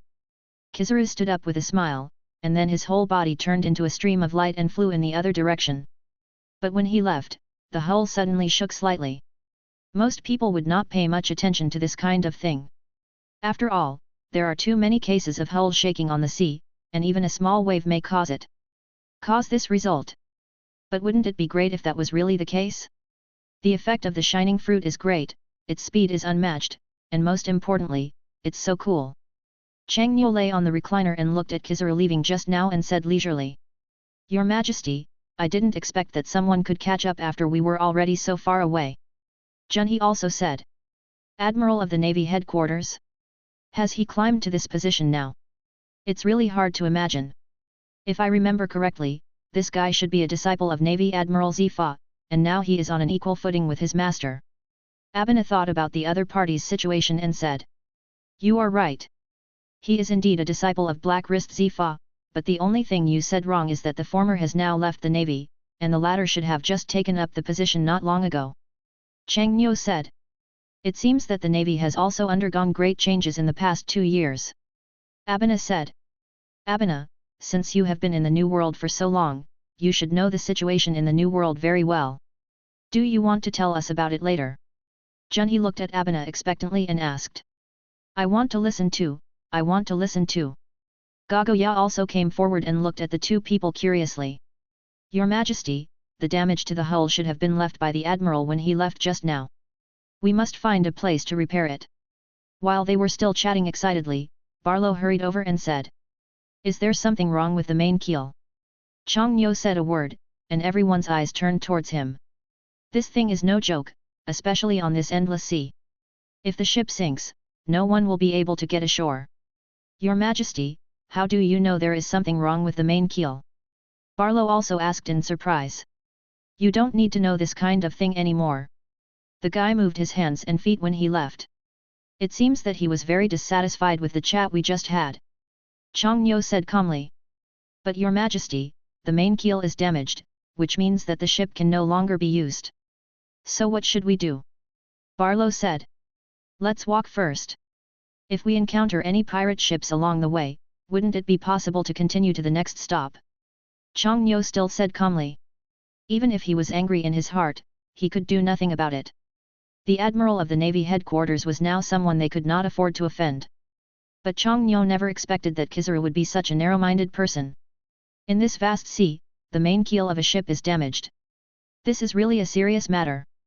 Because a ship with a wooden structure like the current one is composed of one piece of wood from front to back. The bottom one is like a beam. This is the main keel of the whole, and then the ship is formed from it. The shape and space of the ship, and any other damage can be repaired, except the main keel. Now that everyone has sailed on this ship, the people on the ship will have a great understanding of the concept of the ship. Others have begun to panic, but they did not expect that His Majesty the King would be so calm, and still he was still lying on the recliner and started to rock. Chapter 92 9 Snakes Pirates. Fortunately, Kizaru didn't do anything too wrong before leaving. Although the main keel of the ship was damaged, their ship could still go to the place they wanted to go if they didn't encounter any strong winds and waves. This is nothing more than adding a risk to everyone. Maybe when that time comes, we can only think of other ways. Although one ship was lost, the suspicion of what they did in Marijoya was completely cleared. The admiral of the Navy headquarters had already come to investigate personally. Naturally, others would not consider it again and left this matter to them. On the head. Just do whatever you have to do. Don't waste your time here. Barlow, hurry up and start looking for a place where you can repair or buy a ship. Chang Nyo still said with an indifferent expression. It is true that now that there are so many gold and silver treasures in his pocket, he naturally does not attach too much importance to the value of a ship. His Majesty. Oh, by the way, Abina, now that the ship is like this, then naturally I can't show my sword skills anymore. I'll just wait until I have time later. Chang Nyo said leisurely while lying on the deck chair. Your Majesty, this is not what I am talking about, but a ship is coming towards us. Arbon said. Where Chang Nyo looked, there was nothing at all. Now he had begun to doubt how far Abina's knowledge and color domineering energy could sense. Moreover, this thing is also a swordsman. If he is a shooter, it should be very good to have this ability. Today's ships always make a creaking sound when sailing on the road, giving people the feeling that the ship will sink directly to the bottom of the sea in the next second. But no one on the entire ship cared about this kind of thing. Now that the hull was damaged, it was natural to change its direction and set off to another place. However, at this moment, more than 10 kilometers away from them, a boat pulled by two huge creatures was slowly approaching their direction. The sails on this ship sometimes have almost no effect, and they are all dragged by the two huge creatures. The entire body of the ship is covered with red paint. From a distance, it looks very delicate and beautiful. On the sail is a symbol of 9 snake heads, and a huge word snake is clearly written on the jib. Sister Hancock, are we really going to accept the Navy's invitation and become the Shishibukai? At this time, on the big ship being pulled by two huge snake-like creatures, a woman with long green hair and a head larger than the two normal people squatted on the ground and looked up at an enchanting woman sitting on the deck. Said. Boa Hancock is known as the most beautiful woman in the pirate world. In terms of appearance alone, she can indeed reach this level. His noble temperament is clearly highlighted even when he is sitting here. He has a good figure, black hair, and exquisite facial features, but the thing sitting under his butt is not a chair, but a huge snake coiled there. All the people on the boat were women, at least at first glance, there were no men. Boya Hancock, as the future pirate empress, or she already is now, had no expression on her face and said very calmly, Granny Nu said that joining the Shishibukai this time will do a lot of good for our country. It will have a great impact. At least in the future, whatever we do will be legal. The Navy and the world government will not cause us any trouble during this period. What's even more disgusting is that if either the Navy or the world government is in trouble, all members of the Shishibukai must go. Sister, according to what you said, wouldn't we have lost all our freedom? Sonia said. Roughly the same. Hancock is also a little frustrated, but if there is really a balance between the two, she will definitely choose the former. As the leader of a country, she has the responsibility and obligation to protect those under her. But there is really nothing we can do now, Sonia. My sister doesn't want this either, but Granny Nu has already said it before, and we think he is right about this matter. I just don't know if this is a navy trap? The person speaking at this time was a relatively fat woman. Her expression was actually similar to that of Sonia just now. There was a relatively long tongue sticking out of her mouth, which was exactly the same as a snake. The only difference is that his hair is orange and his head is normal size, but his body is much fatter. Everyone was listening to Groud's words. The women guarding the surroundings on the deck also turned their heads to them at this moment. Seeing Her Majesty the Queen in their eyes, they were so cautious that they didn't know how much they were showing up. Groud, don't listen to what Granny Nu said. That old lady is not good enough and wants to impose all this on me. I don't know what she thinks. Hancock said. But didn't my sister accept this matter? Sonia said directly with a smile. Shut up, this is just what I want. Hancock showed a proud posture, his head slightly raised, looking contemptuous of others. This is her character. At the same time, at this moment, the person responsible for the lookout shouted down, "Be on guard, there is an unknown ship ahead, and it is moving quickly towards us." As the words fell, the women below quickly rushed to the deck one by one, all looking in the direction of the abbey. Sonia passed directly over the crowd. When she saw the abbey, she turned to Hancock, who was sitting on the big snake in the back, and shouted, "Sister, it seems that a merchant ship is passing by, should we take action?" Hancock stood up directly from his original sitting position, followed by Groud, and at the same time stood on the deck and began to look at the abbey. In their sight, the abbey at this moment was already a fat sheep waiting to be slaughtered, and it was also the key to completing their mission to sea. "Give me the order to capture this ship. This mission of sailing to the sea is over," Hancock shouted to everyone. "They don't care at all who is on the other side's ship now. As long as they are not from the Navy or the world government, they are all targets." Even these women have begun to be eager to try, and they are no different from the men in their eagerness. Chapter 93 The Most Beautiful Woman in the Pirate World. Almost all the women on a ship have bows and arrows in their hands, either on their backs or in their hands. The other weapon they hold is a spear. In this pirate world that is tending towards modernization, the weapons they all use are still relatively primitive, but how powerful they are can only be known after trying them. As the two ships got closer and closer, the people aboard the abbey were not worried at all. Many people had even begun to gather on the deck, ready to seize the other party's pirate ship at any time. There are currently about 80 people on the Cheng ship, including 20 of the king's guards who are following them. Each one of them is extremely powerful. Those who can follow must at least be able to use haki, otherwise if you follow me, it won't be of any use. Chong Nyo continued to lie quietly on the rocking chair on the deck, looking at the ship ahead with his eyes open. As early as when he could sense the other party, Chong Nyo was already a little surprised. He had never expected that he would encounter the 9 Snakes pirates in this inhospitable place. "Your Majesty, as this is the first battle, I hope that Abena can take action this time." Abena stood next to Chang Nyo's rocking chair and said respectfully. But before Chong Nyo could say anything, Junhee immediately said with some dissatisfaction, "Abena, you have just joined the kingdom. There are some things that you cannot fight for. As the captain of the King's Guard, I like this kind of task, it's our responsibility. Captain Junhee, let me step forward just once. His Majesty the King saved me. I must show my worth." Abena said again. You two, stop fighting. Can't you just stay here quietly? Don't do anything. Take a good look at each other. On the other side is the most beautiful woman on the entire sea. Let me pass by you first. Let's talk about addiction." Chong Nyo looked carefree and leisurely, directly interrupting the two people's continued argument. Now he wants to see her wholeheartedly, so what does the so-called most beautiful woman in the pirate world look like? How could he be disturbed by these two guys? "Your Majesty, how do you know that the other person is beautiful? I have never heard of such a thing." Junhee asked. "If you are asked to take care of so much, please let me know. Don't do anything if nothing happens, but be sure to protect yourself. These women are not as simple as you think." Chong Nyo said. "Your Majesty, do you know this person here?" Abena asked in surprise. "I know a hammer. Stay here and listen to my orders later. Don't hurt the harmony between the two parties. We have to borrow someone else's boat to get to a safe place." Chang Nyo was lying on the rocking chair, knocking on the armrests with both hands, and speaking in a slow voice. Others have now begun to wonder, what happened to His Majesty the King? Could it be that because the other person may be beautiful, he becomes like this? Your Majesty, the opponent is the Nine Snakes Pirates. It is the only country on the Grand Line that is dominated by pirates.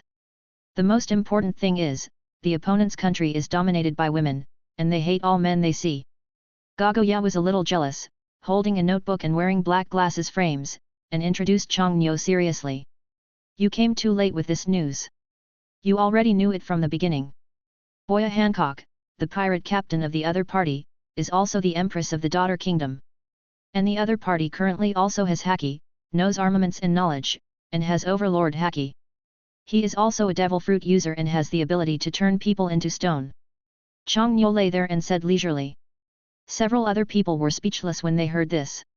How come His Majesty the King seems to know everything? They usually stay together. They really don't understand when they came to understand these things.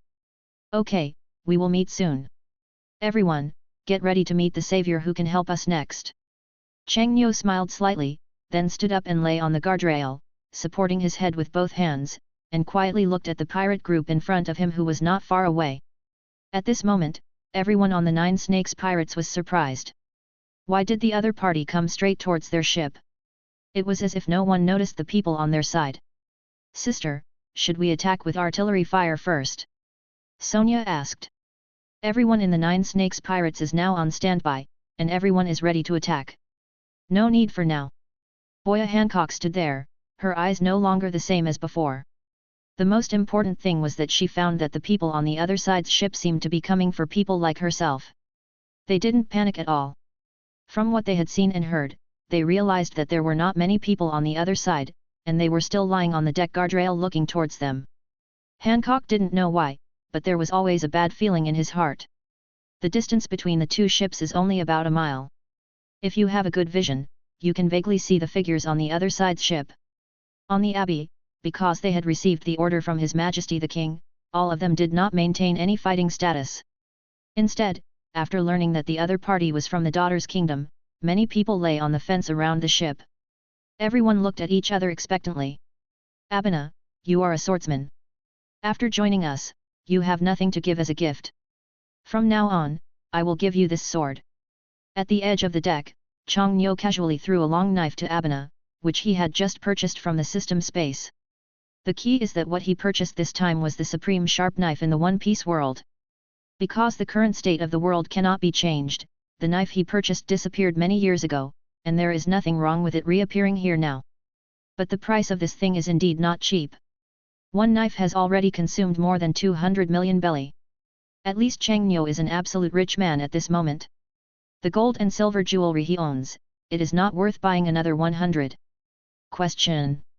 It's not that he has to act like a rich man. After all, this guy is now his subordinate, and he still needs to be given the welfare status that he should be given. Otherwise, how can he expect his position to be sacrificed? Not knowing what kind of situation he would encounter next, Chang Nyo thought about arming Abena. During the short period of getting along, Abena slowly began to gain his trust. Chapter 94 Boarding the Pirate Ship. After suddenly taking the knife, Abena was confused. He hadn't even reacted yet. Where did His Majesty the King get a weapon and throw it to him? Your Majesty, this. Abena was a little embarrassed and wanted to say something, but at this time he only heard Chang Nyo say, the supreme sharp sword Dawn is suitable for your status as a swordsman.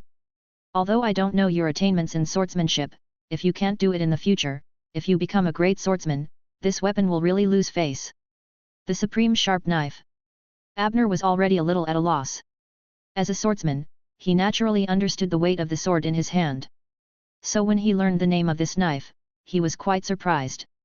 The whole person's eyes are no longer looking at the opponent's pirate group, and they are completely attracted by the weapons in their hands. Your Majesty, Abena will definitely complete the mission you have given us. When no one noticed, Abena knelt directly on the deck, knocked his head tightly on the ground, and shouted loudly with respect and gratitude. June just glanced at them and showed a kind smile, without observing too much. Chang Nyo also smiled, and then said, "Get up. This matter is not as serious as you think." His Majesty not only saved Abana's life, but was also willing to trust Abana so much. Everything I did was deserved. Abana continued to speak excitedly. Okay, get up quickly and don't let the other party feel how harsh we are. Chang Nyo finally couldn't help but said directly. His eyes had never left the ship of the 9 Snakes pirates, and he really didn't have much thought to turn around and deal with Abana. The two ships are now getting closer and closer, and people on both sides can clearly see each other's faces, but they have not fired at each other. For Hancock's group of pirates, they probably didn't think about it. Want the other person's life. Then the people on Chang Nyo's side were even more different. When they saw that there were indeed women on the other side's boat, everyone almost abandoned the boat and wanted to go up and enjoy it. Oh, these are 2 big snakes. Gagoya stood there and looked at the 2 snakes pulling their boat, and couldn't help but be surprised and sighed. This pirate group is really different. Your Majesty, do you need your subordinates to go up and investigate first? Junhee asked calmly. Let's talk first and then talk. Chang Nyo is not so anxious now. Although the ship has been partially destroyed by Kizaru, it will not fall apart immediately. The Kuja pirates. On the boat here, the women were also carefully watching the people on the opposite boat. For these people, they have no idea what the flag flying on the abbey belongs to. It is a merchant ship or something belonging to a certain country. They don't care at all. For them, as long as they are not ships of the navy or the world government, it has almost no impact. It is because of this mentality that the people on the 9 Snakes pirates have no feelings at all about the Abri, which has gradually begun to get closer to them. Sister, none of the people above them seem to be afraid. Groud saw that the people on Abby's account were all interested in admiring the beauties on them. The 2 ships are now only about 50 m apart, so the shouts of the people on the ship can now be heard clearly. It's just that the distance between the 2 ships is still getting closer. How could Hancock not notice it? She had already sensed that something was wrong. The people above her were acting too calmly. Generally speaking, whether it was a ship from a certain country or a merchant ship, their first reaction when seeing a pirate would be to either take a detour or leave. There was fear on her face, but in her eyes, the people on this ship didn't seem to care at all whether they were pirates or not. Queen Snake Princess, they have all entered our attack range, do you want to start attacking now? Just when Boya Hancock was still hesitating, a woman standing on the deck shouted loudly towards her. But now there is no time to hesitate, the ships on both sides are about to get close to each other. On the Abri, Chang Nyo looked at the situation and turned to Junhee and Abana and said, let's go. Go and see them, remember not to do anything casually later. Okay, Your Majesty. The 2 said together, and then directly followed their Majesty's figure and quickly moved to the ship of the 9 Snakes pirates. Only then did Hancock realize that his feeling was correct. The people on the other side's ship were even stronger than he had imagined. Chang Nyo led the 2 of them and jumped directly to the pirate ship. According to their current strength, all the people on the entire pirate ship combined were probably not enough to kill 3 people. At this time, the 9 Snakes pirates were not as powerful as they imagined, and even Chang Nyo had overestimated their expectations. Boya Hancock. After Chang Nyo jumped on the boat, he walked directly to Hancock, mainly staying here to be able to recognize him at a glance, with his iconic clothes and beauty. I had watched it in the anime before, but I didn't expect that after seeing her in person this time, she was indeed the same as I imagined. As the most beautiful woman in the pirate world, she can definitely bear such a title. The woman in front of her has fair skin and is at least about 1.8 meters tall. Her body is very well proportioned, especially the golden proportion of facial features in appearance. It is simply the best arrangement of the creator. The entire pirate ship was on full alert. As long as they made the slightest move, these people would rush up and fight like them. Especially Groud, who was standing at the front. This fat girl looked to be about the same age as Chang Nyo. She was holding a spear in her hand, pointing directly at Chang Nyo, with fierce and firm eyes. Groud, please step back first. Hancock walked up to Groud and gave him instructions. Behind Chang Nyo stood Junhee and Abana, especially Abana. The look in his eyes and the aura exuding from his body at this moment had even overwhelmed the people on the entire pirate ship. Are you Boya Hancock? Chang Nyo asked again, looking at the beautiful woman standing in front of him. You came here specifically to find me? What is your purpose? Hancock still maintained his arrogant aura, as if speaking condescendingly to Chang Nyo. Chapter 95 The Angry Domineering Look. She is indeed pretty good looking, with exquisite facial features and a perfect figure. She is the most beautiful woman in the pirate world. Chang Nyo smiled and looked at Hancock in front of him. How dare you tease my sister? If I were you, I would definitely recognize the facts. According to your current strength, any one of the two people behind me can destroy your entire pirate ship. But I am not interested in these things, and so are you. What a coincidence.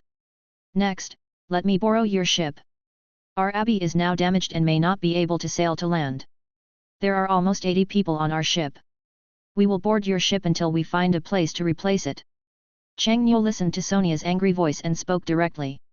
Hancock is not unreasonable. The most important thing is that he can clearly understand the current situation. The opponent's strength is indeed as he said. I am afraid that any one person can destroy the entire pirate ship now. Why do you know me? Who are you? Hancock asked. The Kingdom of True in the South Blue Sea is occupying your ship now. I hope you can cooperate well. Chang Nyo said. I am a pirate, and I will not compromise so easily even if I die. Hancock's expression immediately turned cold as he faced Chang Nyo, and she shouted loudly, Captive's arrow. Hancock used his devil fruit ability and put his left hand to his mouth. When he pulled it out, a huge red heart shape appeared. Then he pulled the heart shape directly with his right hand. When he let go, the whole heart shape appeared. The heart shape immediately turned into countless pink flying arrows. However, the target of his attack this time was not Chang Nyo, but everyone currently on the abri. Careful!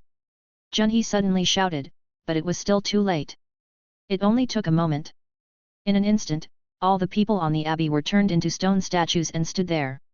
Their faces still maintained their original expressions, and they didn't even have time to react. Court death! Chang Nyo stood on the spot and shouted angrily, his domineering aura instantly sweeping across the entire area.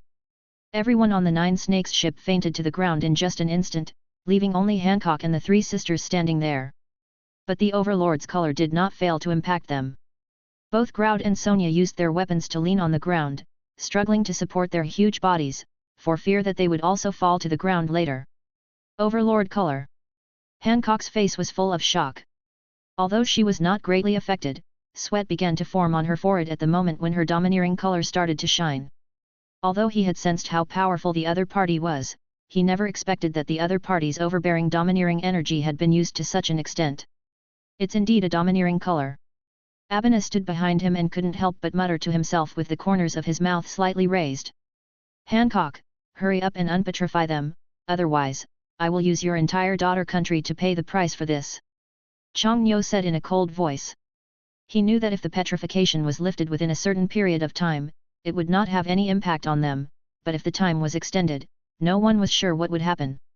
Let the people on this ship go, and I will help them unpetrify them. Hancock's voice started to tremble a little as he said. He didn't want to use the lives of people like himself to pay for this mistake of his. The other party's strength was beyond her imagination. At the beginning, she just wanted to use the truth of those people to contain Chang Nyo, but the result was beyond her. The range that can be tolerated. I had no intention of disturbing you, I just wanted to treat your ship as if it had found a relatively nearby place to dock. I can forgive you for your unreasonable behavior this time, and after landing, I can also pay you 100 million belly as compensation. Chang Nyo said calmly. Good. Hancock said. There was no choice for him now, but just when he was about to undo the petrification, Sonia, who was standing behind him, suddenly shouted, Sister! Little girl, I advise you not to do stupid things. As long as my Majesty gives orders, I don't mind letting you reunite in another place. Before Sonia could say anything, Abena had already come to his side without knowing when. The entire knife was already placed on the opponent's shoulder. Although he did not pull it out, this aura belonged to a swordsman. Instantly made Sonia's eyes glazed over. Stop! Hancock quickly pushed Sonia away and looked at Chang Nyo with worried eyes. Abena, you and Junhee go back to the boat first. I want to talk to them alone about something. Chang Nyo said with a smile with the corners of his mouth raised slightly. Then please be careful, Your Majesty. Junhee said. These two people are not worried about their Majesty's safety at all, especially Junhee, who is very aware of his Majesty's abilities. When he first fought against the CP, Junheko saw with his own eyes that his Majesty's Devil Fruit ability was just like a natural fruit. No attack could hurt him at all. The two of them looked at each other. Although they didn't know what Chang Nyo was up to, they still jumped back to the Abili very wisely. Watching the two people leaving, everyone on the ship was now in a coma. Chang Nyo sat on the stool on the deck without any politeness.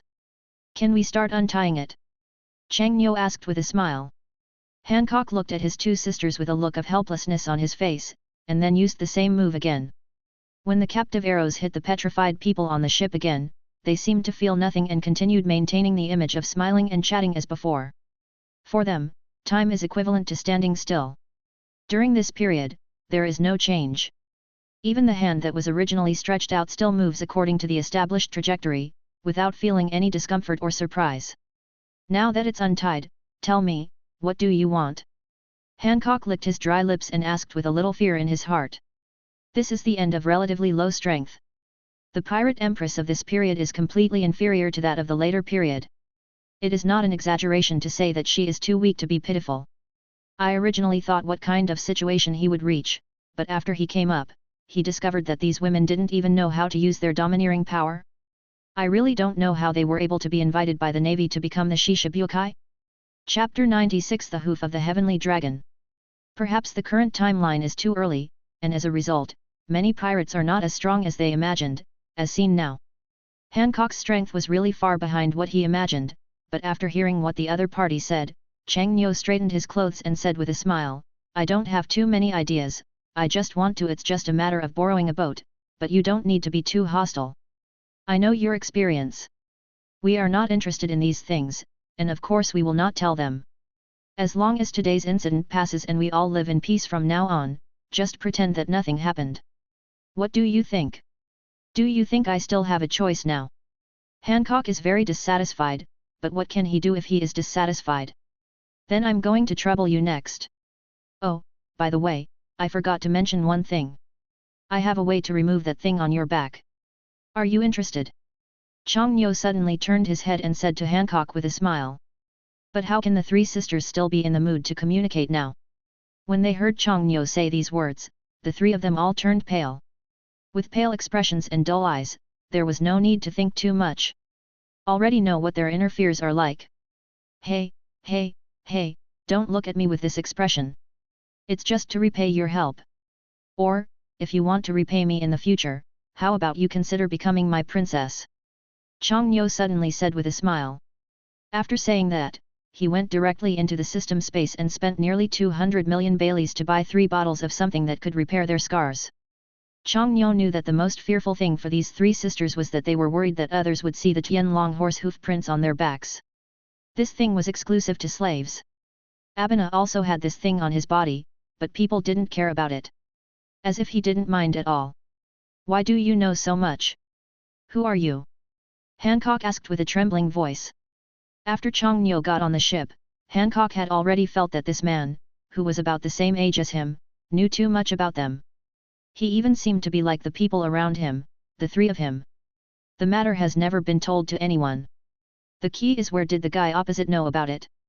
This kind of thing makes people think about it with horror, and Hancock is certainly no exception.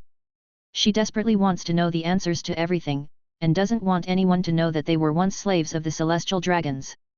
This is also the most painful point in their lives. Well, what can I do if I know? Didn't I just come back from Marie Joya? I found something with a Tianlong. Your name seemed to be recorded on it, but it has been burned by me. Besides, that is, I also killed that Tianlong man.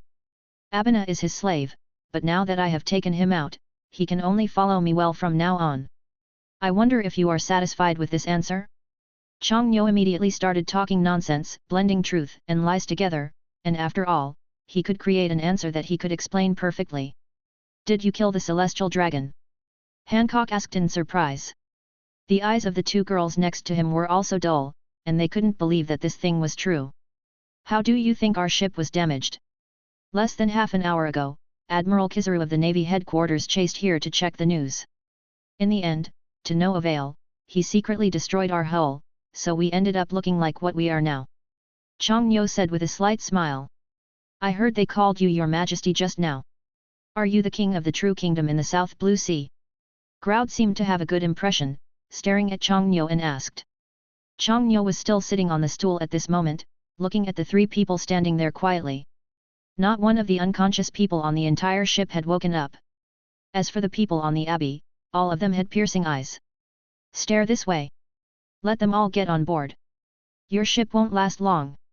Hancock looked at Chang Nyo and did not answer Groud's words.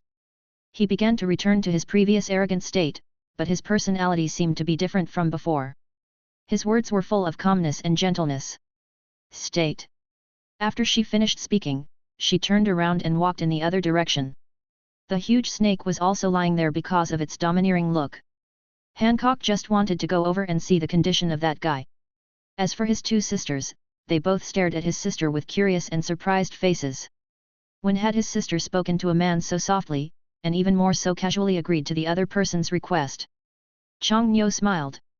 Let's not talk about anything else. From the first moment he saw this woman after boarding the ship, he was indeed full of affection. Just from the appearance, Hancock was definitely in the minds of all men. Goddess. Although there may be some shortcomings in her character, after understanding her life past, one can basically sympathize with her current state. What island is closest to here? Chang Nyo asked, looking at Groud and Sonia with a smile. You're talking about this? Well, it should be the closest to our daughter's country. It should take about 3 days to get to our place from here. In our impression, it takes almost 2 days to get to the nearest island, but there is no one there. No one to live in, let alone any replacement ships. Then the next inhabited island is far away. I'm afraid it will take at least 7 days to arrive. Sonia looked at Chang Nyo and said quickly. Chang Nyo didn't even understand it himself.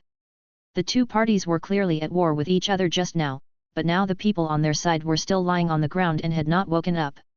Now they seemed to be very familiar with each other. Groud also had the same expression. He didn't care at all about what happened just now, and he was full of affection for the man in front of him. According to what you said, it's a bit of a headache. This matter will be more troublesome to deal with. Chang Nyo said with a sigh. While he was still chatting, Junhee had already started to pack up and move towards the ship with other people on the ship. This time it was a good opportunity to catch up, mainly because the people on their ship were I brought a lot of women's clothes here, but now they have no use in bringing them back. They can just be given as meeting gifts to these women in the daughter kingdom. Moreover, they needed to move a lot of things.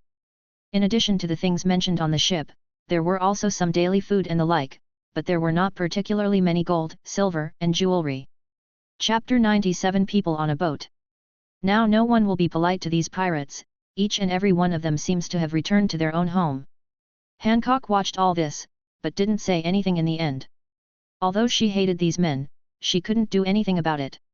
However, the two Groud sisters are having a good chat with Chang Nyo now, without any hostile behavior at all. However, those lying on the ground were still lying on the ground. Only 3 people in the entire QG pirates were still able to chat. Hancock stood on the deck. The snake that belonged to his mount was still lying peacefully on the ground. In her eyes, the people on the abbey were moving towards their ship one by one. Things, even with a look of disgust, she could only do this. On the ship, Junhee was still wary of Hancock. The other people on the ship were busy moving things. Although the abbey would not sink in a short time, the people on the ship already regarded it as a ship that was about to sink. After receiving the treatment, everyone hurriedly began to move the items one by one to the Nine Snakes pirate ship. After the last person boarded the ship, Junhee took inventory again, then walked to Chang Nyo who was chatting with 2 women and said, Your Majesty, everything has been prepared and completed, and there are many people. Okay, then get ready to go. Chang Nyo said with a smile. At this moment, the fainted members of the Nine Snakes pirates are also waking up one after another. Although they are still a little shaky after standing up, the first moment they wake up, they are all on guard immediately and holding the weapons in their hands. Get ready to attack. If Hancock hadn't still been standing on the deck, the conflict between the two sides might have escalated again. Why don't we start? We're on my ship, so please don't give us any orders. Hancock walked next to Chang Nyo, and happened to hear what he was saying to Junhee, and he immediately became angry and said, Why bother with this kind of thing? Now we can be considered as people in the same boat. Anyway, your boat has such a big space. When we get to the next stop, the two parties will be in peace. Chang Nyo said with a slight smile. Hancock stood there hesitating, wanting to say something, but in the end he still didn't know how to open his mouth. Sister, King Changnyo doesn't have any bad intentions. Besides, after we send him to his destination, they will pay the corresponding fees. I think this is good. Groud stood up and said. Grud, what benefit has this man given you? Don't forget that we are in this together. Hancock said. Don't divide us so clearly. If your daughter country can provide us with a ship, then we can also make discoveries on our own. In such a special situation, it is not what we want. Changnyo said. There is an island only 2 miles away from here. We can only send you there. You can figure out what happens by yourself. Hearing what Hancock said, Junhee didn't have a good expression. He looked at each other seriously and coldly and said, Do you think we are negotiating terms with you now? Please don't bring your status to be equal to ours. If you talk to our Majesty again with the same attitude, I don't mind letting this ship become the private product of our kingdom of True. Junhee, we are all a group of girls. Don't speak so harshly. We will spend a long time together in the future. In the future, I may become the princess of King Taru you call me. Changnyo was reprimanding Junhee on the surface, but everyone could understand the underlying words. Can such words be called a reprimand? He was talking leisurely all the time, speaking so slowly, with a smile on his face, and didn't take what Junhee said at all seriously. 2 people, one is a good person and the other is a bad person, but the size is still just right. Let Barlow control the direction of the ship and check the nearest island to us, especially the one where the ship can be found. If that doesn't work, go directly to the Seven Waters capital. Changnyo said to Junhee again. Said once. No, we don't have that much time to accompany you. The capital of Seven Waters is too far away from here. I hope you won't go too far. Hancock said coldly. That's right, King Changnyo. It will take at least half a month to reach the capital of Seven Waters from here. People in our country are still waiting for us to go back. If it takes a long time, it will definitely cause them to worry. Sonia also said. How about we go to your country? Changnyo touched his chin, thought for a moment, and said with a smile on his face. But our country does not allow men to come close, otherwise my sister will be angry. Sonia said. Your Majesty, why bother talking nonsense to these people? In the worst case, you will die with them. Every one of the women who had woken up on the ship cast angry looks, especially when they heard that Changnyo was going to their country. Each and every one of them couldn't help their anger and shouted directly at Hancock arrive. Are they a little too noisy? If that doesn't work, how about letting them sleep again? Changnyo said with a smile to Hancock. The opponent himself was already in fear and embarrassment, and now he was even more caught between his subordinates and the unbeatable Changnyo. She could only stand there and clenched her fists, frowning but not saying anything. Junhee, tell Barlow to move towards the nearest island. If you encounter other ships on the way, just dock close to them. We can't embarrass these people too much. Changnyo said. Okay, Your Majesty. After all, there are differences between men and women. Tell them not to walk around casually on this ship. Changnyo ordered again. Junhee nodded, and then began to follow the instructions. You should be satisfied now, right? Changnyo looked at Hancock and said helplessly. The other party is now completely like a little girl. She has no opinion or even any thoughts of resistance. She understands how powerful the other party's group is and can only maintain the status quo for the sake of the people of her own country. Do you really have something that will erase the scars on our backs? Hancock asked cautiously, his voice was not very loud and he was afraid that others would hear him. A shy look was also reflected on her face at this moment, and she looked quite cute. Being able to say this sentence already represented that she had mustered up the courage, and even the matter itself was the last thing she wanted to face. Chapter 98 Pleasant Voyage. Now I no longer care about how Changnyo knows the secrets about them, but the things behind them have indeed been bothering them for many years. Even though they feel a little embarrassed, they still have no choice but to ask. The 2 sisters Sonia and Groud standing next to Changnyo also stared at him expectantly, licking their lips constantly, also looking forward to getting a definite answer. It's not the time to discuss this matter yet, but what I can tell you is that since I have said it, it is true, and you don't have to have any doubts. Changnyo said with a smile. Okay, I get it. After listening to Hancock's words, Sonia looked around and asked in a low voice, King Changnyo, this matter is very important to us. I just want to confirm again, can you really do it? Don't worry, I won't mind giving you things when we dock. Chang Nyo said with a smile again. Smiles suddenly appeared on the faces of her two sisters.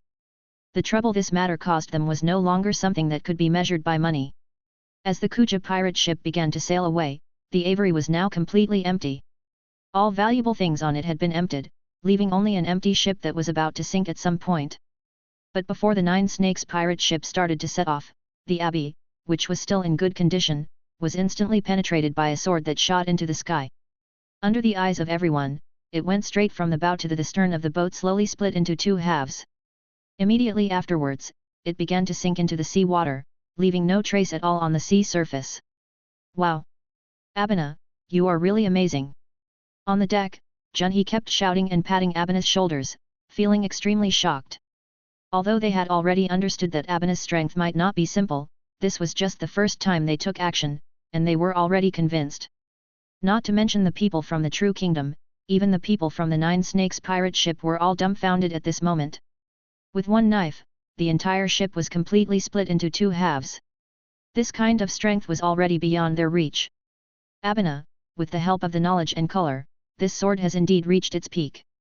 Chang Nyo couldn't help but walked over and praised Abena without hesitation. Your Majesty, I have heard Captain Junhee mention that you once killed an out-of-control natural devil fruit dog with one knife, and most importantly, you once destroyed a small island with a knife. At least this one thing I can't do right now, in Arbon's opinion. Abena said respectfully to Chang Nyo. You really can't hide anything. Chang Nyo looked at Junhee, who had lowered his head now, and said with a speechless expression.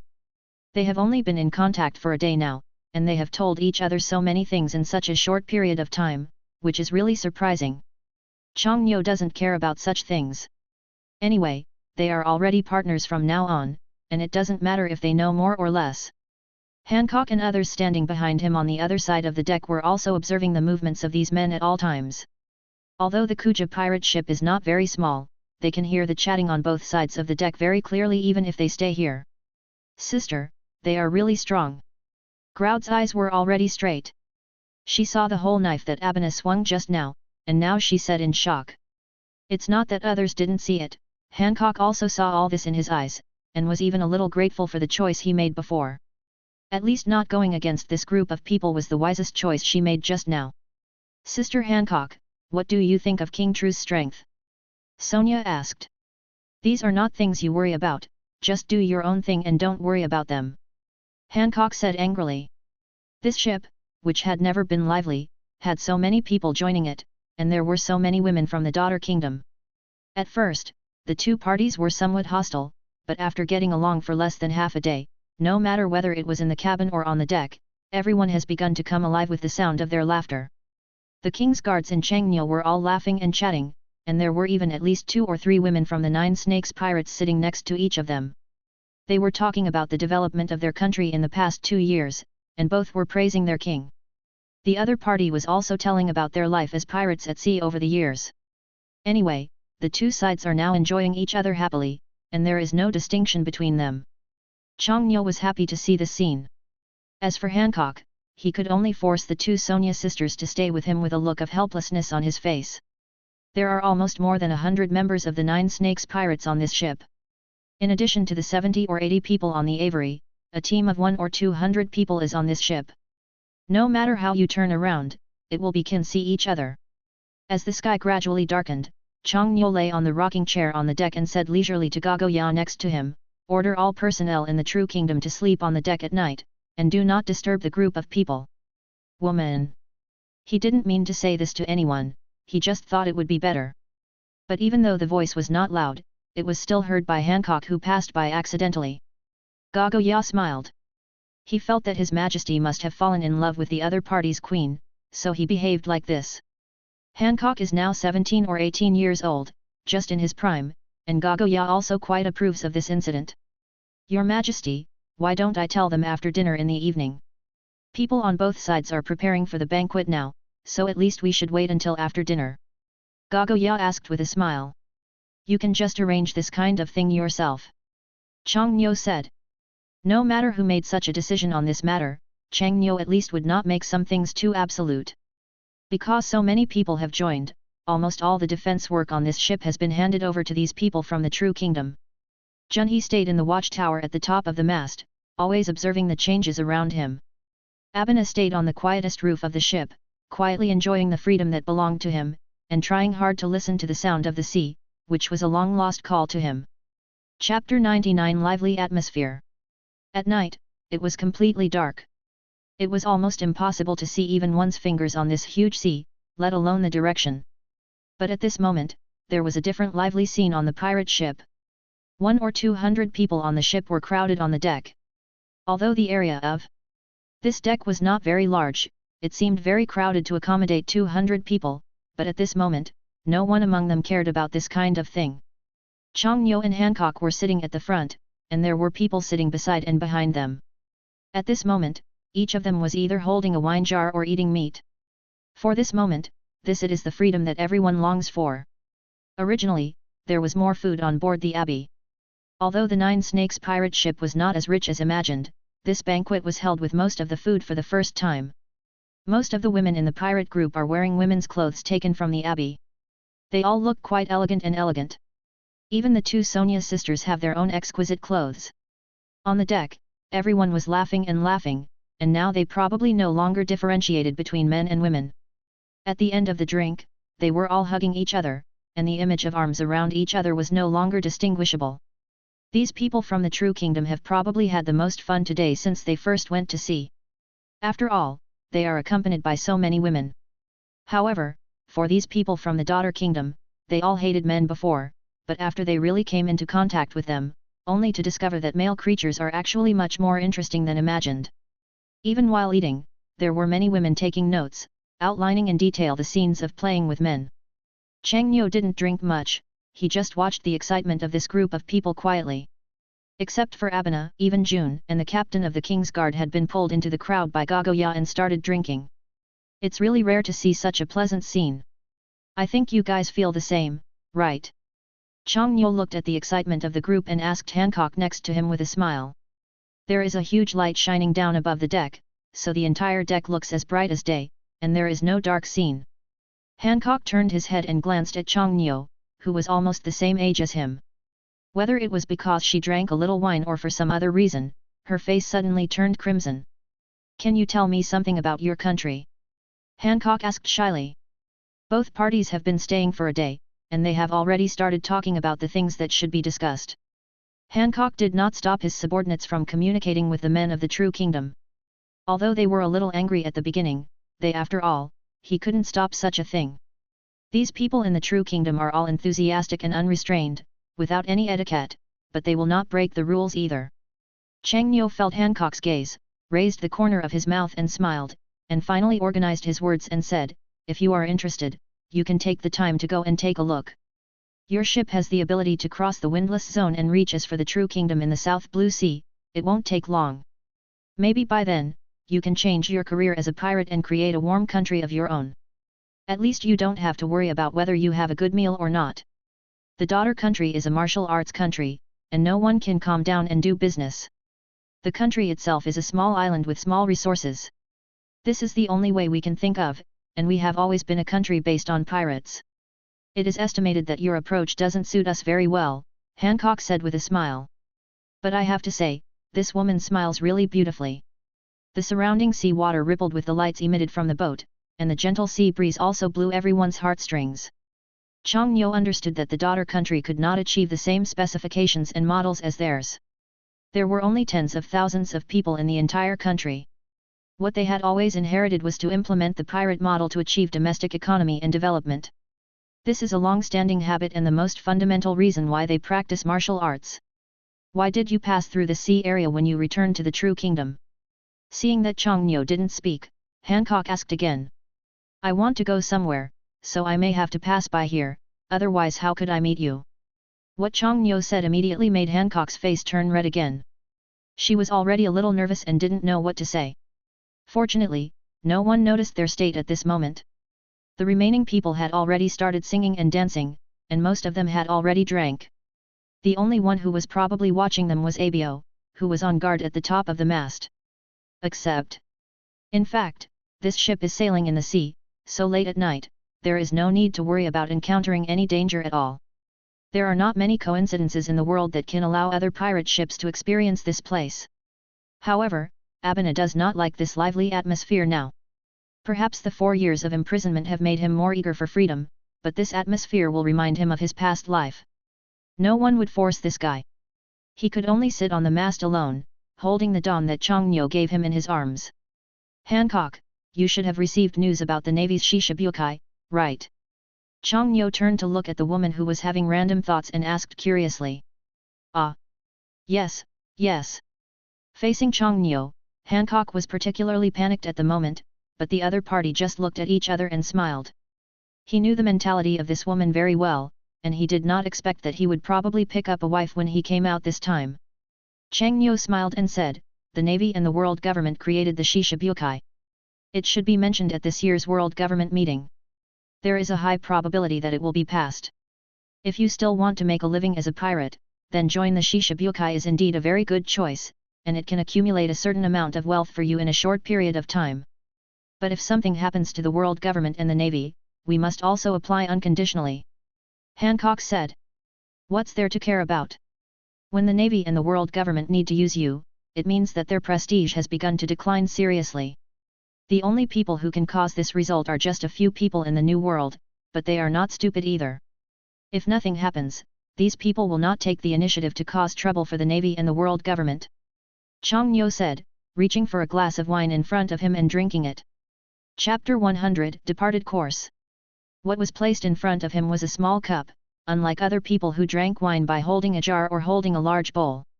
Hancock, who was next to her, was also thinking about what Chongnyo said, and the granny knew that she had previously remembered had said almost similar words to her. Sitting there, Hancock's expression gradually began to calm down. She did not turn her head, but said directly, I hate those people in the world government. Even thinking about working with them in the future is disgusting. What about those people behind you? And how should you explain to those people in the country? Chongnyo said. Hancock was deep in thought and didn't speak. Others had fallen to the ground. Regardless of whether they were men or women, they had all fallen asleep on the ground and no one thought about getting up. For the current weather, it doesn't matter even if you lie on the deck. Even on the sea, it is a bit hot at the moment. With the sea breeze blowing through your body at night, this should be regarded as the most comfortable massage. Go to rest early, it's getting late. Chongnyo reminded. How about you? I'll stay here. It's better to leave those rooms to your own use. Chongnyo said. Anyway, she didn't know what Hancock was thinking, but in the end she got up and started walking towards her room. People lying all over the floor had to look every step they took to make sure they didn't step on anyone else's body. Those lying on the deck were always leaning on the edge. If it weren't for the guardrail, they would have fallen into the sea. Junhee, the captain of the King's Guard, was also drunk and unconscious at this moment, and there were only a few people on the ship who could stay awake. As soon as Hancock left, Abena, who had been staying in the room above the mast, appeared directly beside Chongnyo and said curiously, Your Majesty, you seem to be interested in this pirate empress. Can you see this? Chongnyo said with an unabashed smile. The next day, the sky had begun to get brighter. At this moment, everyone was still lying on the deck. I don't know who screamed, and the drunk people suddenly started to stand up in a daze. The shout was from a woman's voice. She hurriedly ran to the deck and shouted to Sonia, who had just stood up unsteadily, Sir Sonia, the Nine-Snake ship is actually sailing in the direction of our country. Everyone was drinking on the deck the first night, and no one was controlling the ship. However, the ship was different from other ships. Others only used sails to sail forward. The key is that there was a boat in front of it. Two huge creatures, when there is no wind, they will quickly pull the boat forward. No one expected that when no one is steering, these two guys will actually move straight towards the direction of the daughter country. Sonia suddenly woke up. This place was only a few days away from their country, and she never expected that she had already reached this place. Awakened by the shock, all those who were lying down were now awake. Everyone stood up in a daze and asked what happened.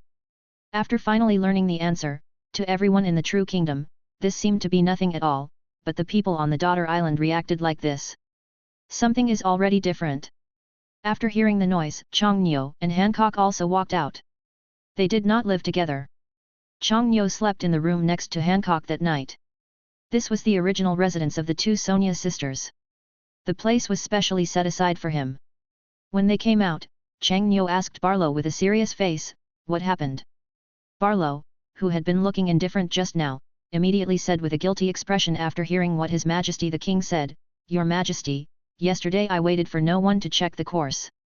When I woke up in the morning, I found that the ship had automatically moved towards my daughter. We are heading in the direction of the island and are now approaching the edge of the calm zone. Which island is closer now?" "Your Majesty, we are almost close to the windless zone. There are no islands closest to it now. But the closest one, I looked at it, it should be the Navy's Judiciary Island. It will only take a day to get there at most." Barlow glanced at the map in his hand and said, "Daughter Island is located in the windless zone on the edge of the entire Grand Line. For Chang Nyo, he does not want to go to this place now. But now the people on the Nine Snakes ship are all pirates. It is estimated that before they get close to Judiciary Island, they have already begun to be attacked fiercely by the other party. This question seems rather embarrassing. Although Chang Nyo is the king of the true kingdom, those people who stay on such a ship don't know who is who. After all, few people have seen him. Hancock, what do you think about this matter?" Chang Nyo turned his head and asked Hancock, who was standing beside him without speaking. After a night, Hancock's expression obviously changed. His eyes looked confused when he looked at Chang Nyo. "It will obviously be farther from Daughter's Island from here, but if you proceed through the windless zone, the time to reach Daughter's Island will be much shorter, but in comparison, it is indeed relatively close to Judiciary Island. Other than that, there is no way to go outside, and even the nearest island will probably take at least half a month to reach," Hancock said. The Empress said, "Yes, we have missed the first uninhabited island. As for the following ones, we have deviated too far from the course. Either we can only enter Amazon Lily through the windless zone, or we can only take a detour." "Justice Island goes somewhere else," Barlow said. Chang Nyo stood there and thought for a moment, then took a deep breath and shouted to Abena, who couldn't see anyone at all, "Abena, look carefully around to see if there are any merchant ships or pirate ships passing by." Although Abena didn't know where he was, the next second he heard the sound, he immediately appeared above the highest directional mast of the entire ship, and then turned on his sense of knowledge to sense the surrounding situation. The people from the Toru kingdom who came over couldn't understand why His Majesty the King had to choose this way. Wouldn't it be good to go directly to Daughter Island? But Hancock seemed to be the only one to notice these things. His eyes showed great emotion, and at the same time he had another view of the man in front of him. In this place where birds don't poop, let alone pirate ships and merchant ships, even two seagulls have not appeared in the sky.